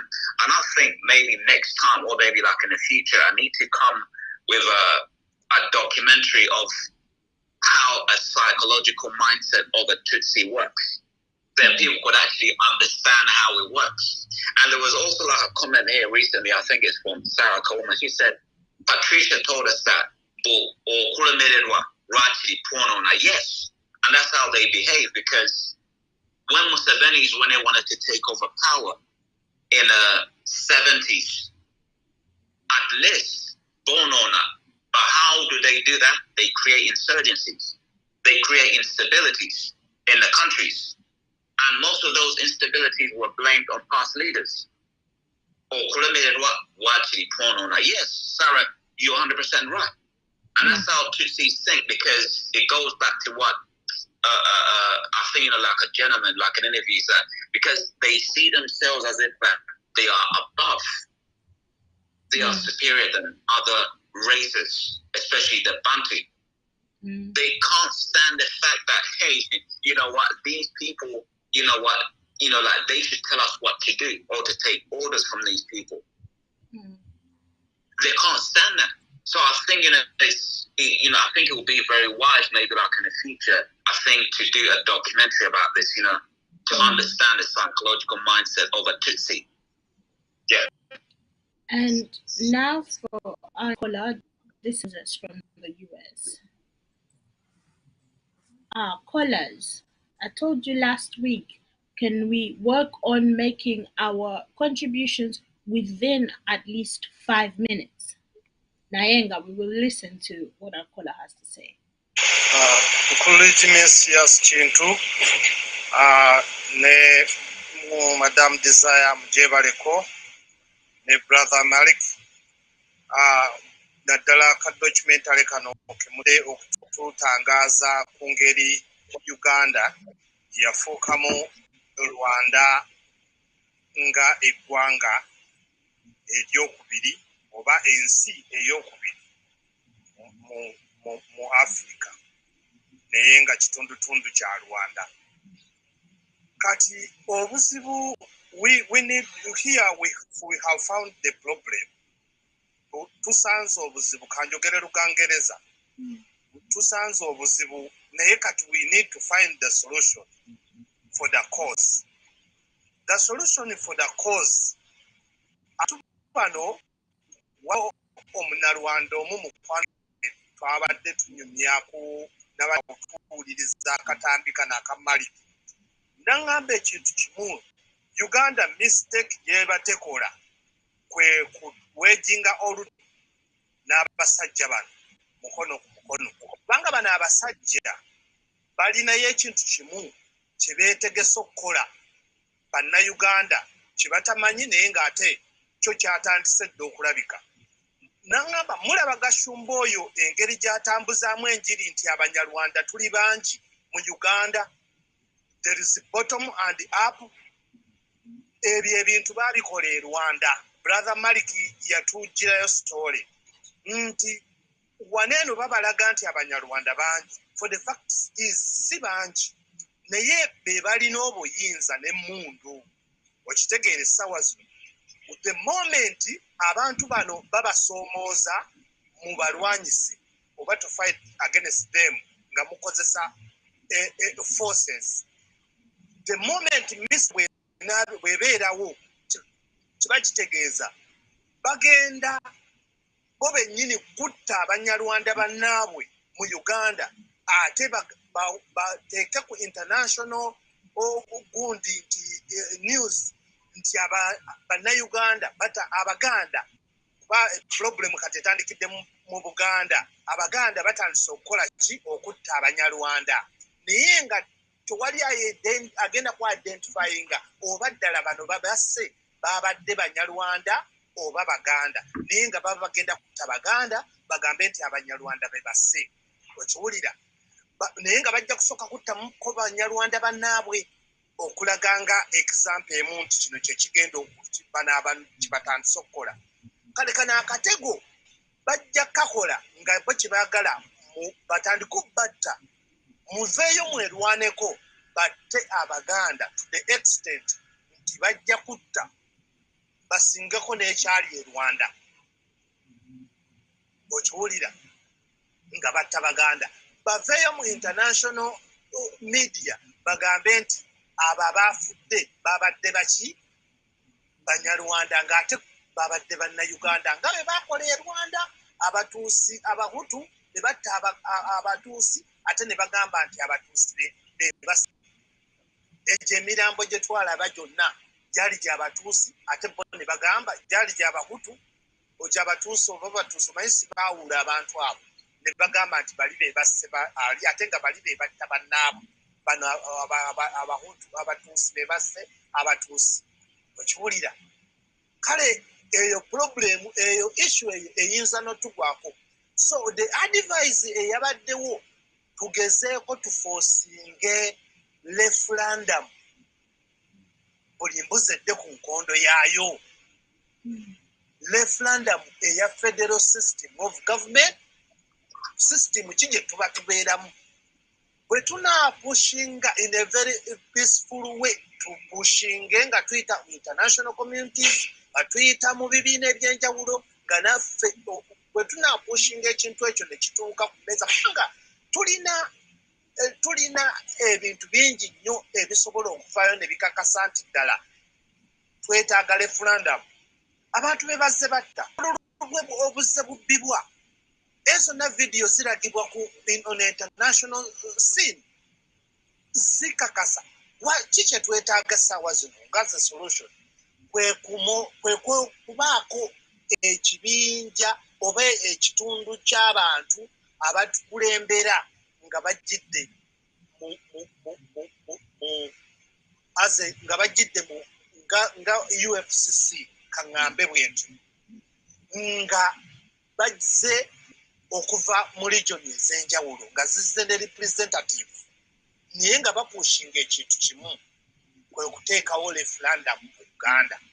Bannayuganda bali redde okulonda ate bali redde okulonda ku kintu kye baagala. Bano abasajja bayaaye bali mu oyo bashoba bino byagamba nti bangi na bino byagamba nti tubazaddemu. Yes, tubazaddemu tetugaanyi. Naye jjukira omwana tebamwagala bukojja. Teri mwana gwe baliyagala bukojja okujjako nga nnyina mulamu. Oba n'abaana bwe bazaddemu tetulowooza nti tetugamba nti olwokuba twabazaalamu eyo that's rubbish. Okuzaala muntu tekitegeeza nti omwegaanyi. Bwe mba n'omwana wange nga namuzaala Munyarwanda omwana wange aba Muganda oba aba Munnayuganda. Nammwe Abanyarwanda abazaalibwa mu Uganda tekibajjaako status yammwe kubeera nga bali batuuze mu Uganda nga b'Abanyarwanda. So kiki twetaaga kwe kugenda mu referendum. Abantu bano tuve mu kazannyo tusobole okubuuka akazannyo kaabwe ke bategese okutta Abaganda.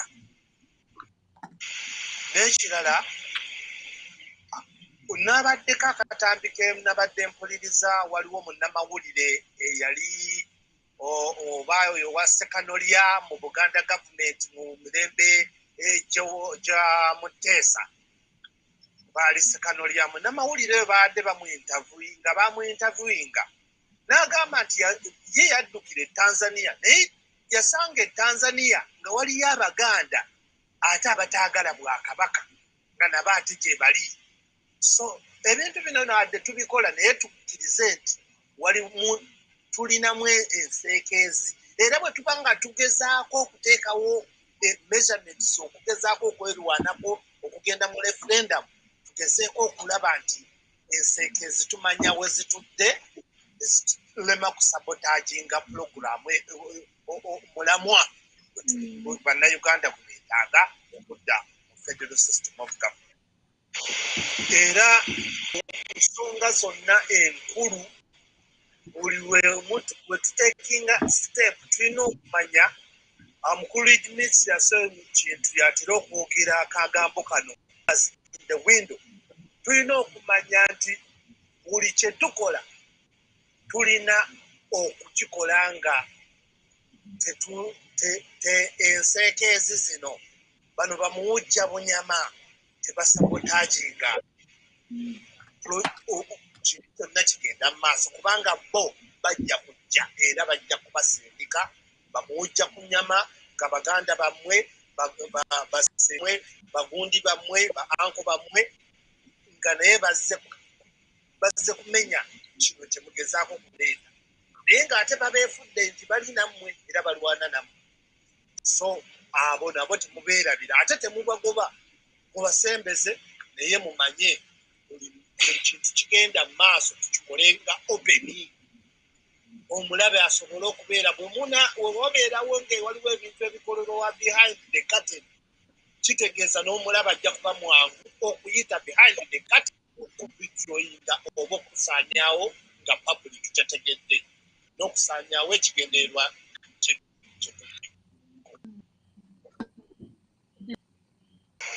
bannayuganda bagenda bawaŋŋanguka ne bagenda e Tanzania ne bagenda e Kenya nga ba refugee. Mumbuulireyo bannayuganda bameka abali mu gavumenti ya Tanzania oba ya Kenya abaliyo nga bannayuganda nga ensi bagiwamba bagifuubeeya. Ensobi zonna weeva eviira ddala ku baganda bano abasembeza abantu bano ne batabakulyetingirawo kkubo nti balina okudda ewaabwe olutalo aye ne babasembeza ku mwanju. Kati Museveni ajja atya n'abeera nga yakulira amagye agalwanyisa okugjako obudde. Our last was US.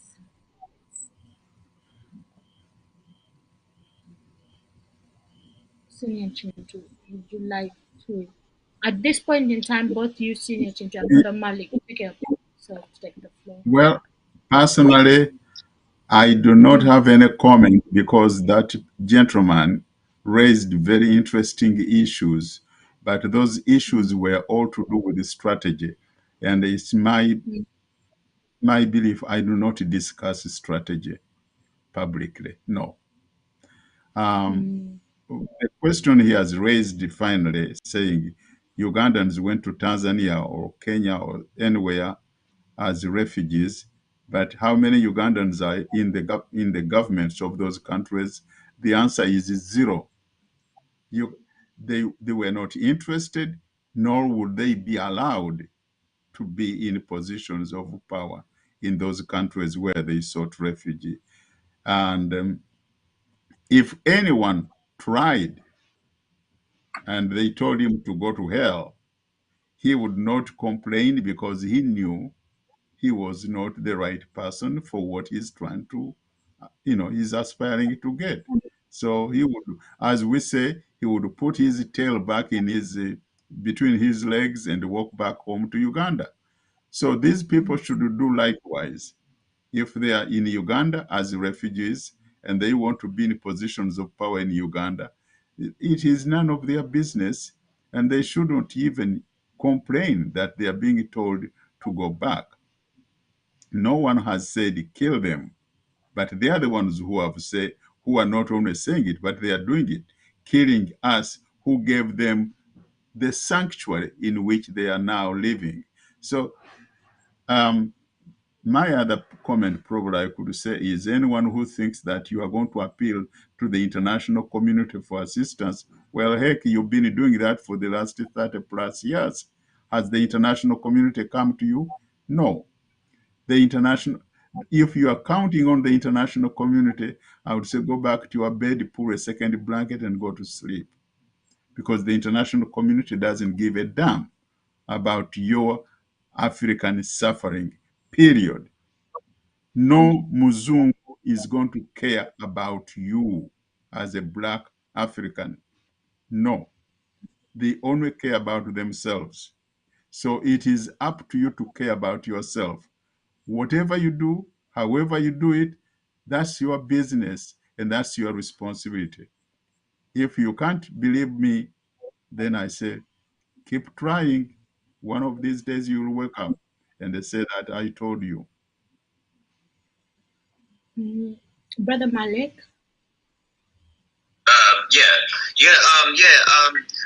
First and foremost, of course, I'd like to, say thanks to the caller. So I just want to, actually elaborate just on a bit of, White said, yes, of course, with these Tutsis, pretty much as I said, like, it's in their psychological mindset that they are not willing to settle for just citizenship. Just like, for example, you desire, let's say, senior, for example, where you are, you're given citizenship. But with them, they want more than citizenship. They want takeover, you see? And this comes from the insecurity or the mindset that has been indoctrinated into them or has been into them, let's say for generations by their elders, is that, hey, listen, you cannot serve these people. You are superior than these people, especially the Bantu. So giving them just citizenship, to them in their eyes, is not enough. Because what happens is, if you're going to give them citizenships, they are going to do what the Musevenis were doing. And what were they doing? They were creating instabilities, insurgencies, trying to take power. And this all stems from being insecure, very insecure people. You see? Just like me, of course, like we all live, let's say, like in these like countries, like in the West, of course, we are abiding by the laws. But these Tutsis are not willing to do that, And the other thing, of course, he said, they will kill some of their own to justify a war. Yes, absolutely. Very, very sick-minded, type of people. Just like what is it? Just like what Kagame did. They killed some of their people, but the majority of who they killed, they were the Hutus to justify a war. So don't forget that. The war in Rwanda was engineered by the RPF. Yeah. And with that being said, we are at the end of our show today. I'd like to invite both of you. I'll start with Senior Chintu to bid farewell to our audience members who have been with us from where we started up to now. Well, thank you very much, Desire. Our ladies and gentlemen who have put up with us for the last couple of hours, we are very grateful that you listened very attentively. And those of you who have called in and they gave us your views and opinions and questions as well, we are very grateful for that constructive contribution to our program. And for our friend Charles Kayihura from NRM Chankwanzi, we thank you for your contribution and revealing exactly who you are, how you are, what you think.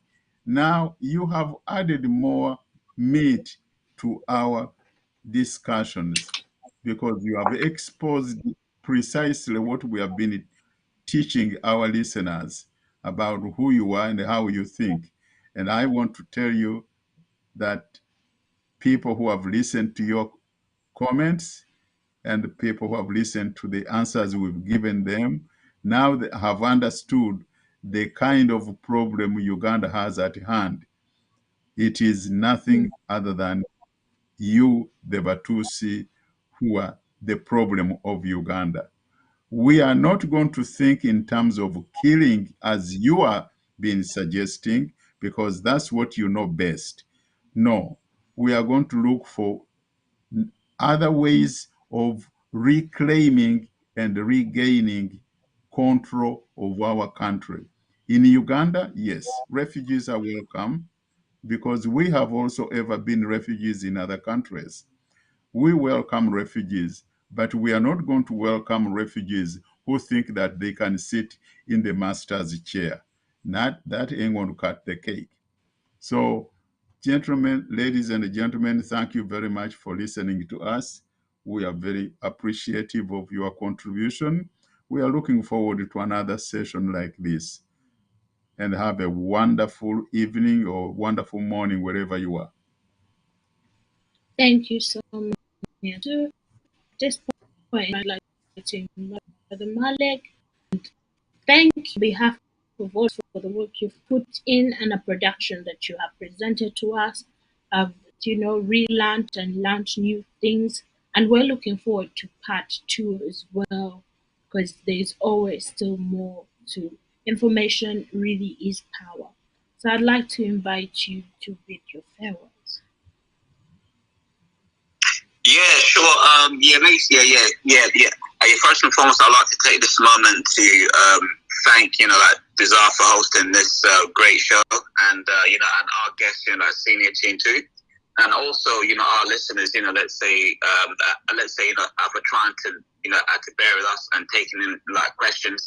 But there's also, let's say, like a part two to this. This is not there's not one, but there's also a part and probably be more, because this is where the Mussolini's are going to come, let's say, into the picture. But I just want our listeners to bear in mind that this documentary comes hand in hand with what we are doing, because this documentary is going to be aired worldwide so that the international community could actually understand the situation that we're going through. We have a small group of people who hijack our country's instincts.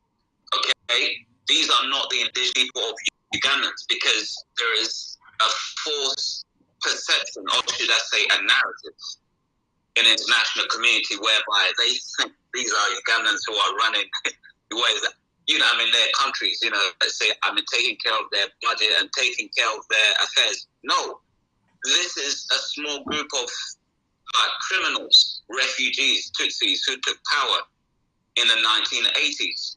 But of course, history is important, and this documentary pretty much tells it all. So our friends in the international community, whether it's, let's say, filmmakers who are in a political area, this is something that I could, let's say, submit to them so that they can actually have a clear insight of our country's politics. And that would also, let's say, help us, that can actually take us somewhere, maybe in the future. But as I said, to our listeners, there is also part two. And other than that, I just want to thank our listeners. Thank you so much that is listening to us right now, whether, it's morning or evening. So wherever you are, thank you very much. You take care of yourself, and God bless. Thank you. God bless. And lastly, I also want to, I want to say thank you to everyone who's been with us. Thank you, Malik, for the work you've put in. As I said before, we can't wait for part two. But also, I want to really before we leave, I want to talk about this whole idea. It's a broken record that keeps on being sung about tribalism, because Uganda is the most nepotic country, and we all know why. Everyone in power is related to the next person and the next person, and when you look, it's a group of the same people. Museveni comes and has the audacity to tell us, I only take care of my family and my children. And we can see the reality of that in Uganda. And when it boils down to a group of Tutsi refugees. But then we should shut up because it is tribalism. I find that very funny and arrogant of people who bring that up, especially when you're talking to people who have not only talked about the problems that have come from the influx of Tutsi refugees, but the problem that the contribution Kakamega Group has done, and the contribution of very many indigenous Ugandans who are serving in parliament at this point in time, just because they get a check and get to sleep it off. But with that being said, I pray that the foggy terminology, because it is very programmed in our heads, the word tribalism. It has been implanted there as a negative attribute, and it has roots in its colonial history. But whether we were tribes, whether we were nations, what's happening in Uganda is the domination of a very reactionary group over a whole nation. They're grabbing land, they're killing people, they're enriching themselves, and these politicians cannot live without the handouts that this government has given them, because they too admire to buy land, to go on vacations, to have houses. And we, the people, it's on us, because we will always suffer. They will never suffer the they will never suffer these consequences. Omuntu wa bulijjo y'abonaabonerezebwa. So let us listen to the information and the historical facts for what they are. Let us not conflate ideas and issues just for mere convenience. But with that being said, I want to wish you all a good, blessed start of the week, and hopefully brings clarity to a lot of people who have had questions about this, because this is a well-researched documentary and the sources are always available. Take it upon yourself to do the research. Do not make Brother Malik, who actually labored to put this all together, be the source of all this information. Listen to the information, what he's talking about, and then go do some research of your own, because the same documents he used do exist online. And if you can't find a specific document, then reach out, but do some work. Do not expect him to do all the work when he's already done enough. Take it upon yourself, if you have further questions, to do the work. But with that being said, I want to wish you guys a blessed start of the week. Good morning, good afternoon, good evening from wherever you're watching us or listening. Until we meet again. Abantu abayina nno obuyinza mu ggwanga muno temubamanyi. Gashumba tolina LC1 chairperson. Sina LC1 chairperson fine. Nyina community gye ndiidde nga gye mutamanyi. Ffe tusinga obungi wano. Abavandi. Oba temukimanyi. Ffe tusinga obungi. Ate kati oba temukimanyi. Ffe tugenda okusalawo ani addako. Tuli miliyoni 11. Era bwe ndaba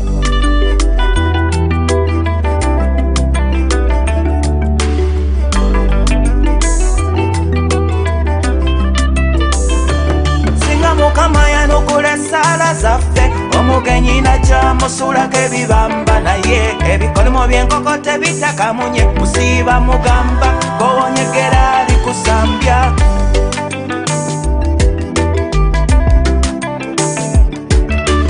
kandukuviire ku ntono ng'omuyala asanze we bafumba omugenyi yandaga ennaku nnyanga asenga kati akulungudde omwezi koko yange lujumba nagimuwa nagirya obugenyi nalina ne bata yange kabuzi nayo yagirya dda tasaaga omugenyi atagenda omugenyi andabye nakuserwa gy'okwota mukoye omugenyi yasenga nasinza nnyini mwentanama omugenyi mukoye nze yajja tukubya mu ngalo kati atusesa makete nalina kamyu kange kasodde nakoya kandyako nankube ebibejjagalo nalina embuzi yange bitanga nayo yakyegwera nampa ebijanjalo okwekulubeseza ku munnanfuusi wabula kwefuulira nolosolera singa mukama yanukula essaala zaffe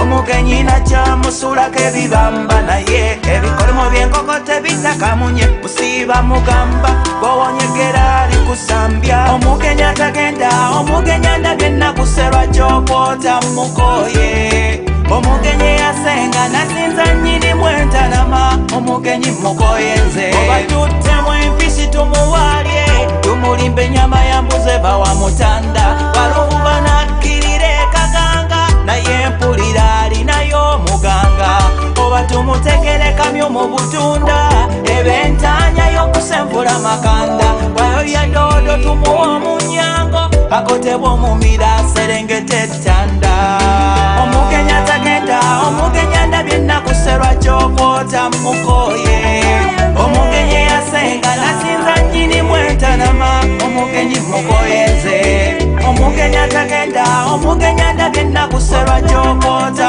mukoye omugenyi yasenga nasinza nnyini mwentanama omugenyi mukoye nze omugenyi yasenga omugenyi mukoye omugenyi atagenda omugenyi yasenga